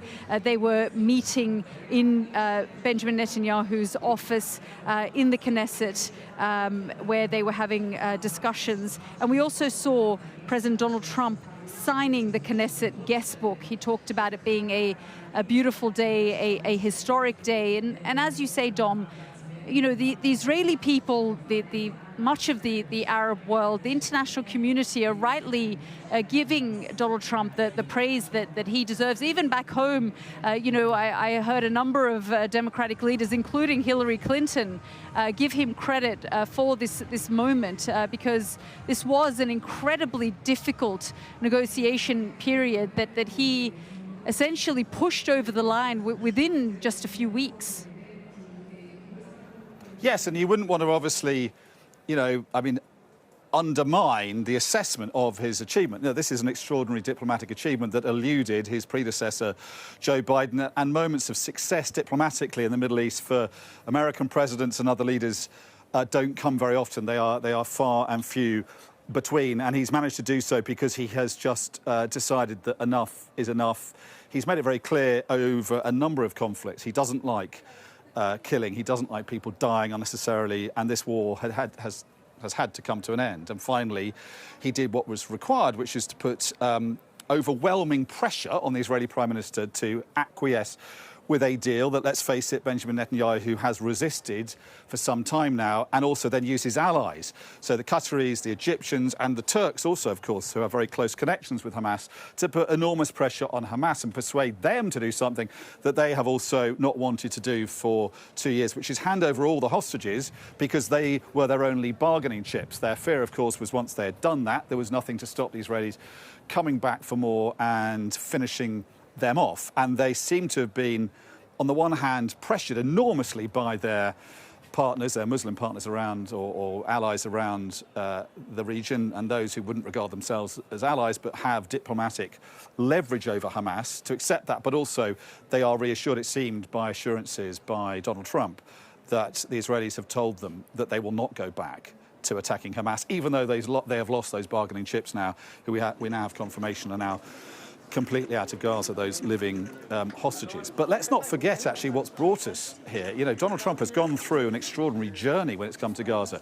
He initially was talking about something that most people regarded as ethnic cleansing, or pretty close to it. He was talking about Palestinians being forced to leave Gaza. Some in his administration, some Israelis were talking about trying to encourage them voluntarily. At one point, he seemed to be saying that they should pretty much be forced to, whether they wanted to or not. That caused, obviously, outrage across the region and beyond.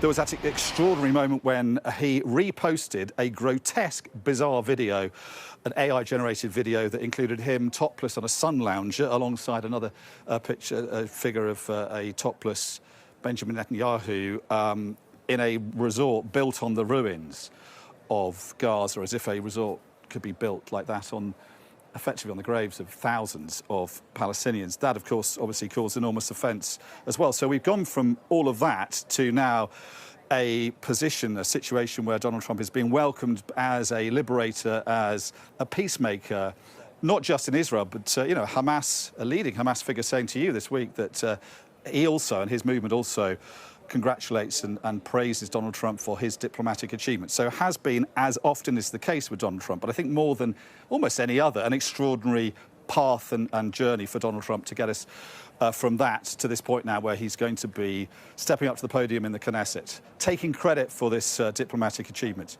and then laying out how he sees, or at some point today, he sees this peace being turned into something that's more lasting, that will guarantee an end to the war in Gaza, and will offer possibly the chance of a broader peace. Because, we've been saying for 2 years, and so many others as well, that the events of October the 7th were so dark, so atrocious. It was an abyss that the region had tipped into, and there was a global sort of motivation at that time to try and actually pull back from that in such a way that a better future could be secured for the region. And those hopes, those ambitions, that promise was never really fulfilled. But there is a moment now, another opportunity, where you have all the partners in the region, Turkey, the Arab world, the Muslim world, aligned with an American president and European allies. And it seems many in Israel as well who want to see a completely new start. The last 2 years have totally ripped up the rule book in the Middle East. They've changed how the region operates. And the hope is that that rule book might be able to be written in a way that in some way guarantees or gives the hope at least of a better future for the region, for Israelis and Palestinians. It's a hope, it's always a slim chance, but it's fair to say there's never been a better opportunity, not for a long time. There's never been the goodwill and the combined diplomatic will, it seems, at least, of so many countries behind a re-energised American president to try and get something more out of this.